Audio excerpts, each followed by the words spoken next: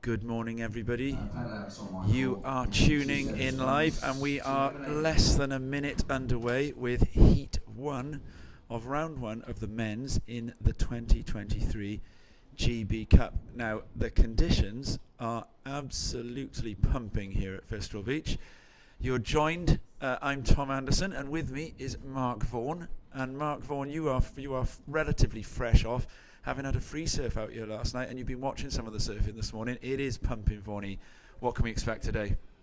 Good morning, Tom. Good morning, everyone. Yeah, solid sets today. Double overhead, even a few triple. Absolutely perfect conditions for strong rail surfing. Might even see some tubes. Expected to get better and better throughout the day as this swell and the wind lines up. It's going to be a lot of paddling, but I'm expected to see a real firecracker of an opener here, Tom, because we've got defending champion Luke Dillon, last year's British Cup winner, Eben Parkin from Scotland, who's no stranger to strong conditions, Patrick Langdon Darg, part of the GB progression squad, and Ollie Gould from the Channel Islands, and the Gould family. Piers is his father. I believe so, yes, and there is a very strong pedigree of surfing big, strong, gnarly waves. So this is going to be a great heat, and really excited to see the day's action unfold. Patrick Langdon Dark, of course, wasn't in the GB Cup last year because I believe he was away at the Saquarema Pro, had a wild card at the time for the Challenger Series. And Luke Dillon has announced that he's going to be retiring after this, and that gave Luke a real burst of energy in the Boardmasters earlier this year when he went on an absolute tear. And it was very similar conditions, actually, albeit in August, so slightly warmer. Luke Dillon was out here in the board shorts then. Today he's wearing a wetsuit. I haven't had the chance to see whether or not any of the surfers have gone for it in booties. I would be surprised if they have this early in the autumn. It's quite mild out there, Tom. As I say, I had a surf last night, a lot of paddling. You will not get cold in a 3-2 out there today. You could even go short arm if you really felt you needed to. But yeah, Luke's going to be licking his lips today, that's for sure. In fact, I had a very brief conversation with him in the car park. I said, you've got to be enjoying these conditions today, Luke. And he kind of gave me one of those smiles that suggested, yeah, you will be. It's right up his street. So the surfers have all made it out. I believe we're operating under 10-minute paddle out times at the moment. And sometimes you can pop out in a minute, and sometimes you can get stuck. We've got the tide going out at the moment, which in theory should make paddling out slightly easier than it is at high tide when we've got this kind of deep trough in the middle of the system, even at world level. So no replicharge. So it is a day where you've got to put it all on the line straight away. Interestingly, Tom, I'm looking at... we've got a ride here. And up and riding, that is the surfer in red with a big, huge first manoeuvre, and then goes onto the rail, comes round, smashes off the white water, and a stomp through the inside, but gets a little bit hung up. So that was Luke Dillon. I'm not sure if the camera caught it. If it didn't, we remain hopeful that there might be a replay for you. But it's a good start to the heat. Luke, a solid first turn, and then a roundhouse through a slightly fattening out shoulder, but blew the inside manoeuvre. So Luke, he'll get fourth priority for his efforts, and we'll learn a little bit about the scores. We can see, meanwhile, Eben Parkin from Scotland stuck on the inside and up and riding on the backhand here. Patrick Langdon Dark, pretty much the same shape wave as Luke's. Patrick comes off the top on that one and kicks straight back out ahead of Luke, so he wants to try and get back out with priority. So I can tell you, you did see that wave of Patrick's at home, and it will score a little bit less than the wave of Luke's. I'm going to see if there's a replay. What do you think of this one, Vaughany? Well, it's interesting. Flurry of activity. Luke's first. Here we go. Pat on the replay. Yeah, bottom turn, carve. And I think what Pat's doing, which is really smart, he's just getting one. It's not a lot of time. Getting one wave under the belt, quick turn, paddling back out, because that paddle out can be brutal. You didn't catch Tom, I think, because you had your eyes cast on Luke. Was Eben Parkin also had a wave, left-hander. Didn't really offer him much, but you can see now where he is. He's a little bit further in than Pat. Oh, and have we got a broken leash or board here? What's happened? Something's swimming in. It's a swimmer, yeah. I think that's got to be leash, isn't it? I can see the tail pad of that board on the nose, both intact. Well, he bailed his board. I saw a set detonate on his head. And What a start. yeah, that's not the start you want. He bailed his board, and as a result of that, it's clearly the leash has snapped. Now, There is an old theory that you're better off duck diving because you can hold on as long as you possibly I can. would say that this is evidence of that theory in practice there, Yeah, Vorney. definitely. But he's got to learn, and that's partly what these are for. And we're going to see a ride here. It looks as though it's the surfer in blue, Ollie Gould from the Channel Islands. He comes off the bottom, doesn't quite catch that first section. I can hear Channel Islanders cheering him from the beach, seeing what they can do to get an extra quarter of a point from the judges. He's going to ride right through to the inside, so he obviously does fancy a paddle out. And that's a start for the surfer in blue. What do you think of that one, Vorney? Well, yeah, he managed to lay down a few turns there. Certainly got his toes in the wax, as the old expression goes. And I think that's a confidence builder. Yes. There's a lot of moving water out there. It's probably hard to see on your screens. But yeah, he's going to come away with something there as an opener. And that gives him a chance because it's best two ways, Tom, as we know. And Luke has obviously, from what we've seen, had the strongest opening ride with a big forehand off the top. We'll wait to see what our judges award. But poor old Eben here, you have to feel for it. Right back on pretty much the water's edge. There's a good 10-minute paddle out. That is... it's coming in as well, so that would suggest that is an equipment failure. Yeah, of something's sort. gone wrong there, hasn't it? And after all of that work to get in, which can be almost as tiring as paddling back out, he's then got to turn around and go out again. Up and riding on the backhand, Langdon Dark, and a big smash, and manages to get out in front of the whitewater there. For me, it'll be interesting to see what the judges do. I think that's probably going to be the wave of the heat so far, and I think we've probably got a replay coming up from that one. Well, let's watch this one here, Tom, because here we go. He's taken off. It's bottom turning. You can eye in the section. Bang! That is a proper backhand crack. A little bit of a no claim there to pull off as well. So yeah, for me, easily the strongest ride of the heat so far. First of Dylan in the red is a 5.83, and the first of Pat in the yellow was a 3.17. So it'll be interesting to see now what the judges do with that last of yellow. Vorney, I'm going to put you on the spot. Does that go above the first of red for you? I believe so. It was vertical. It was a closeout section. It was out the back. Possibly a slightly smaller wave. That was Slightly smaller wave. And unfortunately, I didn't quite. I saw Luke coming up and hitting, but I didn't see what happened after because I had eyes on Eben, who was going left while you were commentating on Luke. So I'm saying that Pat has probably shaded that by maybe a 6.5 at that one turn. Yeah, and we can see Eben is meanwhile running along the shore to try and see if he can find himself a better route back out. So the judges are just going to start dropping their scores in for that last of yellow. Now, I am not a judge, and if I was one, I don't think I'd be a very good one. Vorney, you have done a bit of judging in your time, and you are quite good at it.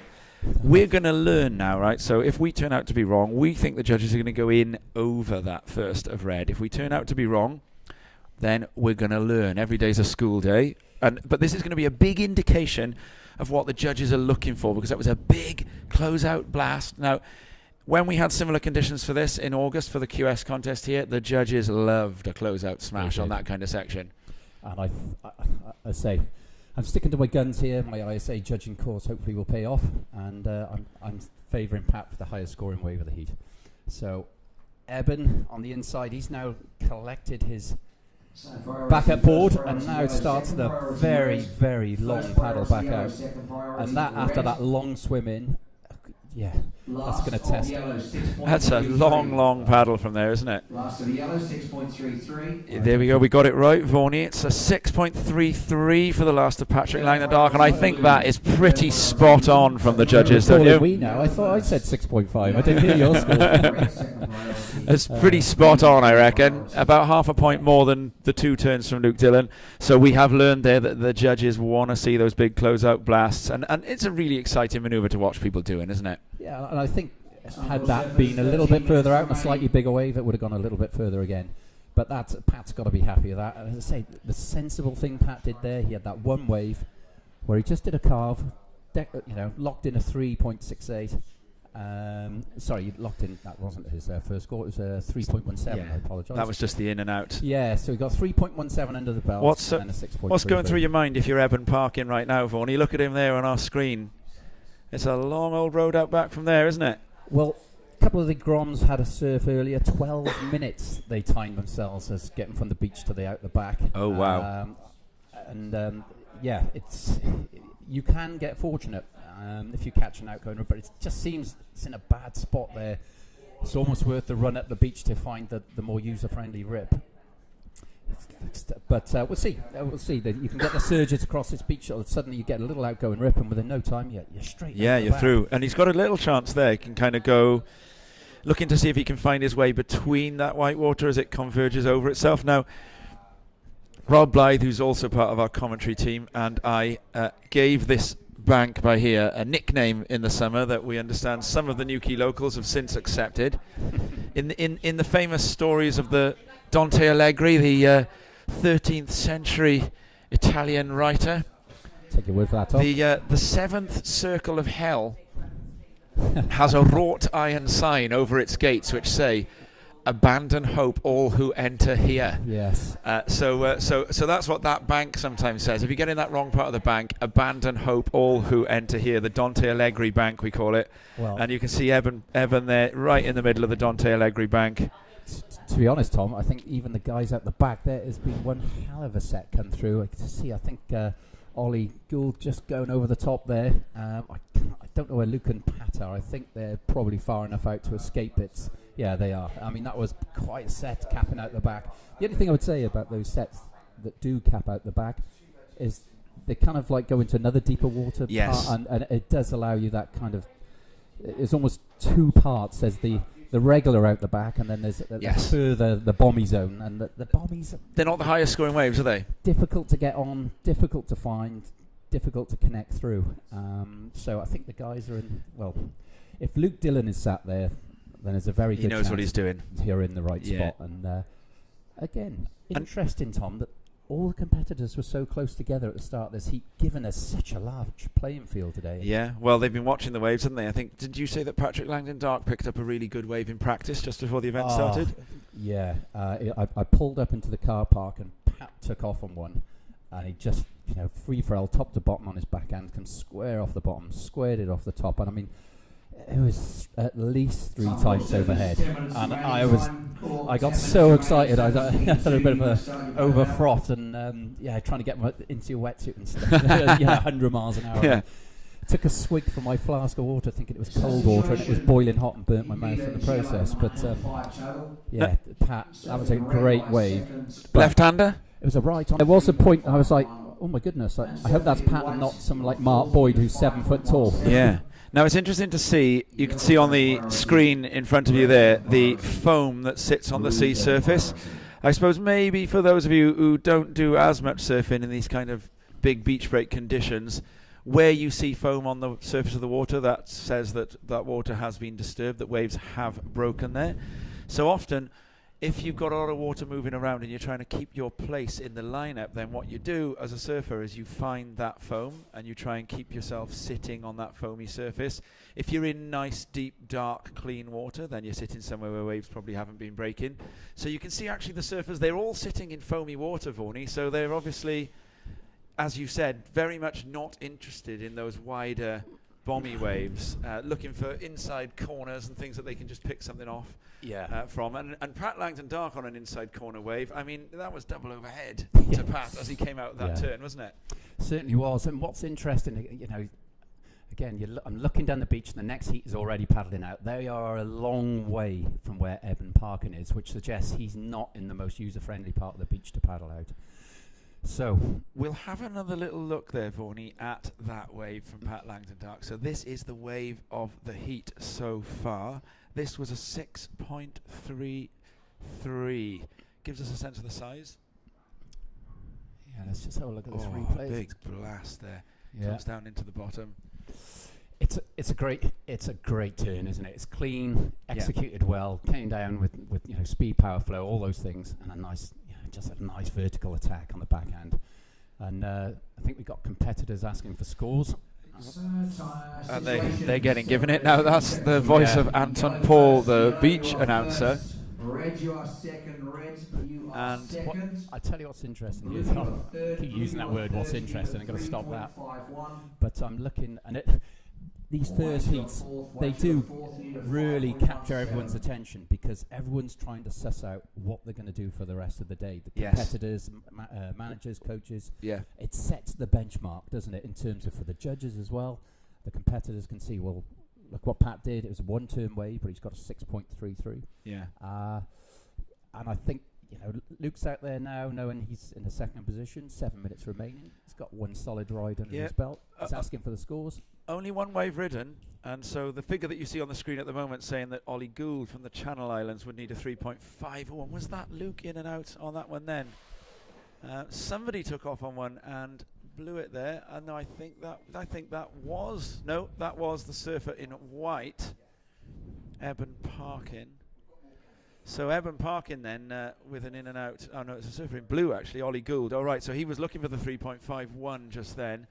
And Gould takes off and has blown it, so he'll drop down to last priority. Now, Eben Parkin still isn't out, so that's why you see no priority next to Gould or Parkin. You can't get that P2, that P3 or P4 next to your name until you're actually in the lineup.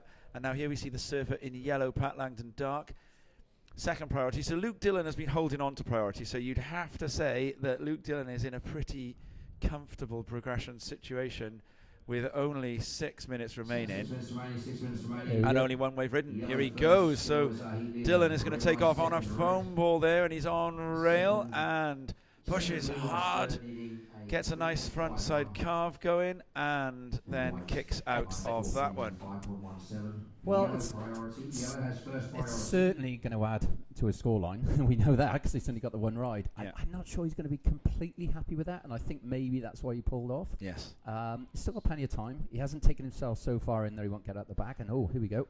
Langdon Dark and a whitewater roll-in takeoff. He's got to get some speed to try and get in and out of that, and he goes under the lip because he wasn't quite going fast enough to be able to crack off the top.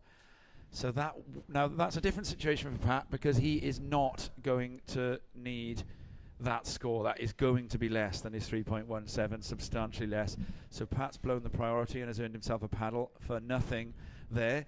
It's all eyes now on whether Ollie Gould can get back out again, and we're going to see someone on the front side here, and this is, it's on the back side. This is going to be Ollie Gould. And yeah, that's where all that moving water comes into play, doesn't it? It's taken off. Here we go. We've got a replay. It's queued up for you guys. Courtesy of the production team. what goes What have we wrong got here then?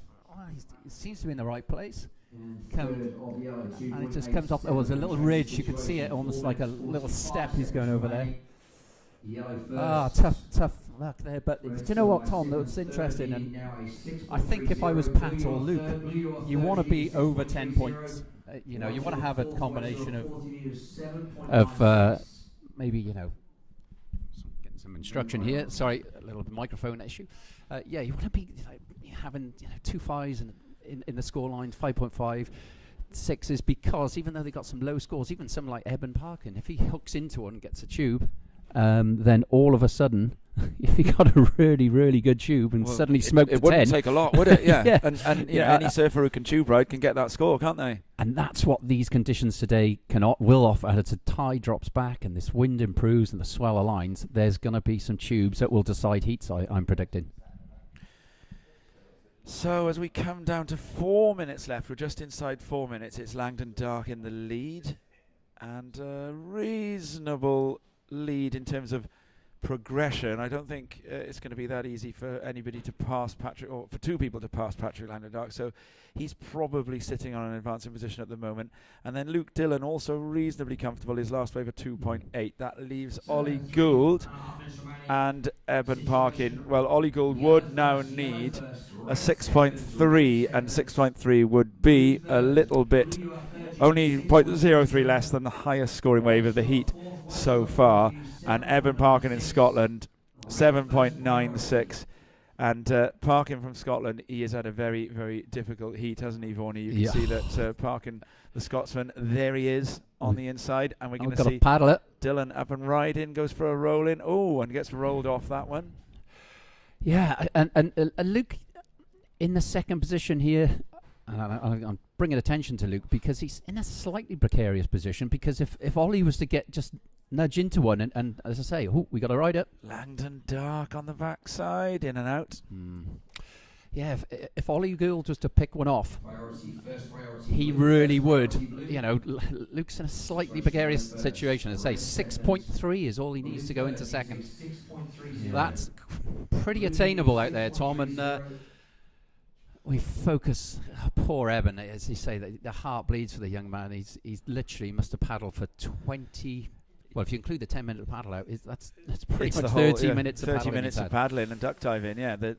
He's on the Dante Allegri bank, as we call it, the 7th circle of hell.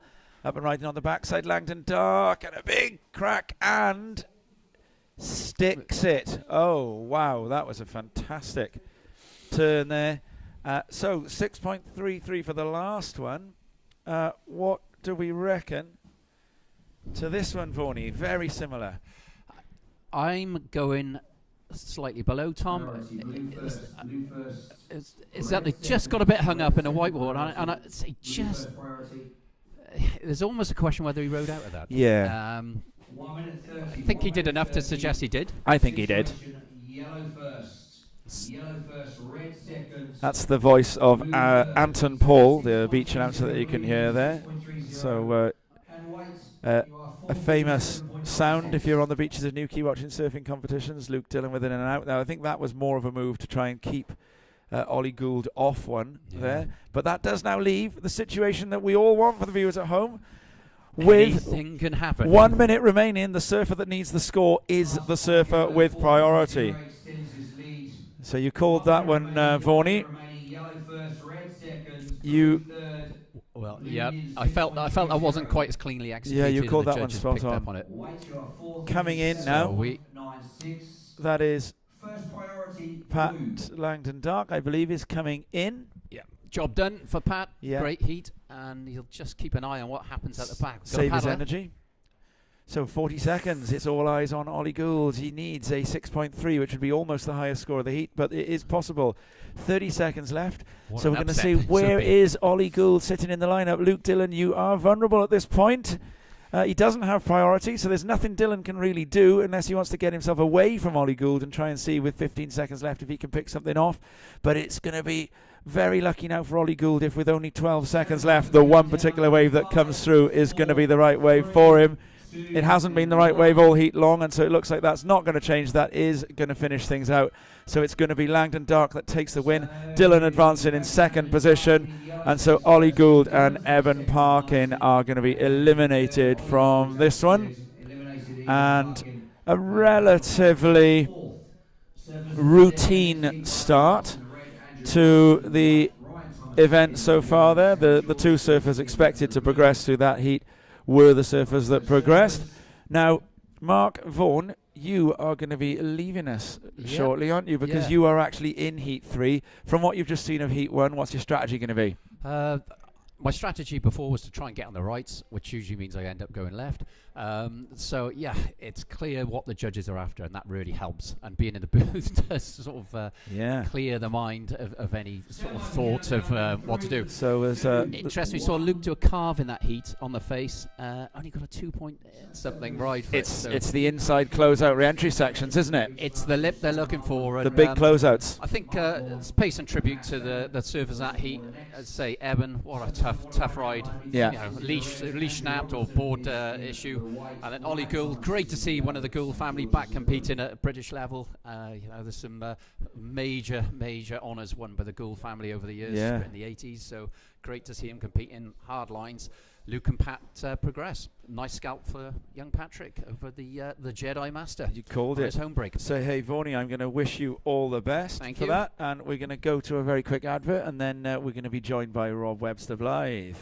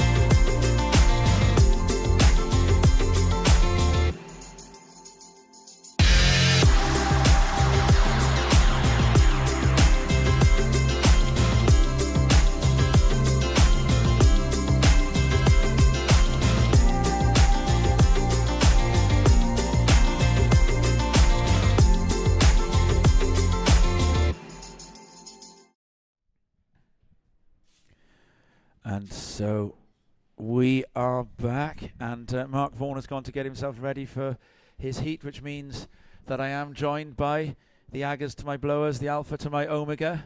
Where are we? We're in Cornwall. The Salt to my Cornish pasty. It is Robert Webster Blythe. How you doing?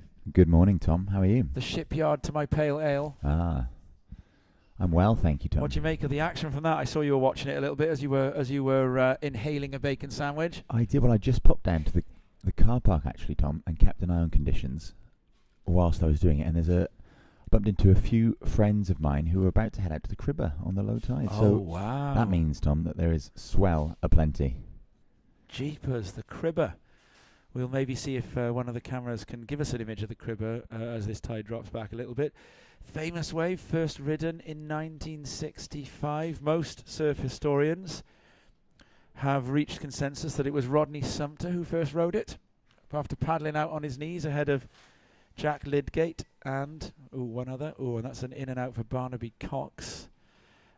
So Barnaby Cox just slightly overleaning on the rail on that one, so no real harm done in this heat so far.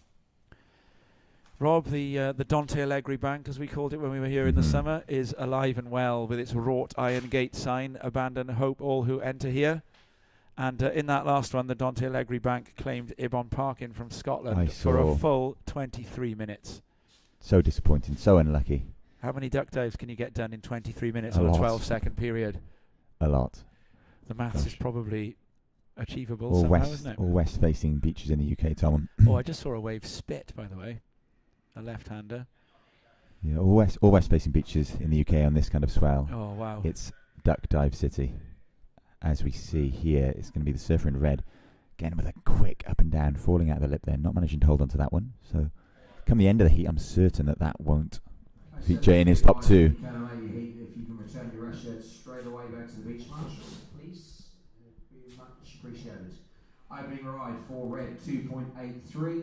So on screen now we can see it looks to be our Surfer in blue up and riding on his backhand. It's going to be bottom 20 round section, a quick whip on a flatter section of the wave, bouncing back towards the whitewater, hoping that this wave stands up on the inside, and it will allow him to gain a little bit more speed. As he races across our screens there, the camera's struggling to keep up, generating loads of speed down the line, and again, another hook, kind of a mid-faced hook, that wave not offering much in the way of lip line manoeuvres, but several changes of direction for our Surfer in blue, Sam George of the Channel Islands there. So in this heat with just over 20 minutes remaining, we've got Barnaby Cox in red representing England, Andrew Robertson in white representing Scotland, Ryan Thomas in yellow of Wales, and Sam George in blue of the Channel Islands. Few scores starting to drop in from our judges. They've certainly got their work cut out today, as have our spotters. Keeping an eye on all of our competitors, making sure that the judges don't miss any of the action. Red, second priority, white, third priority.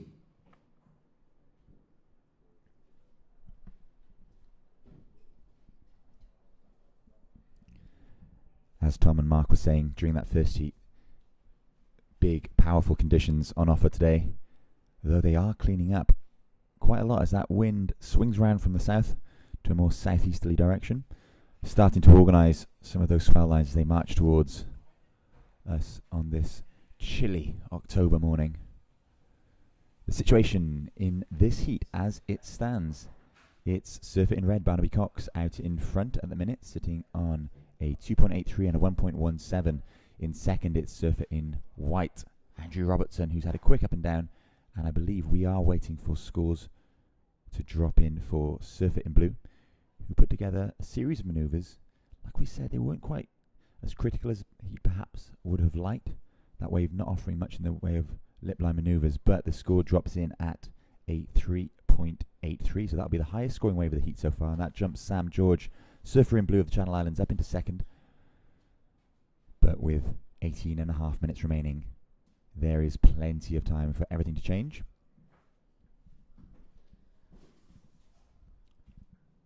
Ryan Thomas of Wales surfing in yellow, the only person in this heat thus far not to have caught a wave.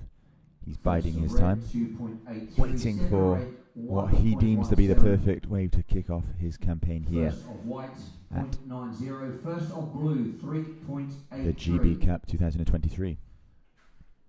Priority yellow is first priority yellow, first priority red, second priority white, third priority.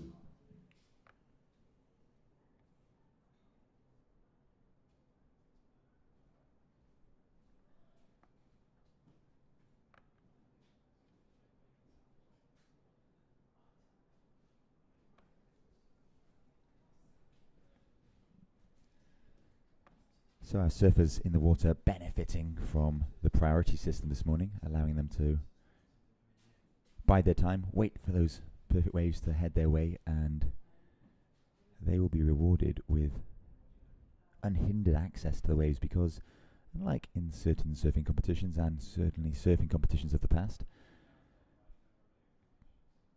our competitors, like I say, now have the priority system. They're not relying on being closest to the whitewater, closest to the peak.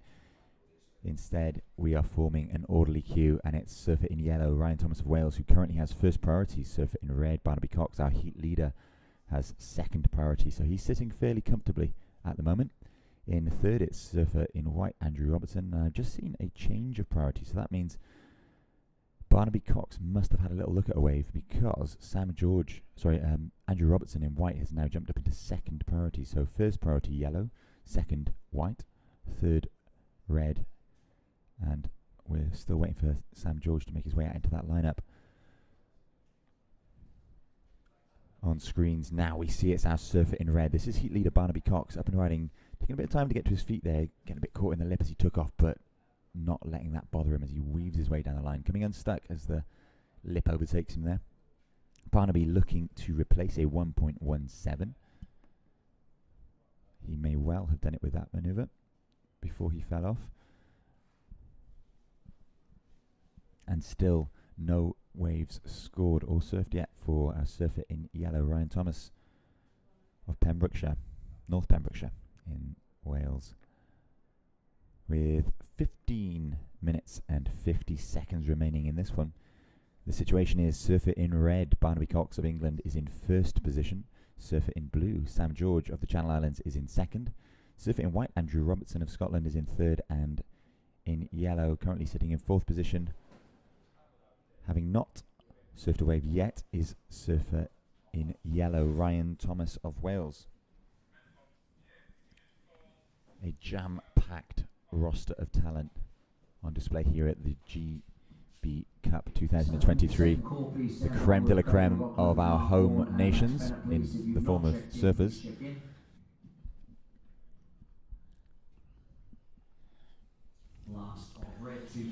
And we're starting to see some more scores drop in. So as predicted, last of red, Barnaby Cox came in slightly above his lowest score of a 1.17. So that last of red came in at a 2.17, improving his position ever so marginally. As we see, this looks to be surfer in yellow, Ryan Thomas up and riding on his first wave of this heat, carving back towards the whitewater, driving off his fins there, trying to generate some speed. This wave carrying plenty of whitewater on the face, slowing Ryan down, but it doesn't hinder him. In fact, he completes a lovely closing manoeuvre there. So Ryan Thomas will have posted his first score, and we'll wait for the judges to see what they made of it as we await for a score of white also. So we may well see a change of situation. We will update you as and when it comes in. In the meantime, welcoming back after a very, very brief comfort break, it's Tom Anderson. Rob, I got to say, low tide down there, North Fistral, or Little Fistral is what they call it, isn't it, around the corner? It looks like Puerto Escondido. Although Puerto Escondido in a mixed mood.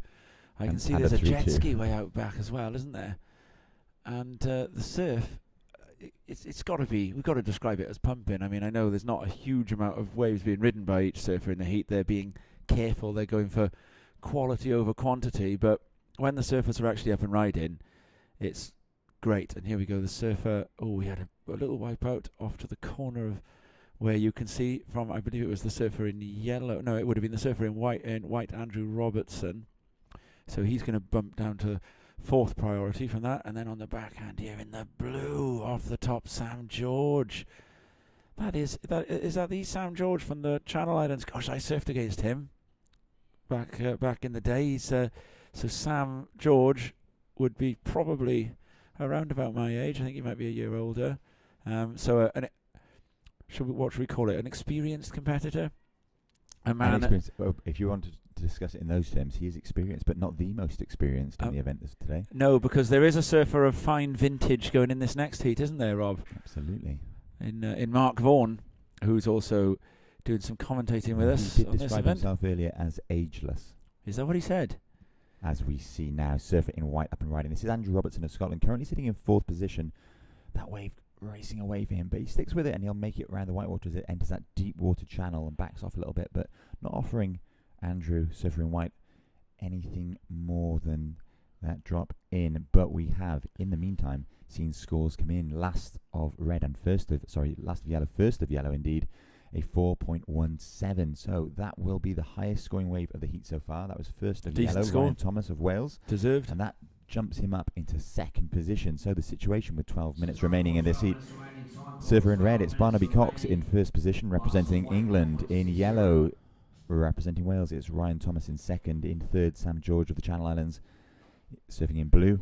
And Andrew Robertson, surfing in white of Scotland, in fourth. And again, another situation update, Tom, because last of blue, Sam George, has dropped in at a 2.53. So that leaves some work for surfer in yellow, Ryan Thomas, and surfer in white, Andrew Robertson, to do. But with 11.5 minutes remaining, they've got time enough.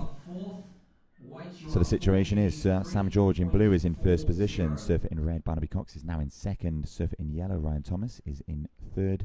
And Andrew Robertson in white is in fourth. All changed, Tom. Yeah, well, Sam George just got himself right up and into the lead with that last wave, and now he's back in priority as well. So that was a great minute or two for Sam George from the Channel Islands there. And it's interesting that even with this great big paddle out, situations can change really quickly. And it was also interesting to see that Andrew Robertson, he had a wipeout on one wave and was up and riding again within sort of 90 seconds. So there's scope for surfers to pick up a couple of waves close to each other. And we can see that Ryan Thomas is now currently duck diving away on the Dante Alegre bank on the inside there. And then we can see that close to making his way out back again is Barnaby Cox, who's actually holding. So we've got blue in first priority, and I believe that it's actually, although what your screen says is fourth, we got second priority to Andrew Robertson in the white. So Cox and Thomas both paddling back out. So it's Ryan Thomas, the surfer from Wales, who's having a little bit of a time of it with the Dante Alegre bank right now. And Thomas with some work to do, but he has got a 4.17. So we're going to pick up a second score for Thomas, and that will change things a lot. So Ryan Thomas only needing a 0.83 at the moment to go on through and take the lead. And here we go, up and riding on the front side in the red with a smooth off the top. That's Barnaby Cox. And then he ejects. It doesn't want to have to do too much paddling. So Cox looking to replace a 2.17. I think that'll be quite close on that one. I think it's possible. A nice smooth manoeuvre. So probably going into the sort of 3-ish range maybe. We'll see. I am not a judge, and as I say many times, if I was a judge, I would not be a very good one. So often I'll make some kind of prediction that turns out to be wildly untrue. So you can see now Cox and Thomas both with some work to do, paddling out there. You can see that's what they're dealing with, and I think somewhere amongst that white water there you can see Thomas in the yellow, and he's got some duck diving to do. And then you can see the view out back. You see the jet ski making its way around the back of the lineup. That's just come across from the Cribber, which is a famous wave. Interesting to see off that, to Tom, the right, because it does provide a bit of scale for these waves. Yes, it does. Quite yeah. large this morning.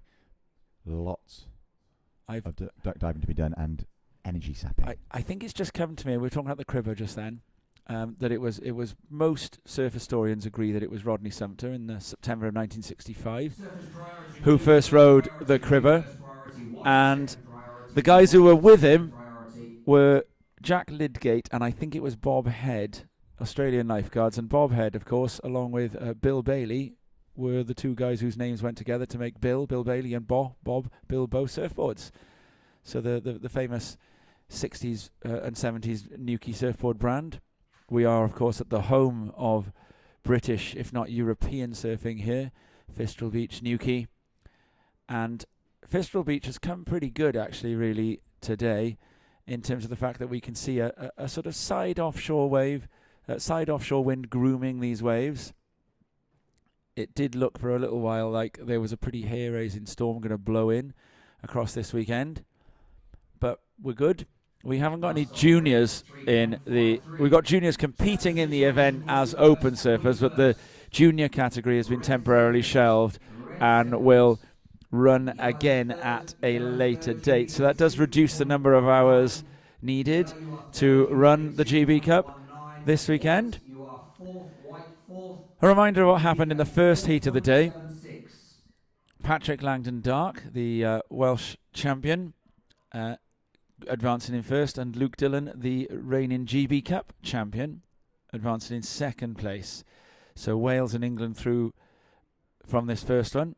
And in this one at the moment, it's Channel Islands and England sitting in the progression positions as we come down to the 7-minute remaining mark. Sam George, an experienced surfer, and Barnaby Cox is going to go here. Now this wave has a material impact on Ryan Thomas's position, because Cox would have been looking to replace a low score of a 2.83 and doesn't. We can be pretty certain of that. So Barnaby Cox has now got some paddling to do and is going to drop out of priority. You can see from the priorities given next to the colours that Ryan Thomas is still not out back. So Thomas only needing, well, it's gone up now to a 2.19 that Thomas would need to move into a progression position. So Barnaby Cox is by no means safe and looking to replace a 2.83. The one place that Barnaby Cox does not want to be is inside and duck diving, although that does look to me as though Cox has made his way back out again, and it looks as though Thomas is also going to get out. And the judge is the priority judge, led by Kerry Powell, a priority judge of international pedigree, will shortly make a call on that. So all eyes, if you look into the scoreboard, on the number that's going to go down next to yellow and white. It's quite important to see what's going to happen there. And as you can see, the other thing that's quite important from that point of view, yellow and red, I mean. So yellow and red are the guys in third and second. Yellow's the one who needs the score. So yellow and red are in essentially a priority race here. Whichever one of them gets priority is going to have that second place within their grasp. So if we see yellow, Ryan Thomas from Wales, come up with priority before the surfer in red, then that will mean that Ryan is going to have a shot at trying to pick up this 2.19. If we see the surfer in red pick up priority before the surfer in yellow, it means that the surfer in red, who you can see is sitting out back at the moment and in taking a little look around the lineup. So they still haven't given that priority. So clearly the priority judge has deemed that surfer in red, Barnaby Cox, is not far enough out yet to be given third priority. Both these surfers are still going to have to try and wrangle a wave away from white or blue. So there is a bit of work to do for Thomas at the moment. Doesn't need a huge score, but he's got to get himself back out there, and he's got to try and find the opportunity to do that. So the key event that's going on in this heat at the moment is the surfer in yellow, Ryan Thomas, and his attempts to make it out back. Now Thomas is now out back, and I can see though that the priority judge has given Cox in the red third priority, and he uses it straight away. And if he sticks this, he is going to probably move into the lead. And so Thomas will be needing a lot more after this one, because I think with a low score of a 2.83, the judges have been liking, and there is a completion here. He's got to try and ride out with control, and does push. Would you give him that one, Rob? Yeah. So Barnaby Cox in red, currently looking for a 2.84 to move into first. I'd say he would absolutely have done it with that. You give him the make on the inside for this one? Oh, of course. So the replay didn't quite capture the big first turn. So there's that final manoeuvre as he rides out of that, and yes, as far as I'm concerned, he's out of the foam. Yeah, it's going to be a big score needed now for the surfer in yellow, Ryan Thomas, or a big score relative to this heat. Thomas is now out back. He's been given third priority. So do you think that's going to be the wave of the heat? Yeah, 3.83, Sam George. Actually, the way the scores have come in so far, it's actually not going to be an enormous score for Ryan Thomas. Actually, only a 2.19 to move into second. Yeah. And it's because Barnaby Cox was sitting on a 3.53, and his last comes in at a 5.03. So Ryan Thomas still very much in this. Currently He's in second it. priority, He's in but it. The person he's trying to leapfrog is the surfer in blue, Sam George, who of course has that first priority. So technically, Sam George, surfer in blue, should probably go and sit near Ryan Thomas at this point. Well, that is if Sam George is able, amongst that maelstrom of whitewater, if Sam George is able to actually first hear Anton Paul, the beach announcer, second, see the priority board, and then thirdly, find Ryan Thomas. And so the camera did just pick up there, I think, that Thomas and George, so the surfers in yellow and the surfers in blue, they are within spotting distance of each other here, and so Thomas is going to pull and go for it. Is this Ryan Thomas? It is. Right, this needs to be a 2.19. Very close. Very close. If I was him, I'd try to stay on my feet there and see if I can find an inside reform turn. And he can pop back up onto his feet if he wants to. But it's interesting that Ryan Thomas has chosen to lie down, prone, and come in. Wow. I got to say, I'd be on my feet there and I'd be tapping around trying to see if I could find an extra tenth of a point, because I think that is going to run really, So really close. I think close. the one thing perhaps is going against him there is it was a slightly smaller wave in comparison to the other waves we've seen ridden in this heat. And that's Thomas. And George, meanwhile, has taken off on a closeout out back. And no manoeuvres done. So that's not going to change the situation. So it's all eyes on whether this from Ryan Thomas is a 2.19. It's going to be so close. I mean, it's a bit of heaviness in that. It's stylishly done. He definitely rides out with control. For me, I think that decision to prone again there, if he doesn't make it, he should have stayed on his feet and just wiggled. Because he was realistically not going to get back out again, but I'm not quite sure why you'd want to ride another sort of 40 yards on a wave line down when there might have been a chance for something to reform somewhere. It's going to be really close. I am going to take a guess that he's going to. I'm going to go yes. I'm going to go 2.1. Oh, and there we go. In the last 20 seconds, a 3.23 for the surfer in yellow, Ryan Thomas. So he has taken himself up into the lead. And so now the surfer in blue, Sam George, having just ridden that big closeout, is going to need himself a 4-point ride, and he's not going to get it. So Thomas flips the heat with those last few moments there. So it was all good. It didn't matter that he got back down and proned. It was that maneuver there. This wave here that you see, the 2.19 for Ryan Thomas, this jumped himself from third up into second in those closing moments of the heat. And that is that. So it's going to be Cox and Thomas. So both heats so far, England and Wales. Wales won, England 2 in the first heat of the day. England won, Wales 2 in the second heat of the day.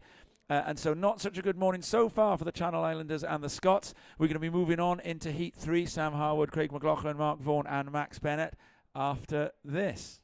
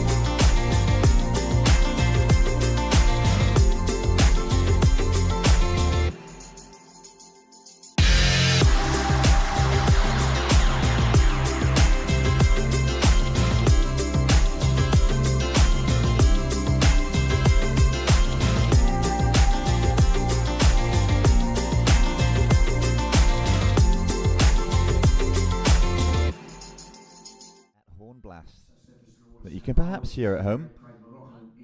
signals the start of heat number 3. So we're into heat number 3 in this round 1 of the GB Cup 2023. It's the men's division in the water.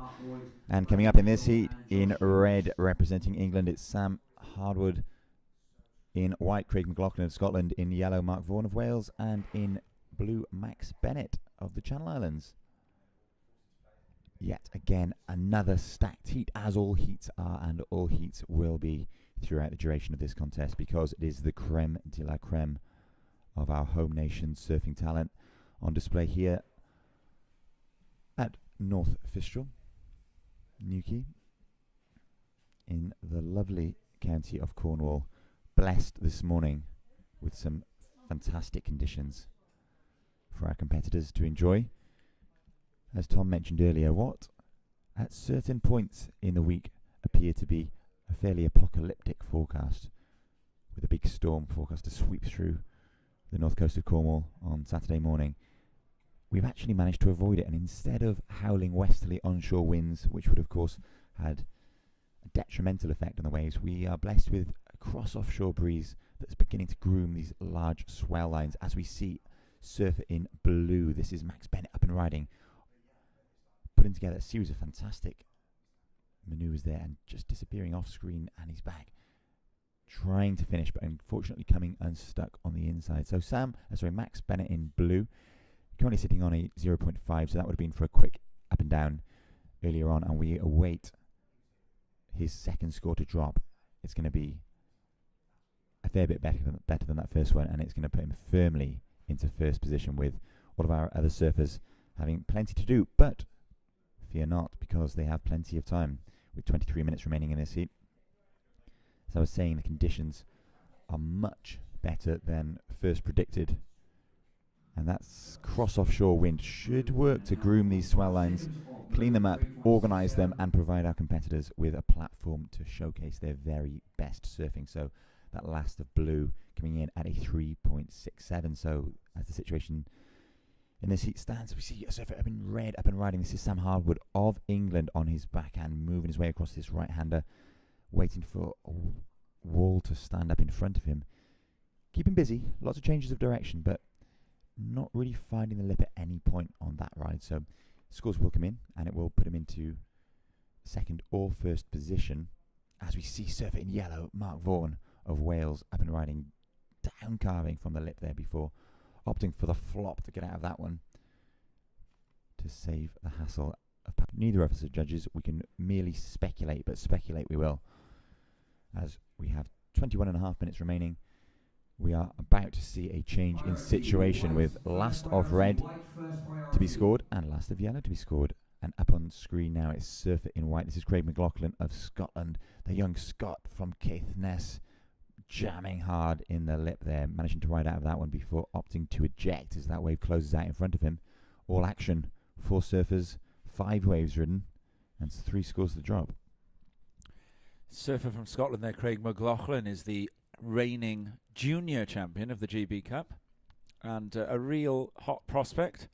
Very stylish natural foot. Has already competed very well down here at Fistral Beach.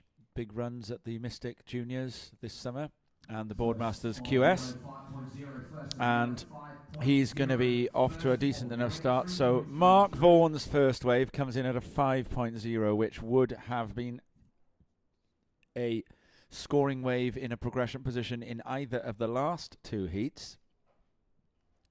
McLaughlin is a very dangerous opponent, I would say, for a surfer like Mark. Matches 2 surfers from sort of opposite ends of their careers. Vaughan, as we have said, is of a fine vintage, and McLaughlin, well, he's a monster energy drink. He's a youngster, and McLaughlin gets the 4.1. So McLaughlin picks up the 4.1 with a slightly longer ride. That was a slightly smaller wave. Now Mark Vaughan, having watched the first heat with me earlier, made it very clear that he was going to go out there and he was going to look for big single manoeuvre opportunities, and that is essentially what he found.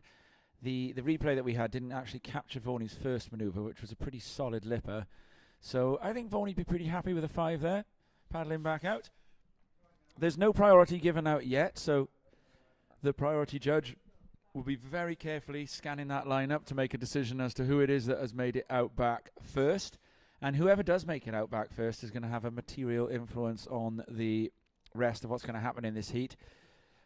Quite early in the heat, really, to have all surfers on at least one wave compared to some of the earlier heats that ran. So it's obviously getting a little bit easier to find and pick waves off. Of course, what's also happening is that human endeavour learns from human endeavour, doesn't it? So surfers who've been watching heats 1 and 2 are now able to go out there and put into practice what they've seen.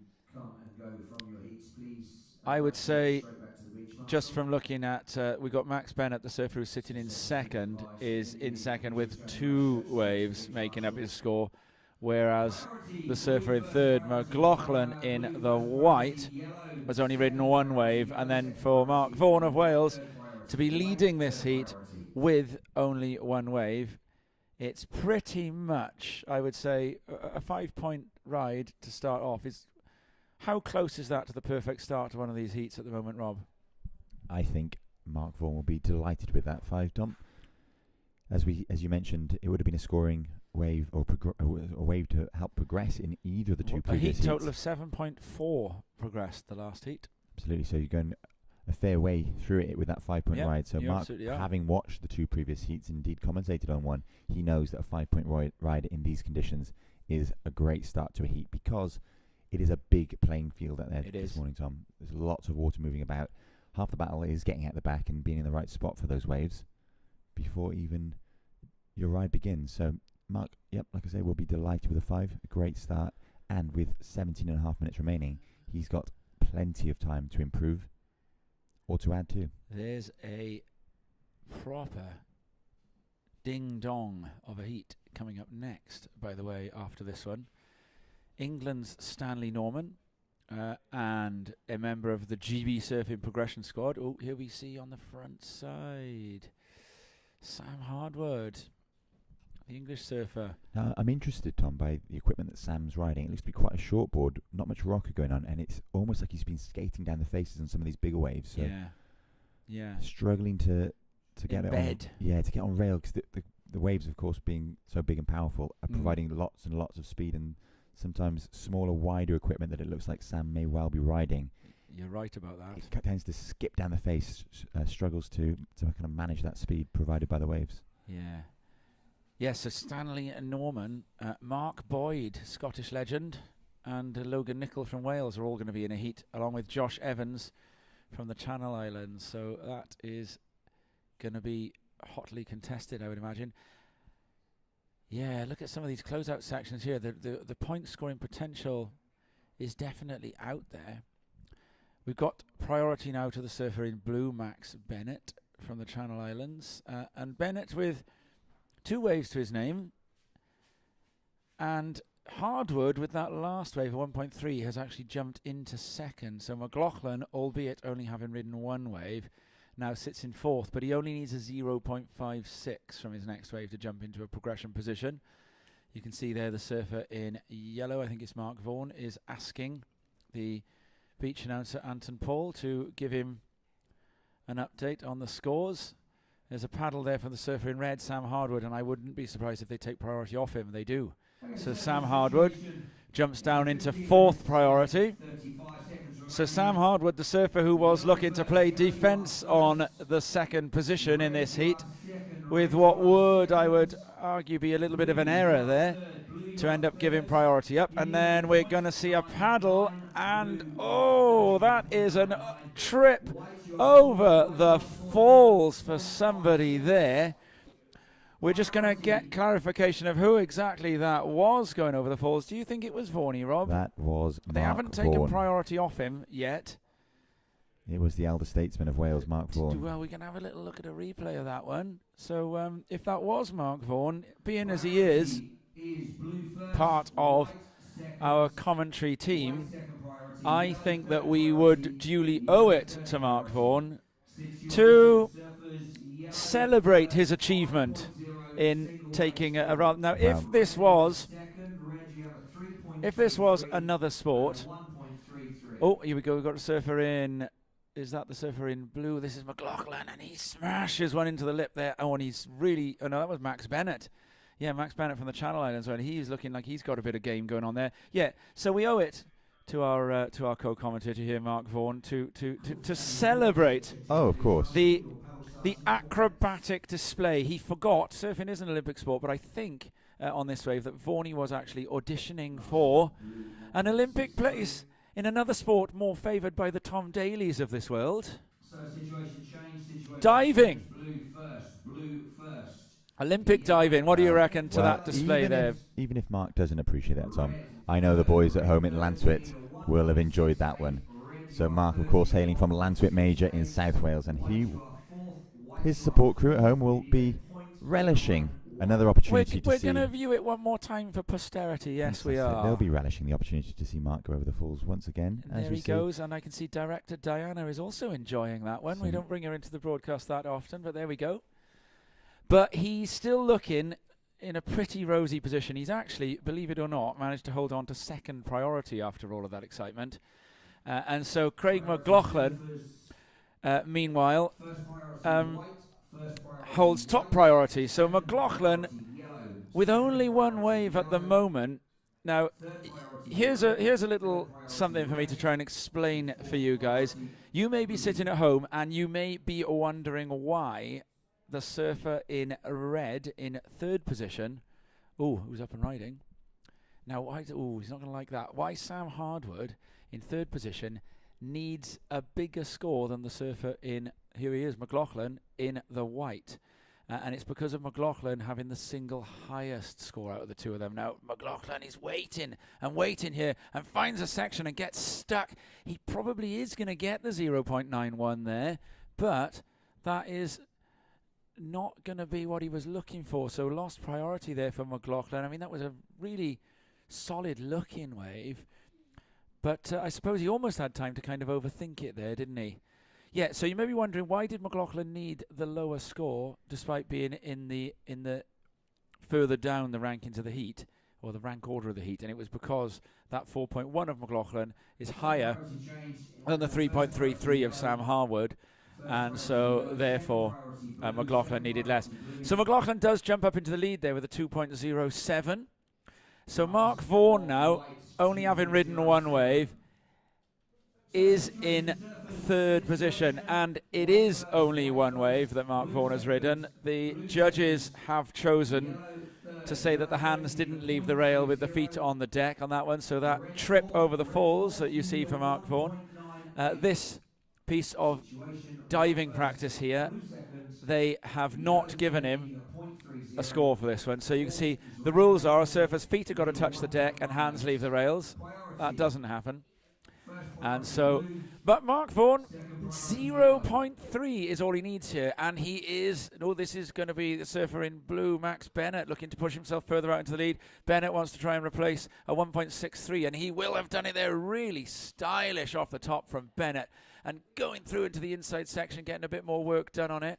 Bennett has kicked out of that one. So you didn't miss a maneuver there. So that is going to turn a bit of pressure onto Mark Vaughan now. So Mark Vaughan does still have the highest single wave score of the heat. So he doesn't need to panic. He's only got one wave so far, but that surfer in second, Max Bennett, is going to push himself a bit further away. At the moment, Mark needs a 0.3 to advance, but Bennett with a 3.9 changes things a lot. Bennett jumps up into first. McLaughlin is now in second.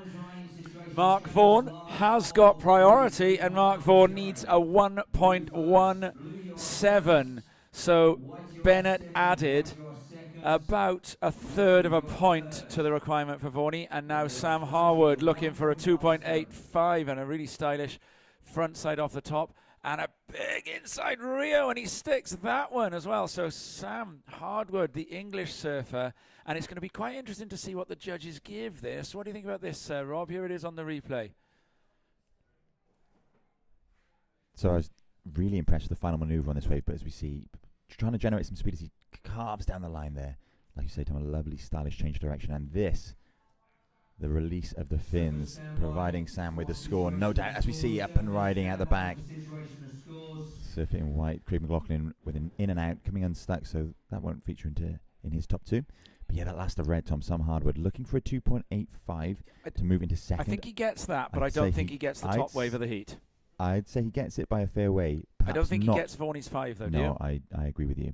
So under 5, but well above 2.85 is my prediction. Somewhere around the 4. Okay, I think you're about right. I think it's going to begin with I 3. worry when you agree with me. I think it's going to begin with 3. I am not a judge, and if I was a judge, I would be a bad one. But our job is not to judge. Our job is, I don't know, what is our job? To inform, educate, colour. and entertain, like the BBC, isn't it? So there we go. So I'm gonna call that falls somewhere between a 3 and a 4. Oh, way off. That's why we're not I have judges. not got any idea what I'm Wow. doing. Look at this. So last of red comes in at a 6.0. That catapults him into first position. So Sam Hardwood, surfer in red of England, is currently in first. That means now that Max Bennett of Channel Islands in blue is in second. He needs a 5.44 to move into first. And surfer in white, Craig McLaughlin of Scotland is in third, looking for a 3.47. And Mark Vaughan, the second highest wave of the heat, is now in fourth. Surfer in yellow, looking for a 2.57 to move into second and progress. Mark Vaughan just made an attempt on his requirement of a 2.57 just then, Rob, and it was this here coming up on our screen. Do you think he's going to get it for that, Rob? I dare say no. Okay, so Varney has now got a bit of a paddle out to do. And he needs a 2.57. Well achievable for Mark Vaughan. Both McLaughlin and Vaughan are probably on paper would have been the favoured surfers at the start of this heat. And I think the only thing against them here is time. They both got the ability. They both, and here we see the surfer in white, McLaughlin, he wants to know where he stands. And Varney is just behind him. Varney is going to make it back out. You can see he hasn't been caught by the Dante Allegri bank. So I think there's going to be the time for these surfers to try and find that wave. It is obviously not as easy to ride these waves as perhaps our armchair position tells us, because we've seen some very good surfers out here get unstuck in performing some of the fundamentals of surfing. So we've seen McLaughlin get stuck on a frontside Rio. We've seen Varney get stuck on a bottom turn. And then we've also seen McLaughlin and Varney post very solid scores. In fact, Varney has got the second highest score of this heat. Now, we were way out on trying to guess that score of Sam Hardwood. What did it teach us about what the judges are looking for that they went with a 6-point ride for that? Was it the inside, the radical nature of the inside closeout Rio? I think it was the critical nature, of that final manoeuvre with the fins released. There was a controlled loss of control, if you will, Tom, at the end of that wave. And I think the judges liked it, and that's why they rewarded it with a 6.0. Highest scoring wave of the heat, highest scoring wave of the morning so far, I believe. Yeah. I think it is. It was one of those. It was one of the smaller waves we've seen ridden as well. Yeah, I think that is the highest scoring wave of the morning.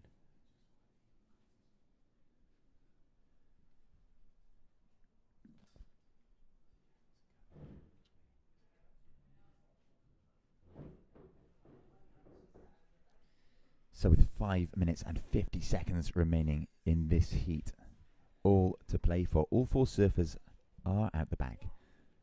Although red is not currently with any of the priorities, so perhaps he is not deemed to be in the lineup yet. As we see surfer in blue, this is Max Bennett of the Channel Islands, currently in second, up and riding, blasting the lip there, displacing loads of spray, managing to hang on through a bit of a wobbly section of the wave and kicking out of that one with control. So Max looking to replace a 3.67. He needs a 5.44 to move into first. I think he would have not only bettered his position, but he may be knocking the door off first there. Meanwhile, surfer in white, Craig McLaughlin, currently in third. He's looking for 3.47, and he has first priority with 5 minutes remaining in this heat. Mark Vaughan in yellow, currently in fourth, has second priority. He needs only a 2.57.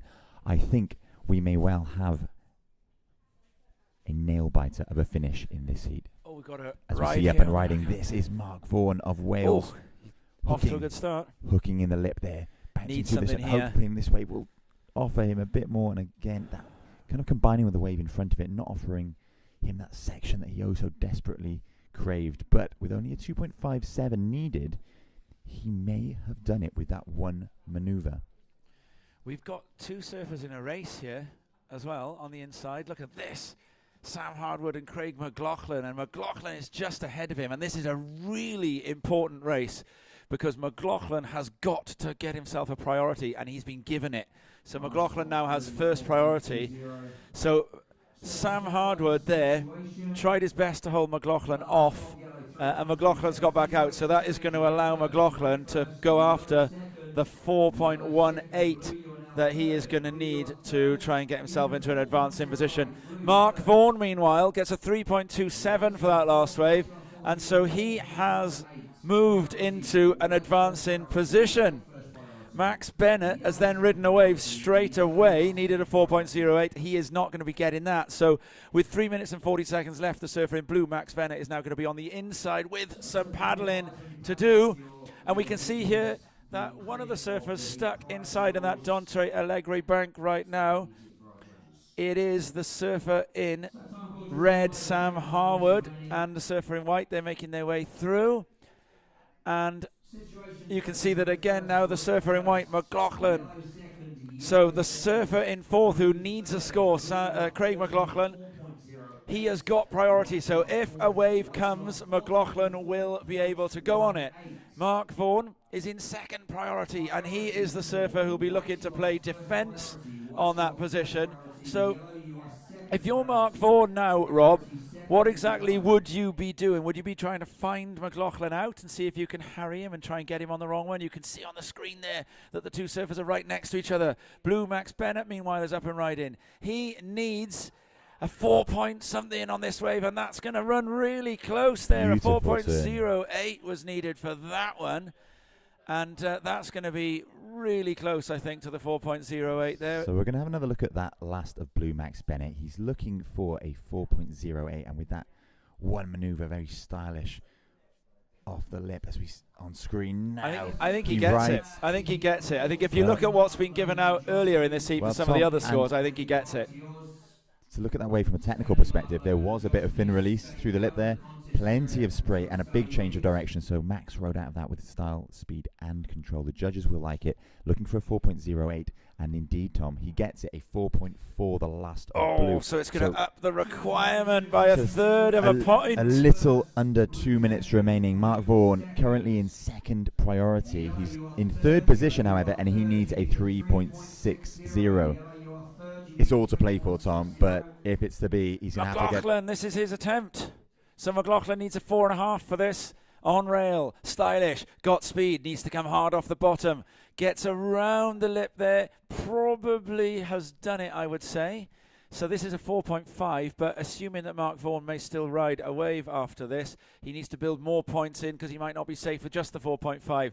Holds on, coming through to the inside here. Now that is a job well done by Craig McLaughlin for Scotland there. I think that's going to go very close to that highest score of red. So I think that the surfer in yellow, Mark Vaughan, although he currently needs a 3.6, is actually going to need at least a point more than that. So I think Mark Vaughan realistically is probably chasing something in the 5 range as we come into the last minute of the heat. And to make it as exciting as it can be, the surfer that needs the score is the surfer that has got priority. So if the wave comes, Vaughan will get it. Well, scores in, Tom. Last of white, a 3.97, so it does not change the situation. I'm quite shocked by that. I'm surprised he didn't get that. I'm really surprised. Really nice wave, well, really nicely ridden. The judges are not liking, they're favouring the lip over the rail, aren't they? Because that was a lot of work on the rail. As we see, Mark Vaughan currently in third, looking at that one, opting not to go. He's going to have one more attempt, I think, and that'll be He it. has 20 seconds remaining. It's the last throw, the last roll of the dice. Could be. We wait with bated breath to see the conclusion of this heat. Mark Vaughan has had a long career in British Cup and then GB Cup, and this will be a moment for him if he doesn't get the score here, and he isn't going to. The horn is going to sound. For me, the clock has run. Yeah, here we go. Clock on the screen ever so slightly ahead of the clock on the tower there. These things do happen. I think that could be... It's not obvious that Mark Vaughan will GB Cup again there, and he's going to ride one in. And this is a sickening feeling now. This is the wave he needed, and it's actually pretty close to it here. And horrible feeling, riding a wave in, needing a score. So that heat, Vorney and McLaughlin eliminated. That is not what you would have predicted before these surfers took to the water, is it, Rob? That's right, Tom. I think, as you say, on paper and fairly recent results, bookies would have had Mark Vaughan in yellow and Craig McLaughlin in white as perhaps the heat favourites to progress through. But it is a flip of that because Sam Hardwood what a result in for red those of two. England Ripping. moves through in first, and Max Bennett in blue of the Channel Islands progresses through in second. So congratulations to those two surfers. First blood drawn for the Channel Islands there. Yeah, and that was the first heat where it wasn't England and Wales going through.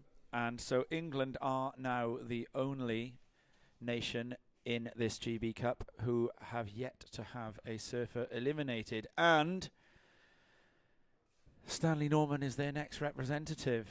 6 surfers making up each team, by the way. First blood drawn in this heat. Surfer in yellow. Or was that... Yeah, that was Logan Nicol. Yeah, the surfer in yellow. So he's got it in and out. Now, that looked to me like Logan Nicol had a coloured surfboard. Or was it merely an optical illusion? So Stanley Norman and Logan Nicol and Mark Boyd, they all know each other very well, and Josh Evans from the Channel Islands will be looking to try and see if he can make it all about him instead of all about them. Stanley Norman is one of GB Surfing's progression squad. So we may take a little moment here to talk a little bit about exactly what GB Surfing is. GB Surfing, who are running this event through their B-Surf Committee. So the B-Surf Committee is the organisational arm of GB Surf that takes on the GB Cup. GB Surfing is an organisation that exists for the progression of elite surfing in the UK. It's funded by UK Sport. And the funding they receive from UK Sport is what we call progression funding. So that means that they haven't got to deliver results tomorrow. They haven't got to deliver results next year. It's progression funding. The idea is that they've got to deliver results in a stated timescale into the future. So, and they have talked about the 2032 Brisbane Olympics as realistically being a time when we could be hoping on British surfers to possibly be medaling. This is Logan Nicol. He is on a coloured surfboard, a fluorescent one. That's a new board. So, yeah, GB Sport, they then have this progression squad. So the progression squad comprises surfers, and there we see on the backhand Mark Boyd from Scotland. The GB Surfing Progression Squad, it comprises surfers who have been identified by GB Surfing as realistic Olympic qualification hopefuls for the 2028 or 2032 Olympics. And that progression squad is Stanley Norman, who's in this heat, Pat Langdon-Dark, who we saw surf earlier, Lucas Skinner, currently injured, and Ellie Turner, who'll be coming up in the ladies, and Alice Barton, who is not here at the moment because, well, I spotted her on Surfers of Bali on their Instagram feed a day ago, walking down the iconic cave to Uluwatu. So Alice is surfing in Uluwatu at the moment, and Alice currently sitting 11th on the Challenger Series. Surfers who will go to the Worlds from Britain, 3 men, 3 women. So 6 men and 6 women from each nation travel to this event. Now, while GB Surfing is an elite sport organisation, here goes Logan. Oh, and gets a bit of work done. A very frothy one there. Unlikely to be a keeper, but it's building house. Yeah, so while GB Surfing operates to further elite surfing in the UK, Wales, Scotland, Channel Islands and England have then got federations who take care as the governing bodies for the grassroots surfing and elite surfing in each of the home nations, as we would call it. The UK is a rather complicated political map. Wales, Scotland and England are countries. The Channel Islands is a bailiwick. I'll wait just for Anton to finish what he's got to say there before I say that word again, just in case there's any competition going on in the airwaves. Yeah, so we hear Anders Ravenscroft, another great surfer from Jersey, being asked to check in. So the Channel Islands, yeah, Wales, Scotland, and England are nations. The Channel Islands are a bailiwick, and a bailey. Well, the Channel Islands are a nation in this event, but they are a bailiwick. The others are countries. A bailiwick is originally operated and run by a bailiff of Her Majesty or His Majesty. Did you know that, Rob? I did know that, Tom. That's the etymology of the word bailiwick. And so they are the federations, and they're responsible for being the governing bodies of surfing. So surfing in the United Kingdom on these shores is governed and run by those federations.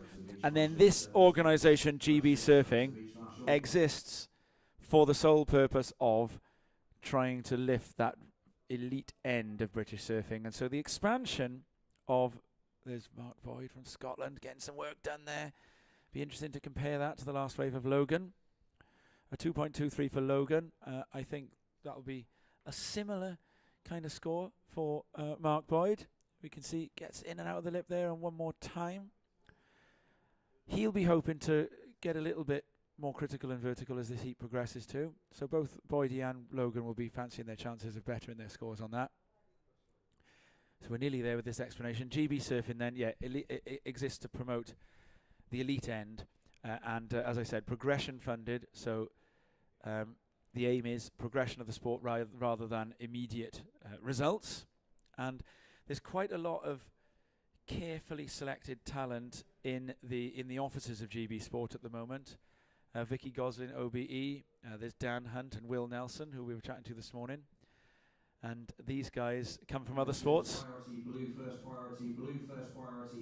So Dan Hunt with a background in cycling and has brought medals and world titles to Britain through his roles in cycling, as in he has run the organisations that have created those medals. Oh, and up and riding here in and out the surfer in red, Stanley Norman. So no blood drawn yet. And Will Nelson and Vicky Goslin then come to us with a lot of experience in snow sports, where Britain has already done very well and medalled. And there's a close ties between the two. Jenny Jones, Olympic medalist, also a great surfer, chatted to us on the podcast, didn't she, Robbo? Crest. And so the links are there. It's a one great big family of sports, but under the leadership of Will, Vicky, Dan. Yellow first, white second, red third. We'll let that announcement go through. Needs a 3.36, red.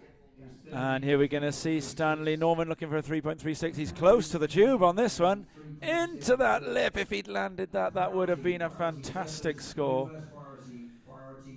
So I think we can have a little look at that wave of the surfer in red, Stanley Norman. I mean, it must have been on his mind, the possibility of sniffing around so we for had a possible tube. We had the real closely cropped angle of Stanley Norman here. Look at that.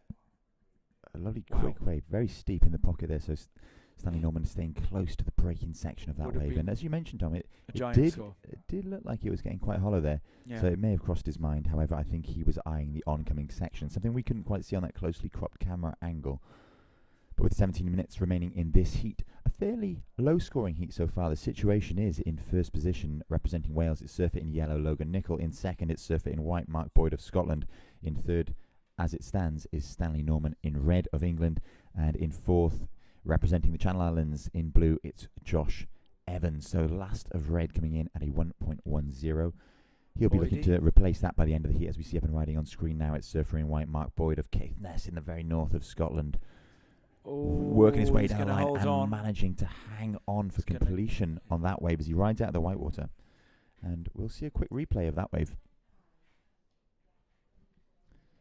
So Mark does a bit of work, yeah? Yeah, changing direction on the inside before finishing fairly strongly on that end section.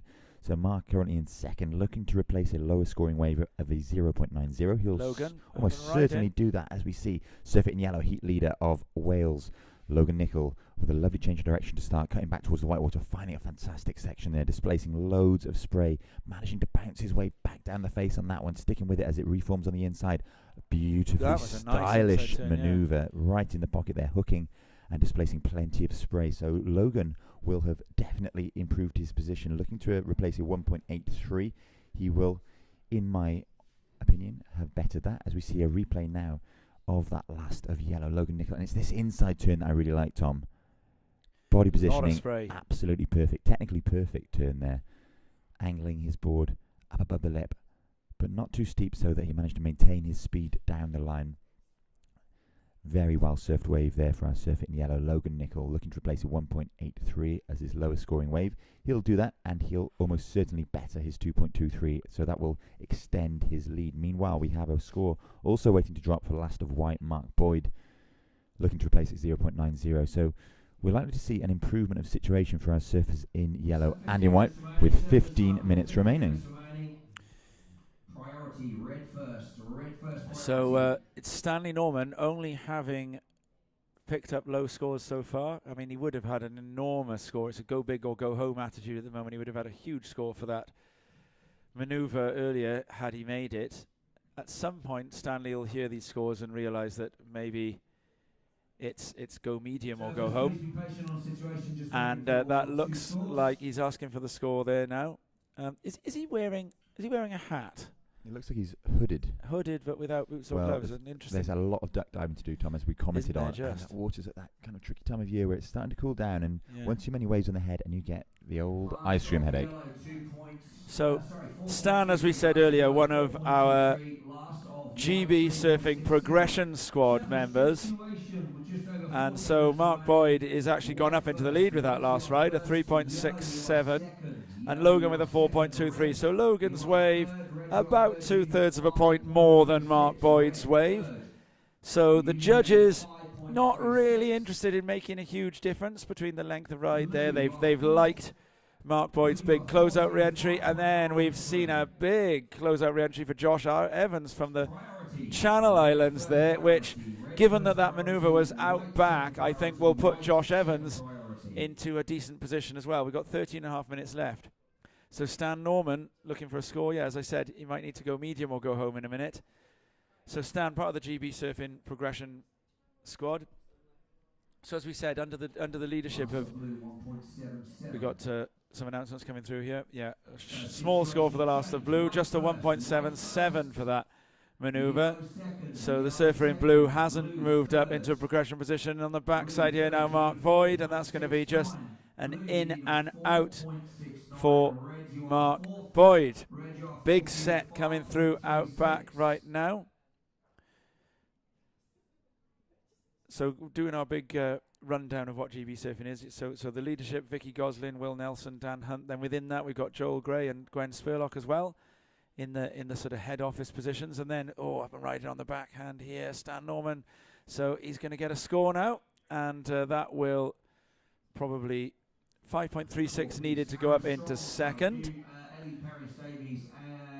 So I think we can have another look at that. I think there's a good chance that he's going to be going close to the 5.3 on this wave. A roll-in takeoff, gets into the lip there, just turns under it, bit of spray, and then this is a really nice stylish under the lip maneuver. So I think he's going to be pretty close, and he gets it at 5.83. So Stanley Norman goes up into first position. And Mark Boyd now sitting in second position. So low calculation there. So Stanley has been watching. He's been watching the WQS. He must have been seeing those 2%ers, the Hannemans and the Madsons of this world who like to do a little bit of playing with the hands once they finish the ride. I mean, he likes that second turn. It is a nice turn. That's going to be a very, very good score, I think. I think it'll be a big score. I think it's the score of the day. I'm not sure if you noticed on that first kind of... That's a 7 and above for me. That first wrapping carve, as he came back with a change of direction off the whitewater, his tail actually dropped about half a foot. It did. And he did really well to hang on to it, as we see surfer in white Mark Boyd of Scotland up and riding on a closeout there, pulling through the back. That won't go into his top two as we await scores for last of red. I'm really interested to see how the judges reward that. I think it's going to be, as you say, Tom, probably wave of the day thus far in terms of score. I think it's gonna start with a 7 or more. Well, in my eyes, and again, the caveat is that Bigger, we aren't smaller judges. wave. That we aren't judges.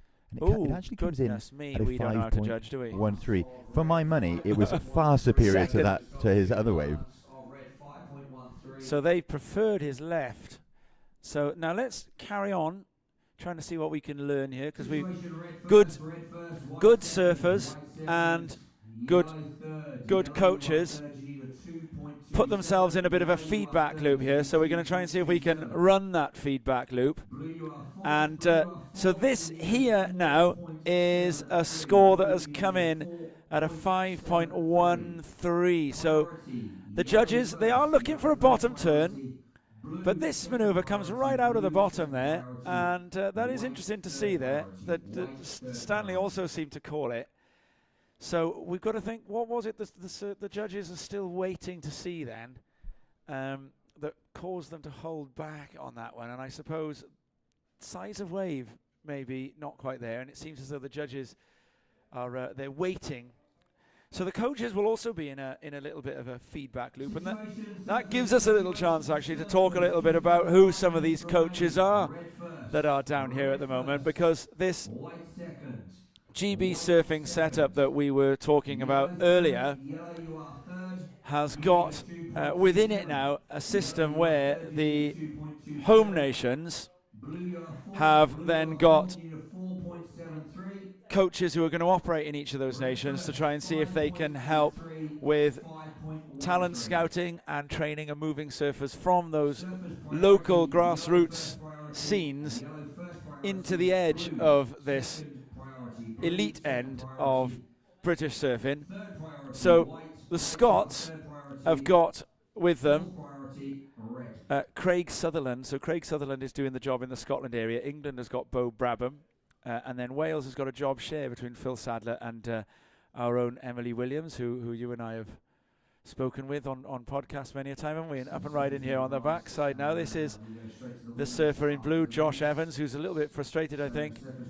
As you can see for now, Logan with a big drop on this one, and he's looking for the lift, and he gets it. And so this is going to be a big score if he can hold on to this, or at least we think it is. We're still learning what is scoring what here, but I think that if we go on that feedback loop, and a bit of work on the inside, a really stylish inside carve here from Logan. So that, now for me, that's going to be the wave of the heat, and we got further learning to do. And the Channel Islands, by the way, their coach is Jake Powell. So Jake Powell is the guy with the job of bringing surfers into that excellence. So let's have a little look at this now from Logan Nicol. And that is I've called it too soon. I think the replay for Logan got nuked on that last one just then, so we won't get to see what it was that he did, but I think that's going to go in as a pretty solid score. Maybe not totally, if I'm fussy, in control on that first turn, although it was a very foamy section. But once he got around there was a really stylish whip on the inside. So the highest score of the heat at the moment is a 5.83. Logan needing a 2.27. No question he got that. Absolutely, and it does seem that this morning the judges are rewarding those big all-or-nothing manoeuvres. Logan certainly had that on that last wave that he had right up into the lip, and we see it rewarded with a 4.87. So last of yellow, a 4.87. That propels him into second position. So the situation is surfer in red, Stanley Norman is in first, Logan Nicol in yellow in second, Mark Boyd in white of Scotland in third, and Josh Evans of the Channel Islands in blue currently in fourth. 6.5 minutes remaining, Tom. And still more action to come as we see surfer in white, Mark Boyd up and riding on a really nicely sized wave. Unfortunately, that one closing out in front of him, and we see Mark Boyd flop forward to avoid long paddle back to the lineup. If we look then, Rob, to try and spot patterns in the scores that we've seen in this heat, the one pattern that I can see that's pretty clear to me is that the highest scoring wave of this heat had a solid close-out turn on it. That seems to be the one thing that Stanley Norman, with a brave attempt at a late takeoff there. So we can make a little bit of a comparison of that late takeoff by Stanley Norman to Mark Vaughan's one earlier. I think Stanley's going to get a very small score for this, because I think we have got hands leaving the rail. Oof. He'll be needing to check that all is still aligned after getting to the bottom of that one, and they gave him a 0.4 for that. But that's go big or go home attitude. It's exciting to watch that attitude in these heats. Yeah, so a big close-out manoeuvre is the one thing that was consistent then with the higher scores that we've seen so far today, would you say, Rob? That's right, Tom. That the Stanley's high scoring wave, the 5.83, came for that kind of check turn at the beginning of his ride, and then the all or nothing turn. Here he turn, goes. as you've termed it. As we see Stanley Norman in red with a lip line floater, a very stylish carve off the oncoming section, and finishes strongly off an oncoming section. So Stanley Norman's sticking with this. He knows with only 4 or so minutes remaining, Stanley Norman is very happy with that. We see the gesticulation towards the judges. Stanley looking to replace a 5.13. I think, Tom, that will go into his top 2, and I think it will be his highest scoring wave. I think of the it heat will so far. too. However, we've been wrong on every occasion so far with our judging. We're still yet to get a full grip on the feedback loop, aren't we? I think that the one thing that I've seen the judges, that's the other thing, if we look at scores that have not come in as high as we thought they were going to be, they've tended to have those rolling small inside shoulder reforms on them.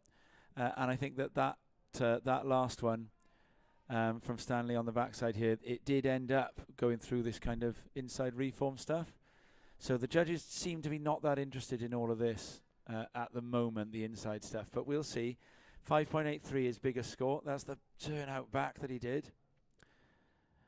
And Stanley is heading in with 4 minutes remaining. Logan, meanwhile, is on a solid one out back. And we've got it right this time, Rob, a 6.77 for Stanley. So he has got the highest wave of the heat there. So Stanley in the lead. Logan would need a 7.7 to get in front of him. And Mark Boyd, I'm guessing, would be in a pretty close to being in a comboed situation if he was going to catch Stanley. So Stanley's come in. So has he come in here to reset his position and paddle back out again, or has he done a Chris Davidson and come in early? It's interesting to see what he's done. He ran along the beach a little bit then, and now has decided to try and head. It looks like he is going to try and head back out. So with 3 minutes left, starting from being in knee-deep water, Stanley Norman looks like he is going to try and paddle all the way back out. The only surfer with priority now in the heat with any priority is Logan Nicol in the yellow.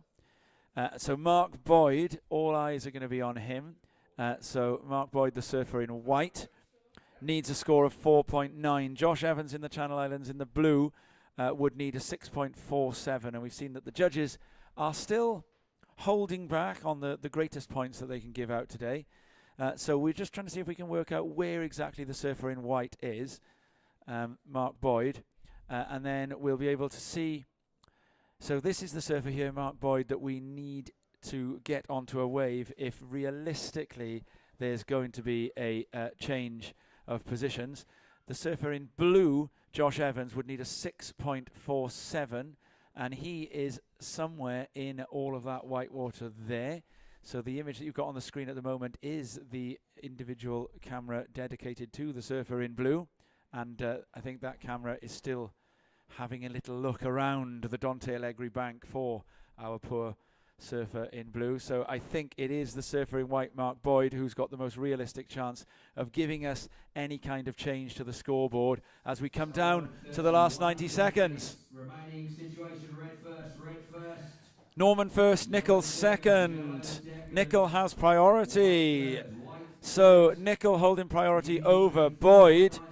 And will Logan Nicol now turn and head for the surfer in white, Mark Boyd? And we can see Nicol is going to go up and riding. Boyd is also up and riding a little bit further up the lineup. And Nicol with a big inside closeout Rio here. And if he'd stuck that, it would have been an enormous score. Boyd got going a little bit on that one. A couple of top turns, but I think it's going to be ambitious to see Boyd get the 4.9 on that. Now, the one thing that we have seen the judges give big scores for today, we come to 45 seconds remaining, has been those huge inside turns. So if Nicol had stuck that, then I think we would have seen Nicol take a really big stranglehold on that second position. As it is, I think it looks as though this is going to now count out. The last of Boyd, we're waiting for a 4.9. I would be very, very surprised if he does get that.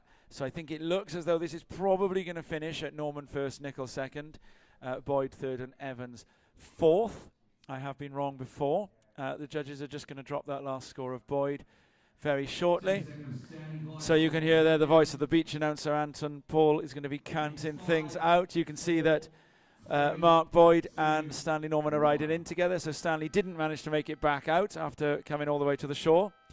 And so we're going to see the last of Mark Boyd at 2.4. So things don't change. So that is Stanley Norman taking down the win. So it's the only one heat today hasn't seen England and Wales progress, and the one surfer who provided us with that anomaly, or did half of the job of providing us with that anomaly, is the surfer who is going to be coming up next in the booth. So I'm going to be taking a short break, and after this we're going to be welcoming Mark Vaughan, freshly dried off and having drowned his sorrows, back into the booth. So we shall see you shortly for heat number 5 of men's round 1 in the GB Cup 2023.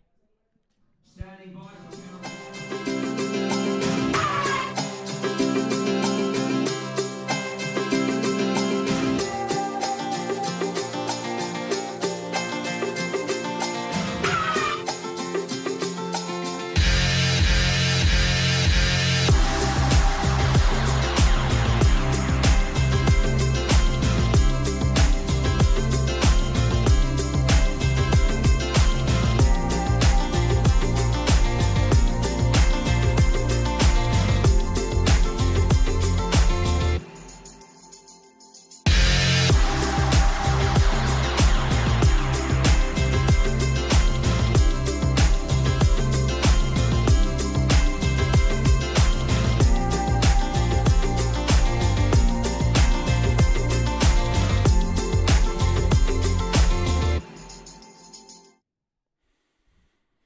Welcome back. We are into heat number 5 of round 1 of the men's division here at the GB Cup 2023.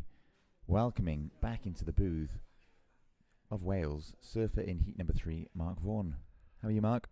I'm good, thank you, Rob. Refreshed after my little wash down in that one. Quite an exhausting heat, really. Well, you'll be delighted to know, Mark, that we got the Over the Falls on camera. Oh. And we replayed it at least 4 times. Brilliant. That was a personal highlight of that heat. There were requests coming in from the Southeast Wales region. Yeah, I bet. To see the replay, and sure enough, we provided the viewers with what they wanted. You started off with a 5 in that heat, Mark. A really good scoring wave to kick proceedings. In fact, it was at that point it was the highest scoring wave of the event so far. Oh, right, okay. So a fantastic start. Surely you felt pretty good after that. I did. It was. I mean, I don't want to talk about my heat too long because we've got one in the water at the moment. So I'll just wait for some action, and we got some great surfers in this one.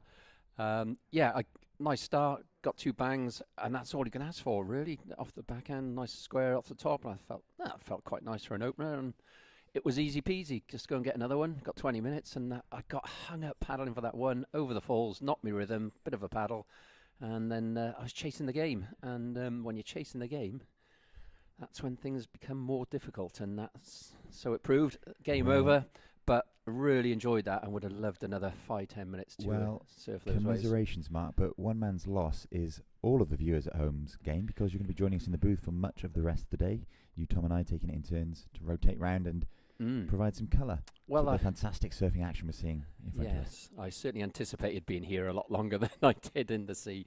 So who have we got here then, Robert? We have Anders Ravenscroft in blue, Channel Islands. This man knows how to surf. And our very own, from a Welsh perspective, Eli Perrins-Davies. Goofy foot, strong off the backhand, and it seems to be mainly about the rights when I was in the heat, but I don't know if has that changed since. No, it's very much the case. So you went into that heat, you told us beforehand that you're going to be looking for those rights as a goofy footer to get to work on your backhand, and sure enough you did. And it remains the case that the rights are providing some of the biggest scoring waves, although we did see in the last heat Stanley Norman posting 2 really big scores on his backhand, so on the left. But it does seem to be mainly rights at the minute, and we do have a bit of a lull in the action at the beginning of this heat with Only 3 small scoring waves Yeah, coming nothing in of so note. far. Nothing of note, with 21.5 minutes remaining. But Mark, whilst we were watching the advert for the GB Cup, which will take place in Jersey next year, we saw some fantastic waves coming through, but unfortunately it's before the heat had begun, so no action missed for you viewers at home, but promising signs for conditions for the rest of the day as that tide bottoms out. We're really seeing the swell kind of feeling the floor a bit more. Yeah, and the Surfline forecast, brought to us by my very good friend, Mr. Jamie Bateman. We've got a we've got a replay coming up, have we? The tide time's on Tide screen. times. So complement your surf Tide forecasting. times. What's that? My eyes won't stretch So that we've got a far. high tide was at 7:30 this morning, a 5.2 metre tide. Low tide will be at about 2:20 this Ooh. afternoon, 0.6, and then high again this evening at 5 to 8. Well, I Quite big dare say, low tide, when that wind is going to come around, as you know, from Surfline telling us it's going to come around more to the southeast, which will be straight offshore, a little bit more ruler edged. And I think we could be seeing some absolutely dreamy conditions in the next couple of hours. Could be a really, really, really good afternoon of surfing ahead.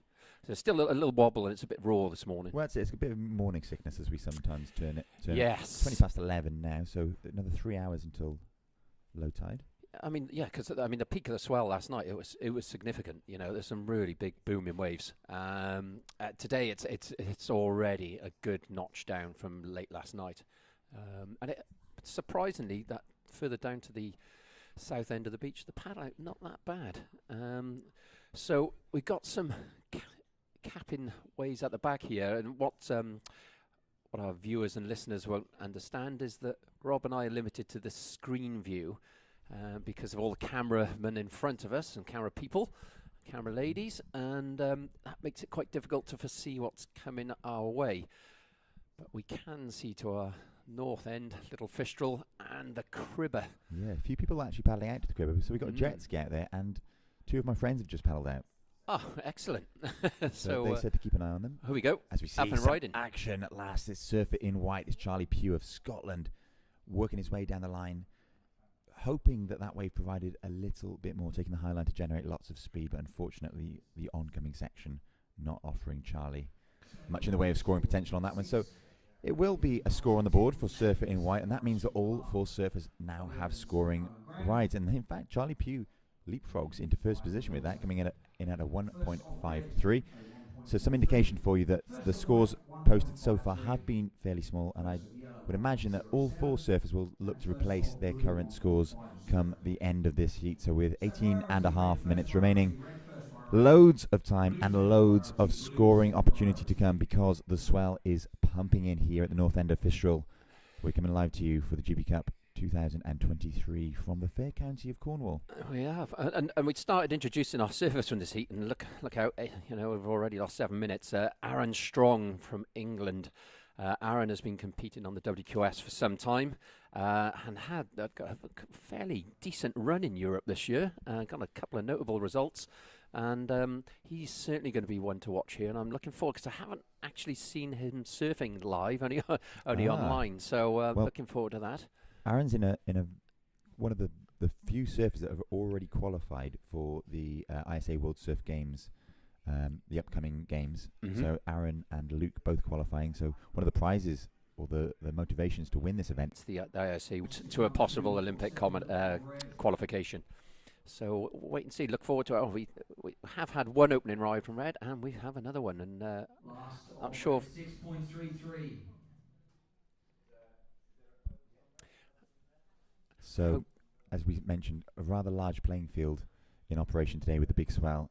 We've got a camera dedicated to each of our 4 surfers, but with the large conditions and rather fantastic amount of white water, it's sometimes tricky to keep an eye on all 4 surfers. The situation is that Aaron Strong, who we were just talking about, is now in first position with a commanding lead, having posted a 6.33. In second is Charlie Pugh. Ooh. Third, Anders Ravenscroft and Eli Perrins-Davis in yellow, as we see him racing up the beach, having been washed in. He's going to look to head to the south end of the beach to paddle back out. Very, very tricky conditions. Half the battle is indeed getting out the back, Mark. You've already experienced that this morning. Yeah, definitely. Once out the back, how tricky is it to get into position and get onto those scoring waves?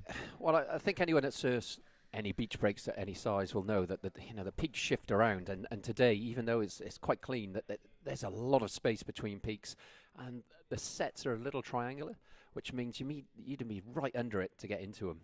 If you're kind of on the shoulder, it can be difficult because it's still a little bit raw. Say once that starts to become a little more ruler edge, that will help. And sorry, I can't quite see that. Is that Yellow? Is that Eli running? That's up Eli the beach? that's just run to the south to try and paddle back out. Wow. So he's had his opening ride and hasn't made it back That's out. right. I think he got a little bit trapped on that inside section up against the rocks there. So Eli opting to run up the beach.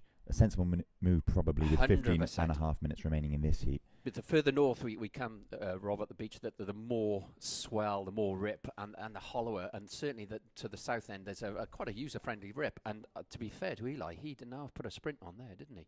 It was a rather impressive show of strength and fitness. And let's see what he's got in the tank, because he's got 15 minutes to get out the back and get essentially 2 rides. This is a low-scoring affair so far. Yeah, and do you know what we've seen in the past couple of heats? Some really high scores, and it just goes to show that how difficult these conditions and how ever-changing they are. Different from one heat to the next. Exactly. I mean, as you heard, the heat I surfed, you go out with a mindset of going for the rides, and you can have that mindset when you're looking at it from the beach, and then you get out there, it totally changes, and all of a sudden you're going left. But I would suggest going left today will present you with a paddle problem on the return. So we didn't end up with a replay for Aaron's opening ride, I take it, because I'd have liked to have seen that, because obviously it's a great score. It's a 6.33. Which one of the highest scoring waves of the morning so far. Well, I was just about to say, I think you missed heat 1, because I think Patrick Landendark, his opening or his highest scoring wave of his heat was also a 6.33 for one backhand crack. So to be fair, Robbo, you weren't in position in the commentary booth at that point. I was enjoying my breakfast and coffee at that point, Mark. Watching from the car park, of course. Yeah. So, did you not tune in to the live feed?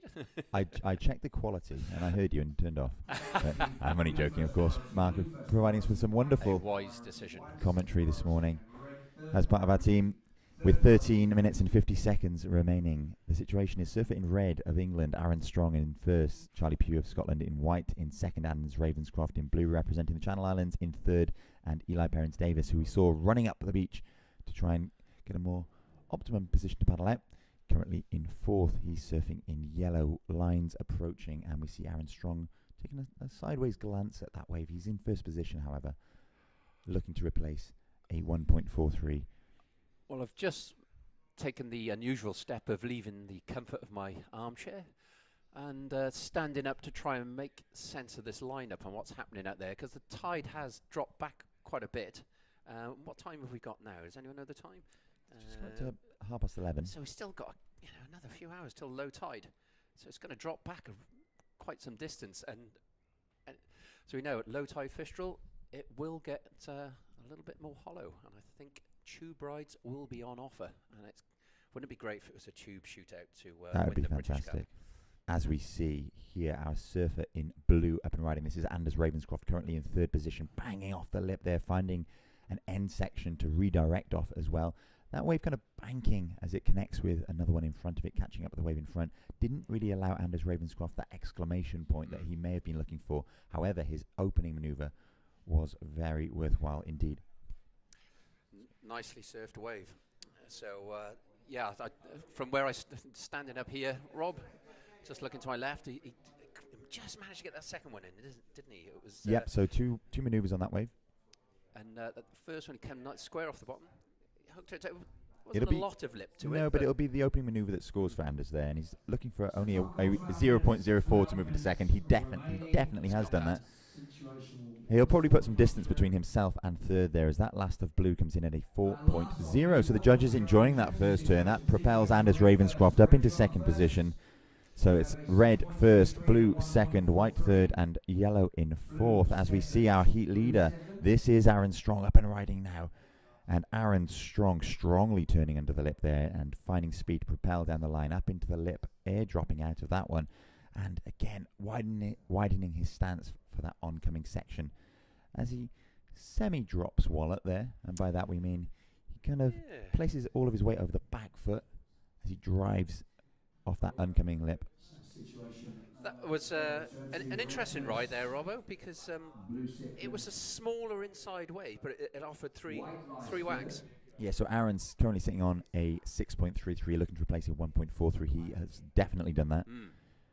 Be interesting to see where the judges go with this, because I would have thought they're looking for the sets. Here we go. As we see up and riding now, it's Charlie Pugh of Scotland in white on his backhand, weaving his way. This wave catches up with the one in front again, doubling up and finding a little end section, not managing to ride out of that one. Charlie Pugh looking to add to his 1.53. And fortunately for him, with a score of 4 and a 1.5 for blue, he probably won't be moving up into second, but he could better his position slightly.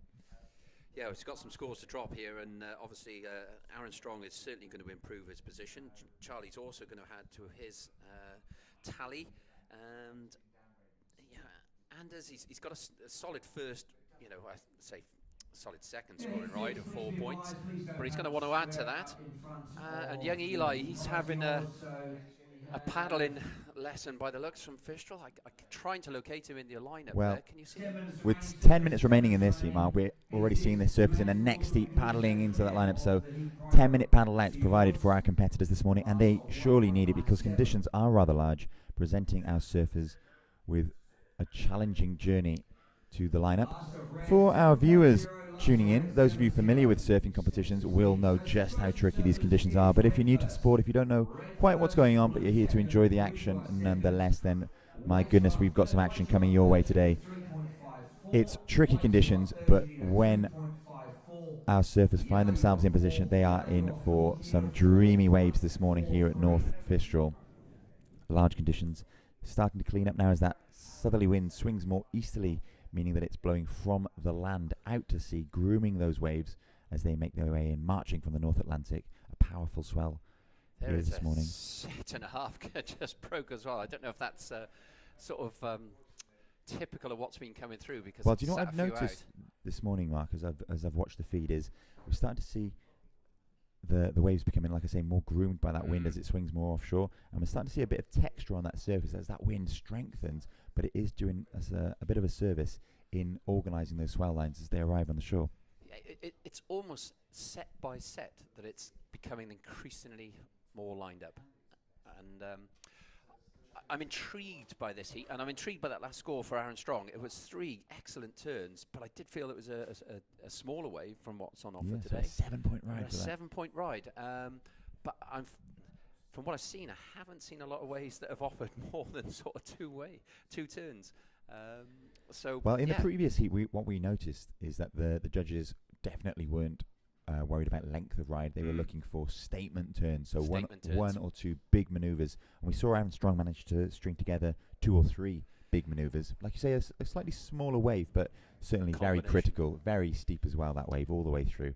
Yeah, I think you're right. The combination of you add all those up and you say, okay, well, there's 2.5, 2.5. So there you're into the 7s, I suppose. And I guess our judges have got that right. Interestingly, in the previous heat, we saw Logan Nicol of Wales on a smaller left-hander, but putting together quite a few critical manoeuvres. In fact, a lot of critical manoeuvres. But on that smaller wave, the judges really not favouring it, and instead offering him a bigger score for fewer turns on a much Fewer bigger turns. waves. Yeah, that's certainly the criteria, especially ISA. If anyone has tuned into the ISA worlds of late, they really are being, well, they're basically rewarding those out the back turns, even on a closeout. If you're really committing and you're really putting your surfing on the line, then you're going to get the score. And the days of linking 3 or 4 to the beach or more are long gone. And I got to say, I'm a big fan of that criteria, of not the old criteria, the new criteria, because it breeds much more exciting surfing. 7.06.33, red first. So what have we got here? Well, with 6.5 minutes remaining in this heat, the situation is that surfing for England in red, Aaron Strong, he is in first position. Anders Ravenscroft of the Channel Islands is in second position. Charlie Pugh of Scotland in white in third, and Eli Perrins-Davies of Wales in yellow, currently sitting in fourth position. We've got what looks like a slight lull in the action, Mark, and so I've just received a message from a friend of British surfing, an incredible servant of the sport in this country, Phil Williams of Christian Surfers UK, has just messaged to say that unfortunately he can't be with us today at the event. He is watching online, so a big shout out to Phil. He's busy preparing for the World Para Games that take place yes, of course. out in America next week. So we'll have Huntington. Here we go. We've got a rider. as we see our surfer in yellow. This is Eli Perrins-Davies of Wales up and riding on his backhand, putting together a beautiful opening kind of speed carve down the line before approaching that oncoming section, coming unstuck there. Had he stuck that, he would have almost certainly been given the 4.43 he requires to jump up into second. That was really, really close because, I We'll was have a just about to say before he took that ride, here we go, red up and riding. Beautiful off the top. So this is Aaron Strong on his backhand on a very critical wave. Two turns right in the very steep part of that wave, and finally a banking cutback. And we'll take a look at the replay of that one. Mark, talk us through this. Well, I have to say, I like this man surfing. It's strong, it's powerful, and excuse the obvious pun there with the surname, but it was really, really nicely put together surfing. Off the bottom, square, bang, straight off the So top. Aaron Strong sitting very comfortably in this heat, currently with a 6.33 and a 7.0. Where does that wave drop into that combination? I think it's just going to fall short of the 7. That first one was beautiful, and it's whether they deem that enough to overtake the first. Well, we made comment on his previous wave that it was a smaller wave but very, very steep, and the turns that he completed on it were critical. Yeah. Well, that wave was exactly the same but going in the opposite direction. Last of red, 8.17. There we go, top mark. It drops in at an 8.17. The judges loving that left-hander. And we'll have another look at it now. So an 8.17 for this last of red. And I think it's really this first manoeuvre, Mark, Yeah. isn't it? Through the lip. And the second, yes, the judges got that right. 2 straight off the bottom, straight through the lip and back down. Bit of tail release. There was no wasted airtime on that wave. All action, all filler, all killer, no filler. White, you are fourth. Well, You are fourth. whilst Aaron Strong may be running away with this heat, the battle for second place has really, and the progression has really, really sort of come to the full, because Eli Perrins-Davies haven't had a nightmare with the paddle out. Just put himself a 3-point ride, and if he had made that re-entry floater, as you say, Rob, he really would have been he probably would have been in second place. So now he is chasing a 2.51 to go into second in progression, and he has spent probably, I would say, at least 18 of the 25 minutes paddling, excluding the 10-minute paddle out time. So be really interesting to find his location in the lineup right now. And we've got, what's the priority situation? Is Anderson priority? I believe So he is. yes, surfer in blue, Anders Ravenscroft has first priority. Surfer in white, Charlie Pugh has second priority. And our priority judges deeming that surfers in yellow and red, Eli and Aaron, have yet to make their way into the lineup. So they are without priority. Well, Aaron's put on the clinic. There is a touch of Russell Winter about Aaron's surfing, as in the strength and power, which I really enjoy. Russell, without question, Britain's greatest competitive surfer, and absolute hero in these parts, that's for sure. This being his home break. Russell, if you're listening and tuning in, I hope you're well. And I'm sure he'll have a comment to say that Aaron's nowhere near as fast or as good. But certainly there are some similarities there, with that square off the bottom and very powerful approach through the lip. So one thing's for sure, Aaron is progressing through this heat with 2 minutes remaining. And there we are, I've said it. And this battle to progress couldn't be any hotter. Any one of our surfers, Charlie Pugh is still in a reasonable position. So the requirements for surfers in third and fourth, Eli Perrins-Davies in yellow of Wales and Charlie Pugh in white of Scotland, are very minimal. It's 2.51 and a 3.54 respectively. Both of those surfers we know capable of achieving those scores, but with only 1 minute and 45 seconds remaining, it's going to be tricky. But we see set waves approaching the lineup, and it's going to be our surfer in blue, Anders Ravenscroft, with first priority. Our surfers finding themselves a little bit out of position there as that white water rumbles through. The one thing when the conditions are like this, Rob, is that when you're counting down for a minute and a half, it sounds like you've got plenty of time. But because there's so much water, because the sets are so wide and varied, it's not an easy lineup to read. So the time really does run down very quickly. If you're chasing a score, it's obviously far from ideal. But as you say, those requirements are so minimal. Anything could happen here, and we're hoping for a grandstand finish. Well, this is an almost mirror-like commentary to as when Tom and I watched your heat, Mark. Quick glimpse at the barrel before. That's not going to do much to improve his situation, if at all. 30 seconds remaining, 30 seconds remaining. We're after a buzzer beater here, Rob, and are we going to have one? Are we going to be entertained? And given that absolutely the ecstasy of winning in the last 10-20 seconds of turning around defeat, snatching victory from the jaws of defeat. And that will be all she wrote as we count down now. Doesn't look like anything's going to come their way. 3, 2, 1. Well, given what happened there, it's probably not surprising that result stood.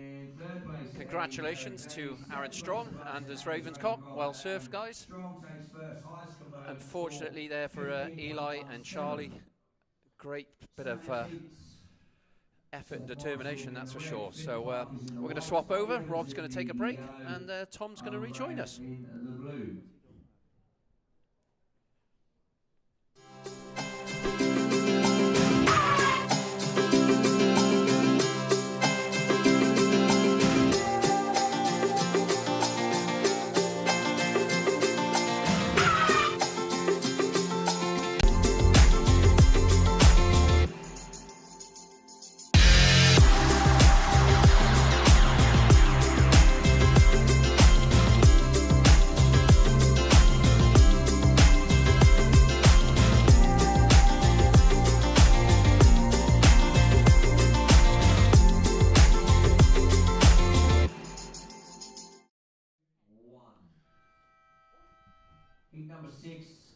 So yeah, we are back, and we've just started heat number 6. Tom Anderson back in the booth, joined by Mark Vaughan. And in this one, we've got Seth Morris surfing for England in the red. We've got Finn Clark for Scotland in the white. Ollie Evans from Wales in the yellow. Finalled at the Welsh this year. Very stylish surfer, young up-and-comer. And Owen Graham, another young up-and-comer from the Channel Islands. Graham has been competing in Newquay for a while and doing very well. Stylish surfer as well, so this should be quite a show. It looked in that last one as though there was a bit of a masterclass from Aaron Strong, Vaughan. Was I right? Yeah, absolutely. Aaron's been competing on the WQS for a number of years. He's also been representing his country, and that really showed in that heat, that experience, know-how. And he I think I haven't seen the total heats from previous heats, but it's the highest one so far. It certainly looked like he had an 8 and a 7 in his tally. Very much so. That was quite a performance, but the conditions are definitely improving. The wobble is easing, the lines are starting to straighten out, and we are very much enjoying what is being put on in front of us here. And we've got some great surfers again in this heat. Seth Morris. Now, here's a lad that's surfing really well presently. Very stylish, natural footer. Yeah, had a surf at Broadhaven not that long ago, and Seth Morris was the main man, and that was very sort of shifty. In fact, not dissimilar wind to today, and very calm and in control and commanding when it comes to dropping into those lumpy sections and coming in and out of that lip. Really nice offshore grooming these waves, and here is the surfer in blue, Owen Graham from the Channel Islands, and a really nice roundhouse along the top of that lip line, and just pushes himself a little bit too far out of that lip and down so that he can't get back up into it for a closeout turn. There was an in and out on the front side, meanwhile, for another one of the surfers. I think it was Ollie Evans from Wales. So Ollie Evans frontside on a left-hander. Ollie Evans is a goofy footer who got himself right into the final at the Welsh Nationals earlier this year. So a breakthrough year for Ollie Evans, and now here he is in the 6th that Wales are bringing to the GB Cup. I think I'm sure you've explained this, but the qualification route is the top 4 to participate in this event. It's the top 4 surfers from the home nations competition, and then 2 wildcards. So as you say, Ollie straight into the team via his finals position at the Welsh Nationals held in Llantyrt Major, as are Seth Morris as well for England. He made the final, and Finn Clark and Owen Graham need to do our homework here, Tom. Are they wildcards, or have they qualified via their home nations? I would imagine that in Seth's case it would be qualification, no, and he Owen's did. case, yeah, but Seth both of did. them. And I would imagine Owen would have finalled in the Channel Islands. Mhm. He'd be there or thereabouts for that kind of standard. So I think looking at the rosters that they've brought here, I think it pretty much to a country has been surfers 1 through 6 in most cases. I think the team selections have looked pretty much as though they're going along the lines of ranking positions within the country. We have actually got a surfer up and riding a wave on the Cribber, by the way, out to the right at the moment. So there's a jet ski out there and 2 surfers. I saw somebody just get in and out of one. The Cribber, a famous low tide bommy that breaks over to the far right, and maybe at some point we'll see if one of the cameras can get you an image of that. And onto the back side here, an interesting choice for Finn Clark in which direction to go. And Finn, I think, also would have been a junior, had the juniors run here. And now onto the back side, it's Owen Graham. And a little bit too fast for the cameraman, but doesn't stick that inside turn, so it isn't going to make that much of a difference. Yeah, opening ride, start the heat. Bit of Always, nerves. yeah, of course. Jitters? Yeah, I mean, I challenge anyone that doesn't have a few nerves during these sorts of heats where you don't have a lot of time for error, because most of the heats, I don't think. Off as surfers take off on them. A real A-frame here at low tide Fistral, and the beach gets a little bit easier to paddle out through, which is why you're seeing more rides going on in these heats at the moment. Yeah, definitely, Tom. And I think, with surf contests, a lot of the time that you're going out to surf no matter what. They're here to provide You're these in, waves. yeah.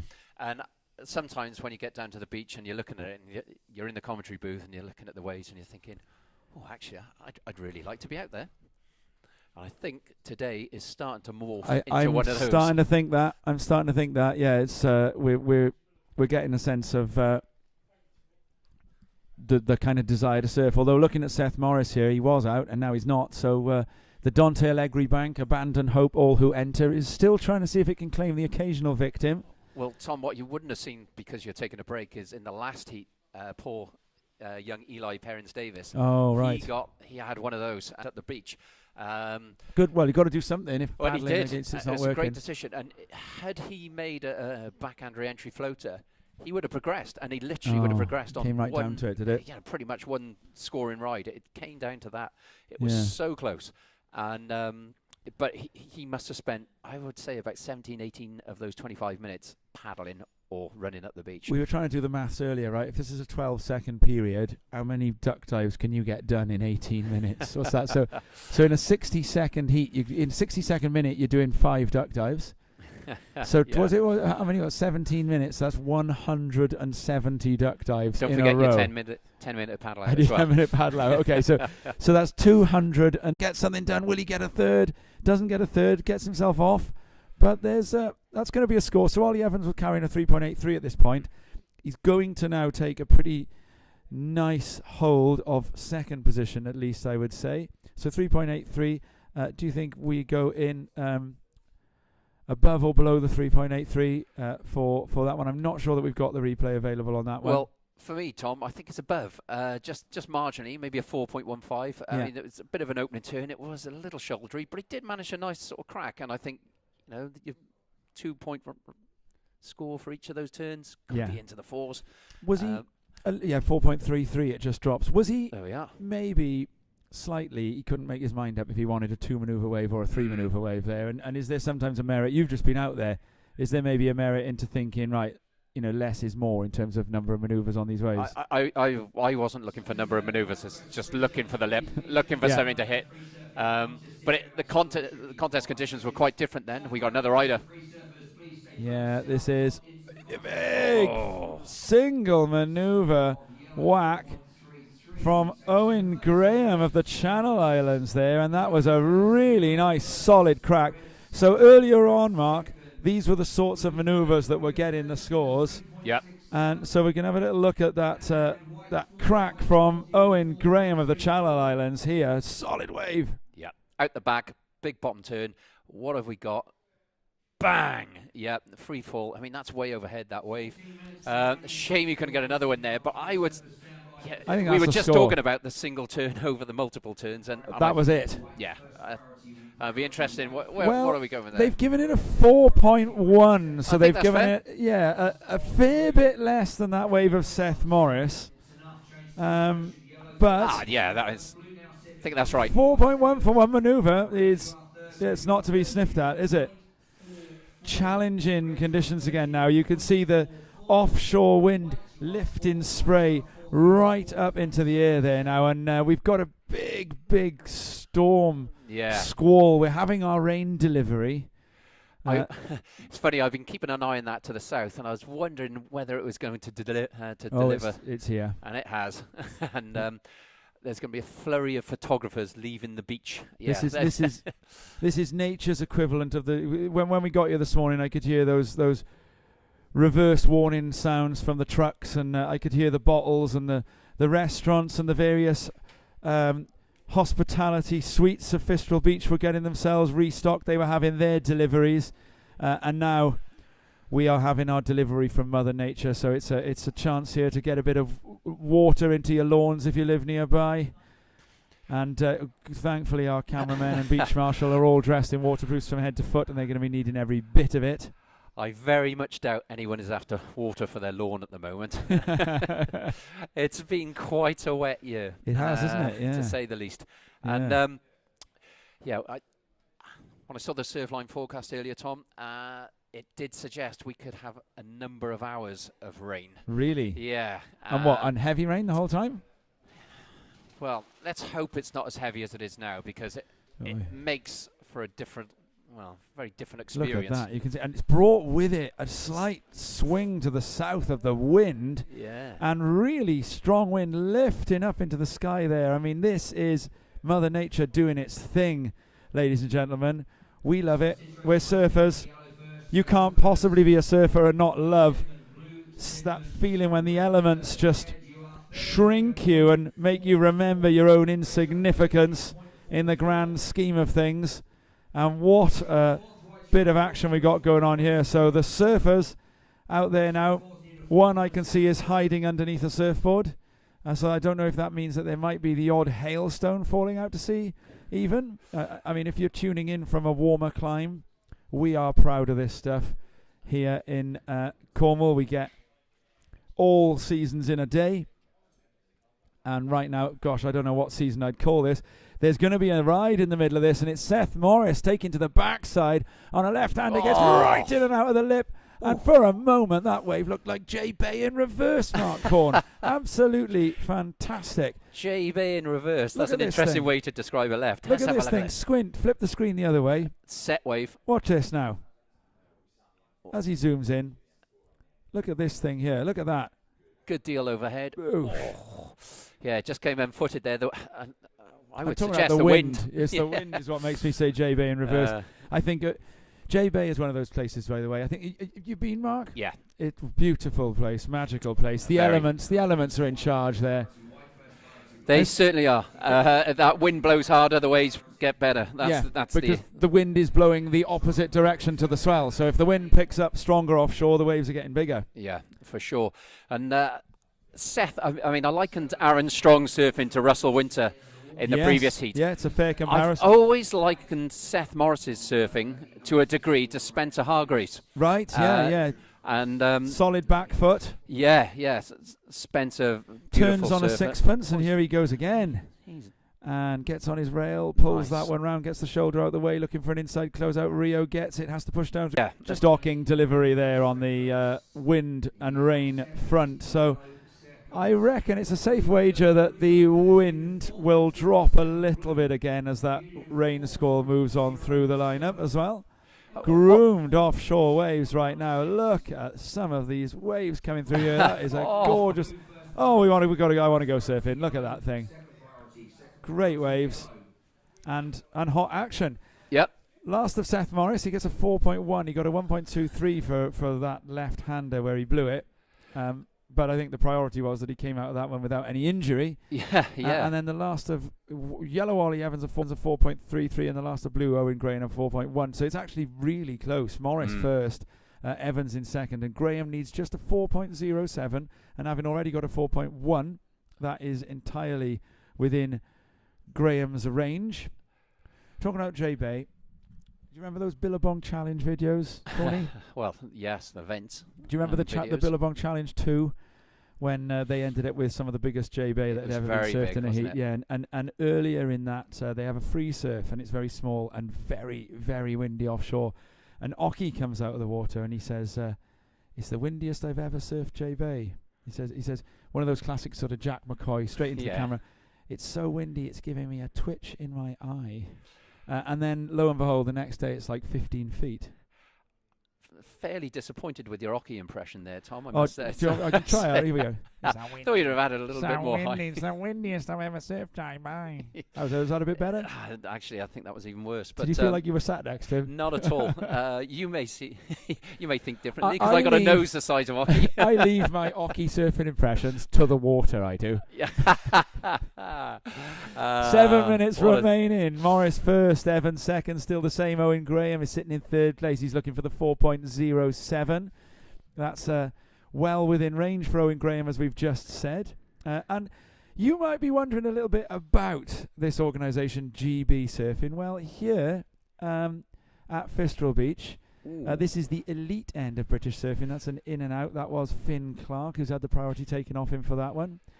And while we just wait for surfers to realign themselves, we have a short little message for you about GB Surf and a little bit more context for this event with none other than Joel Gray. Have a look at this.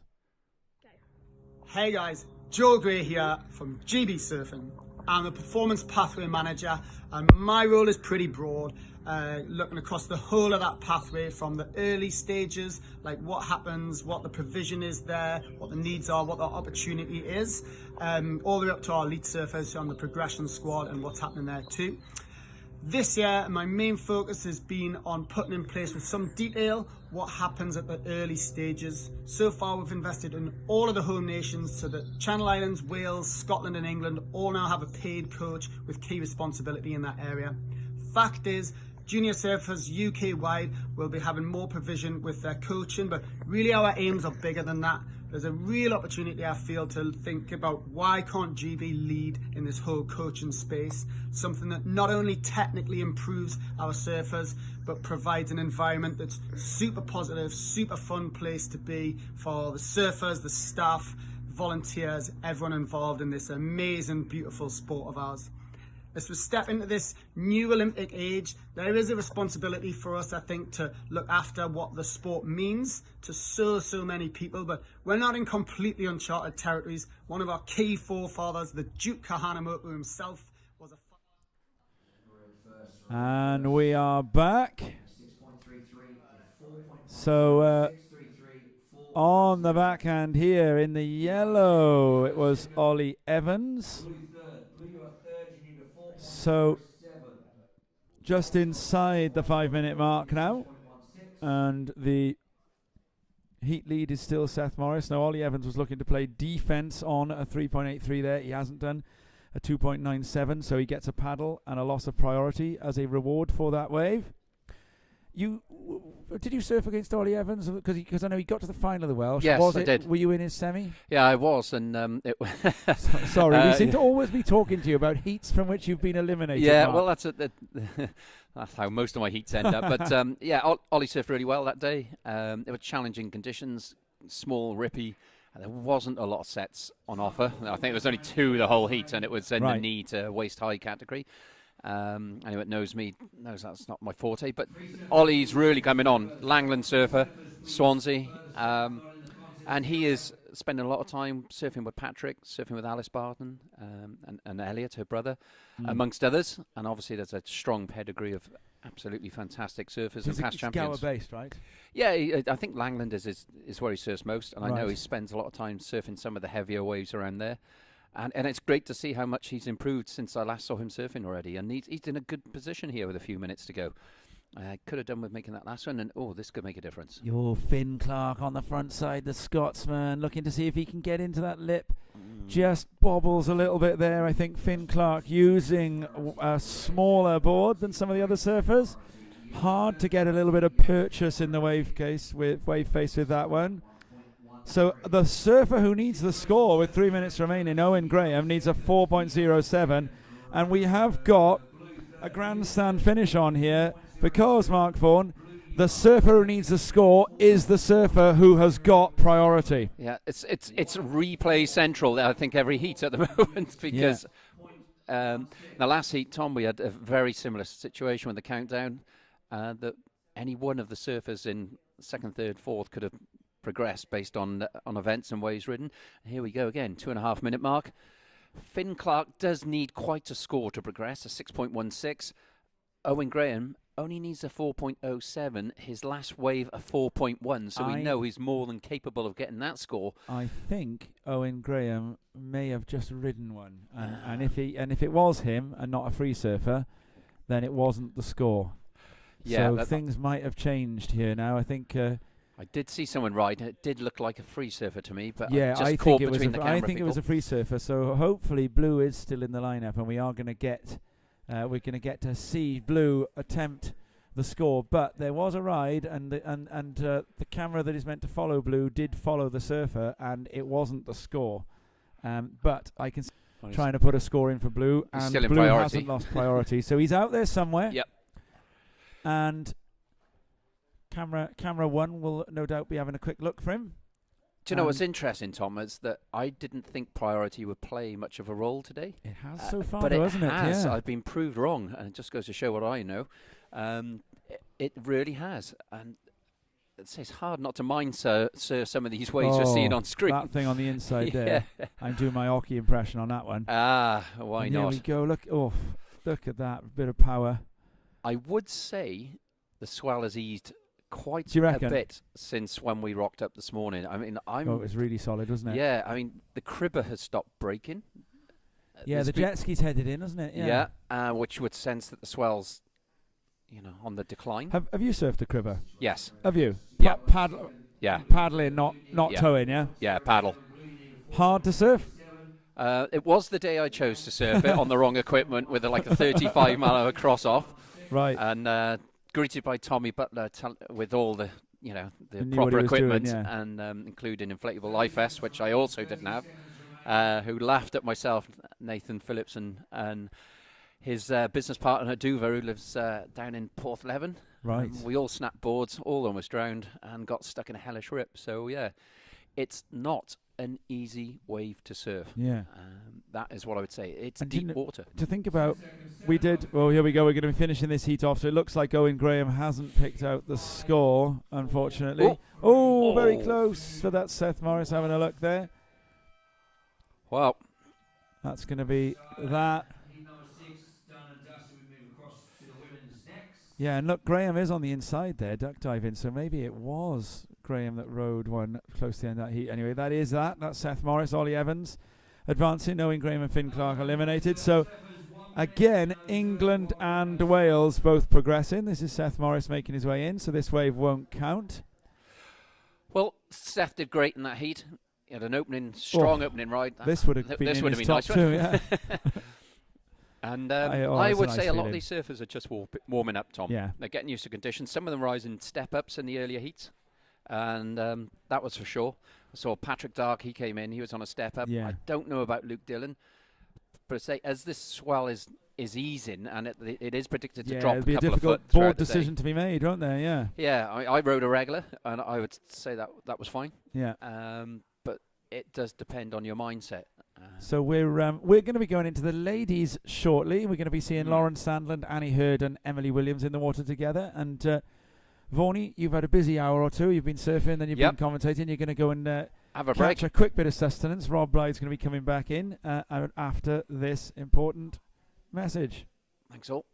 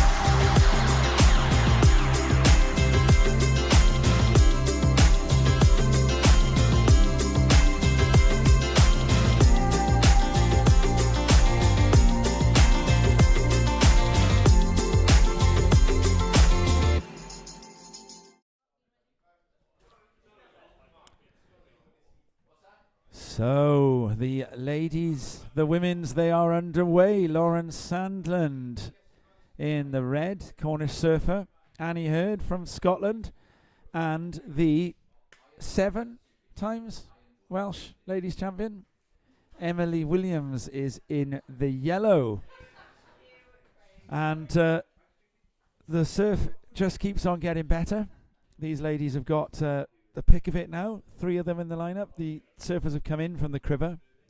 And back at the desk with me, it is Rob Blythe. Have anything to eat just then, Rob? There's some nice fruit going on in there. I haven't had anything to eat, Tom, but I have had a lovely coffee, Americano, just a dash of milk. Did to you? warm the cockles as we saw that squall sweep through in that previous heat, Tom? I was caught out in it Were you? for a brief period, yes. So the coffee was Ooh. much needed to warm me back up. It's quite chilly out there, that southeasterly wind Is it? whipping across the Yeah, I beach. suppose it is at the time of year when a southeasterly has become cold, isn't it?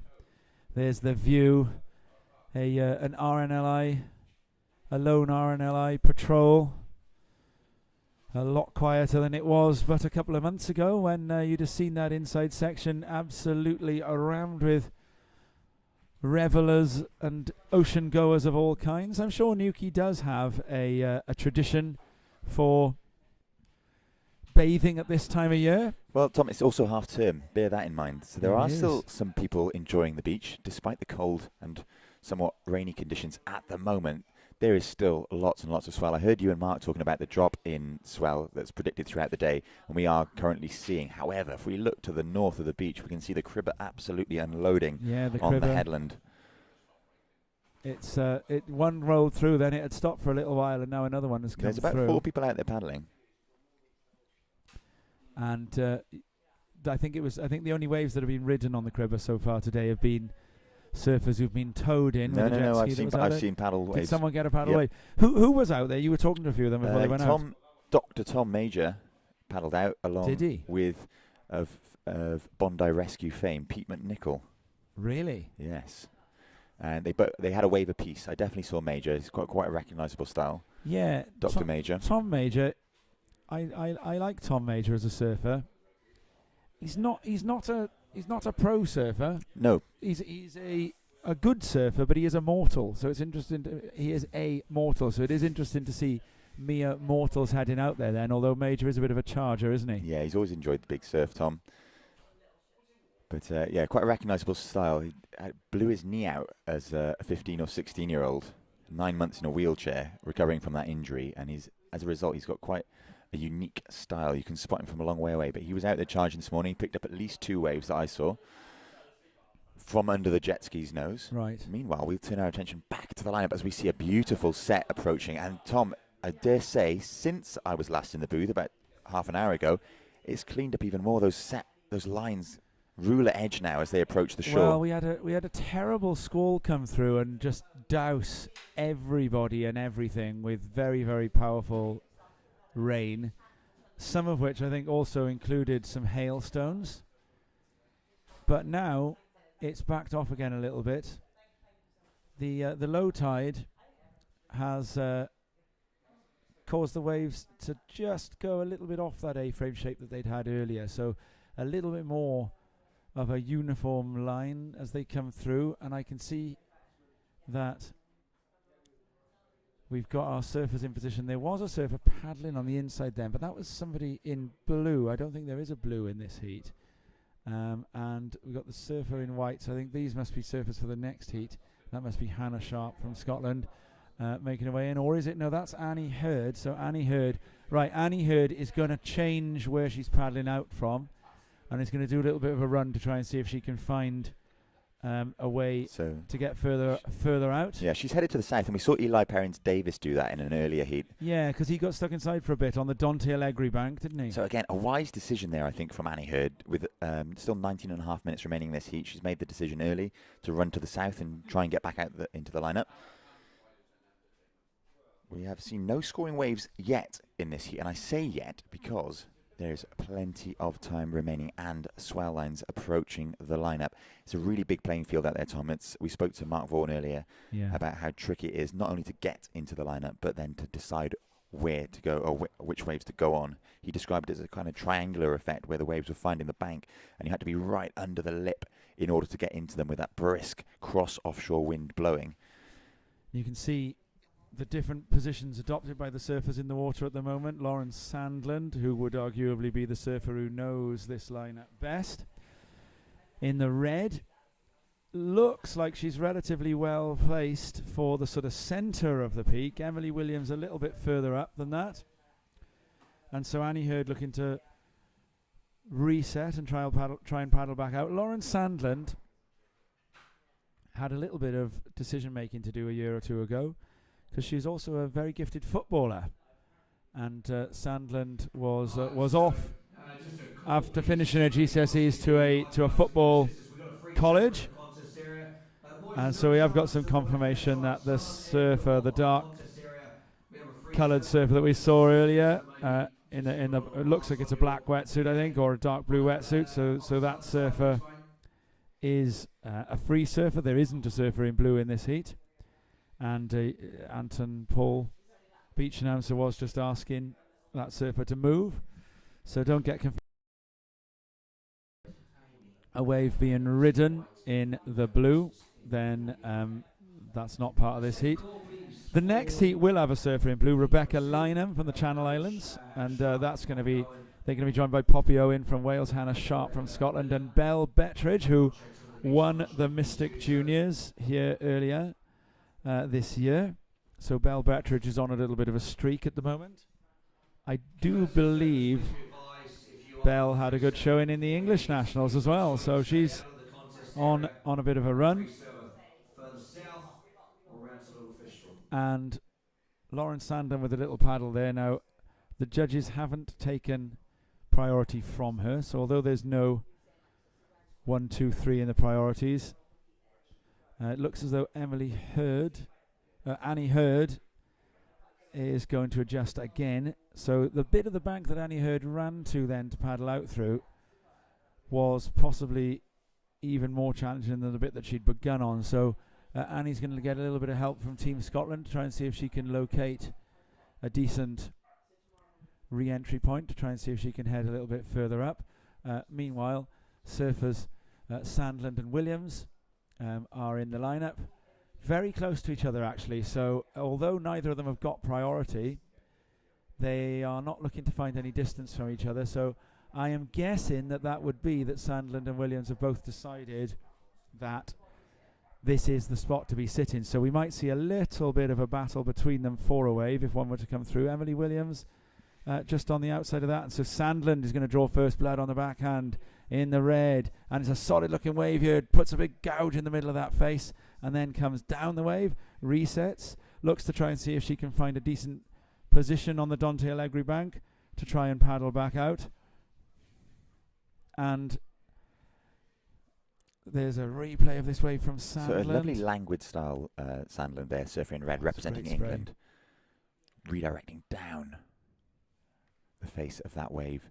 And that's going to be the first scoring wave of this heat. It comes in at a 4.0. So Sandland setting the standard there. A one maneuver wave coming in at 4.0, 15 and a half minutes remaining in this heat. And Sandland sitting rather comfortably at this point. As we said, a very large playing field, and so it's really, really... The surfers, the staff, volunteers, everyone involved in this amazing, beautiful sport of ours. As we step into this new Olympic age, there is a responsibility for us, I think, to look after what the sport means to so many people, but we're not in completely uncharted territories. One of our key forefathers, the Duke Kahanamoku himself, was a 5-time Olympic medalist. So I'm hoping we can follow in his legacy in more ways than one.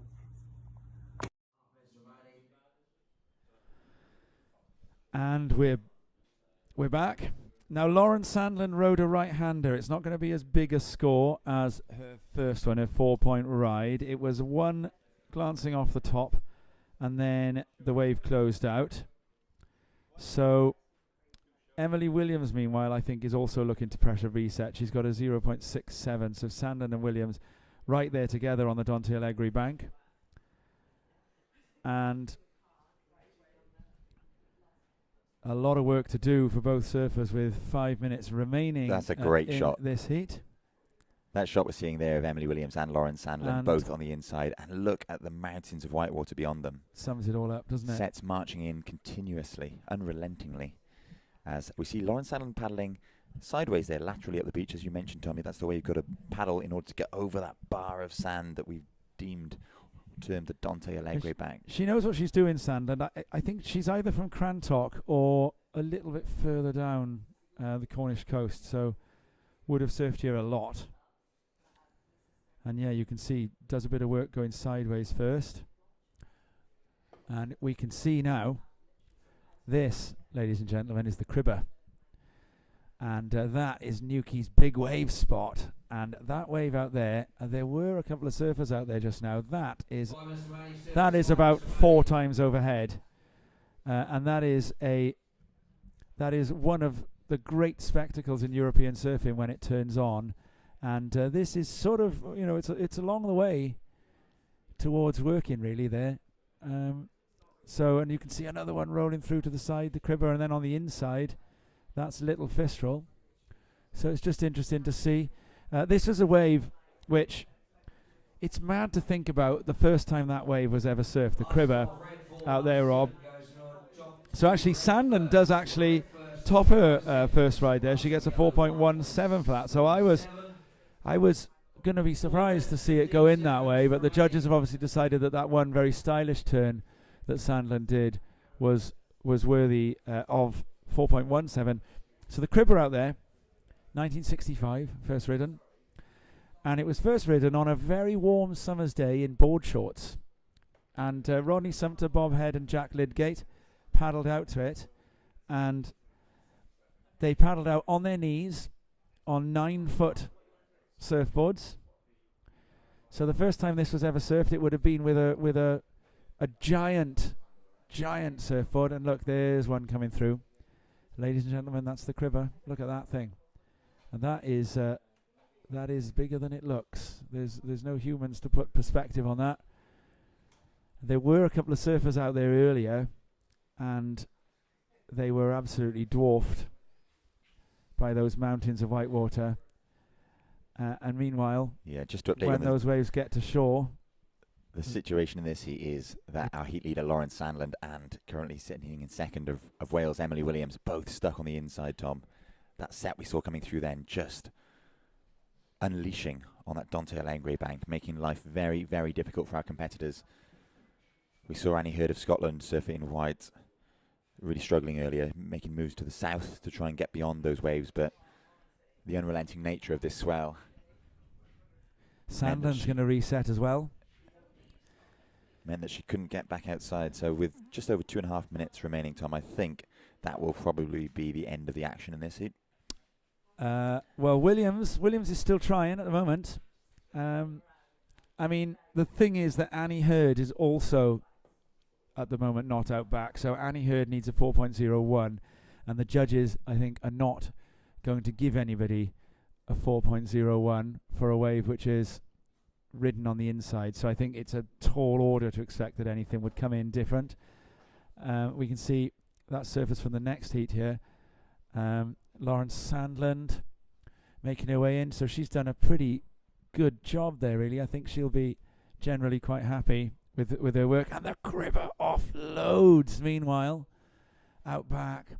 We'll have to try and see if we can get some information. Maybe we can ask some of the locals who know their onions when it comes to the Cribber. I know our contest director, Paulie, Field of Dreams. If you book them, they will come. Jeffrey, as we called him, when he just decided that we were running earlier this year in another event. So he's earned that name after the famous. Is it Kevin Costner? Well, Tom, can I interrupt you there?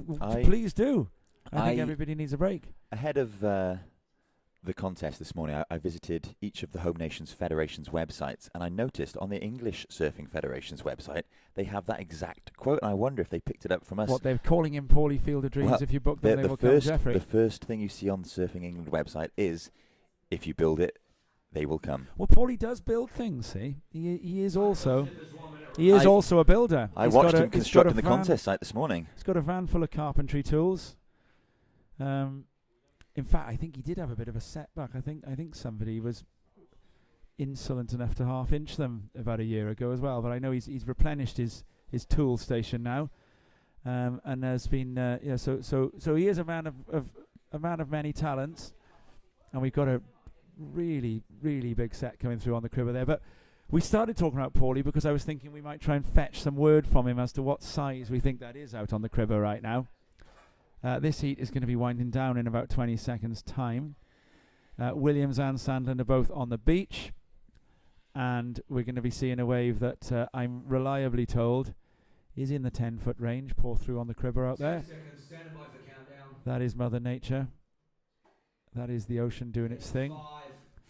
And Sandland and Williams, they congratulate each other. And so we're going to be seeing Annie Hurd, unfortunately, eliminated in that one. So they are receiving congratulations on a good job well done there. These surfers are greatly respectful of each other and each other's abilities. And so we're going to be bringing the next heat in. It's going to be Belle Bettridge, Hannah Sharp, Poppy Owen and Rebecca Lynham after this.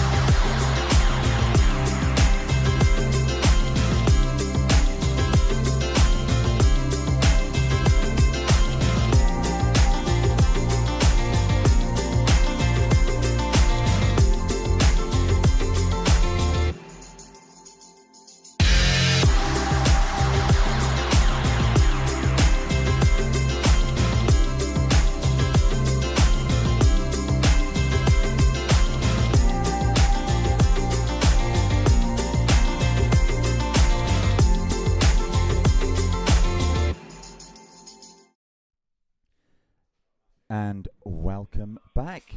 Tom's gone to replenish his coffee mug. Yeah. And again, I welcome back the dulcet tones of Mr. Mark Vaughan. Thank you very much, Rob. A very kind introduction. I'm receiving a lot of compliments Have you ever today. been called dulcet before? I've been called a lot worse than that. I'll take that as a compliment. So But it is intended in that vein. do you know when I left, Rob, I made reference to the fact I felt the swell was starting to ease a little bit. But I don't know if it was from what I saw from the last heat. It did everything but ease. Yeah, well, do you know what we commented? I commented on that. So I was coming back into the booth. I heard you say that the swell's dying as forecast throughout the day, and then we saw in that heat all three surfers actually succumbed to the power of Mother Nature then, and opt to paddle in towards the end of that heat with 4 minutes remaining because it was simply too much to get back outside within that time frame. Yep. Yeah, and that's harsh when you're after a score. It really is, when you just think, I just want a wave or a face or something to do something, especially if you're scoring something or looking to score something obtainable. That's right. But one thing, another false facts Saturday bit of information. I think we're told, or we thought low tide was 2:30. It's actually, in fact, 11:45. That makes more sense. Yes, because I'm looking at the tide where it is now, and Yes. I was like, that's not right. So the times you can see on screen now are not quite correct. They're about 2 hours out. Yeah. So, we can't quite fathom why that is. Misinformation, but still low tide now. Low tide on the push. And maybe, Rob, that's why we saw the swell starting to push back up again, That's because right. you've got the turn of the tide. It is quite a big The tide. big tide. So So it's- all that momentum of that water helping drag that swell in. Yeah, definitely giving a bit of extra push. I'm not sure if you managed to catch it whilst you're on your little break, Mark, but we saw a few waves push through at the Cribber Yes, in the I past did. 20 minutes. In fact, I think I saw a couple of the boys suiting up with a view to having a crack. But Well, we saw 4 people out there earlier Yeah. paddling, and plus the jet ski. They all seem to have headed in. yeah, it's not quite cribbatastic. There's not quite enough swell for it to be, typically you want a higher period. When it really does show its teeth on those high period swells. And allow a nice bit of interlude between sets to get out there, because it's a hell of a paddle unless you've got a bit of jet ski assist. It is. Talking of a paddle, Mark, our competitors in this heat are up against it. Big surf, and in this heat with 21.5 minutes remaining in white, it's Hannah Sharp of Scotland currently sitting in first position, having a 0.33. So just a quick up and down. That won't remain in her top 2 scoring waves come the end of the heat, or at least that's what she'll be hoping. Also joining her in the heat, Belle Bettridge of England surfing in red, Poppy Owen of Wales in yellow, and Rebecca Lynham of the Channel Islands in blue. So plenty of talent. We've got somebody in up this and heat. riding on the inside there, very briefly. So that would have been Rebecca surfing in blue for the Channel Islands, I believe, on the inside. Goofy there. foot. It was a smaller inside wave, but with these challenging paddles, and we keep going on about it, and it must perhaps be a little tiring for our listeners and viewers, but it is a It's hard to- really I think long paddle. It's There's hard to no denying it. It's hard to overemphasize just how tricky it is out there this morning. You've been in there, Mark. There's so much water moving around as we see yet another set approach there and unleash on the Cribber. Yeah. That one with a lot more shape. It seems, if anything, like you say, to have picked up slightly with that turn of the tide. 20 minutes and 30 seconds remaining in this heat, all to play for. Like I said, plenty of surfing talent in this heat, as we see on the inside, surfing in red, Belle Bettridge. Surfing in yellow, that's Poppy Owen of Wales. Yep. Moving across, opting, like you say, for those inside waves. At the end of the last heat, we saw very small scores required, yet that paddle that we keep talking about preventing surfer in white in that previous heat, Annie Hurd, from getting the score required. So perhaps a good tactic, picking off those insiders for Poppy.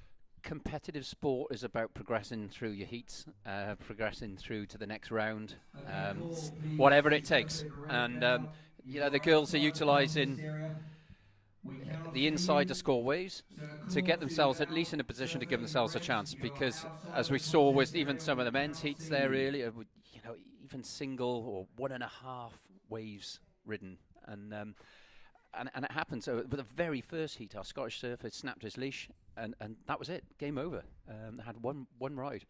So yeah, the girls getting a couple of rides on the inside, not a bad idea. Well, interesting though, I've just heard our beach announcer inform surfer in red, Belle Bettridge, that she is outside of the contest area, so the judges actually don't have a visual on her at the minute. So just advising her to paddle back into the contest zone. Yeah, well, you can't see me here, viewers, but I'm stood up on my tiptoes trying to look over the camera people, and I can see somebody directly out the back in front of us. I believe that's Hannah Sharp in the white vest. Is that furthest out?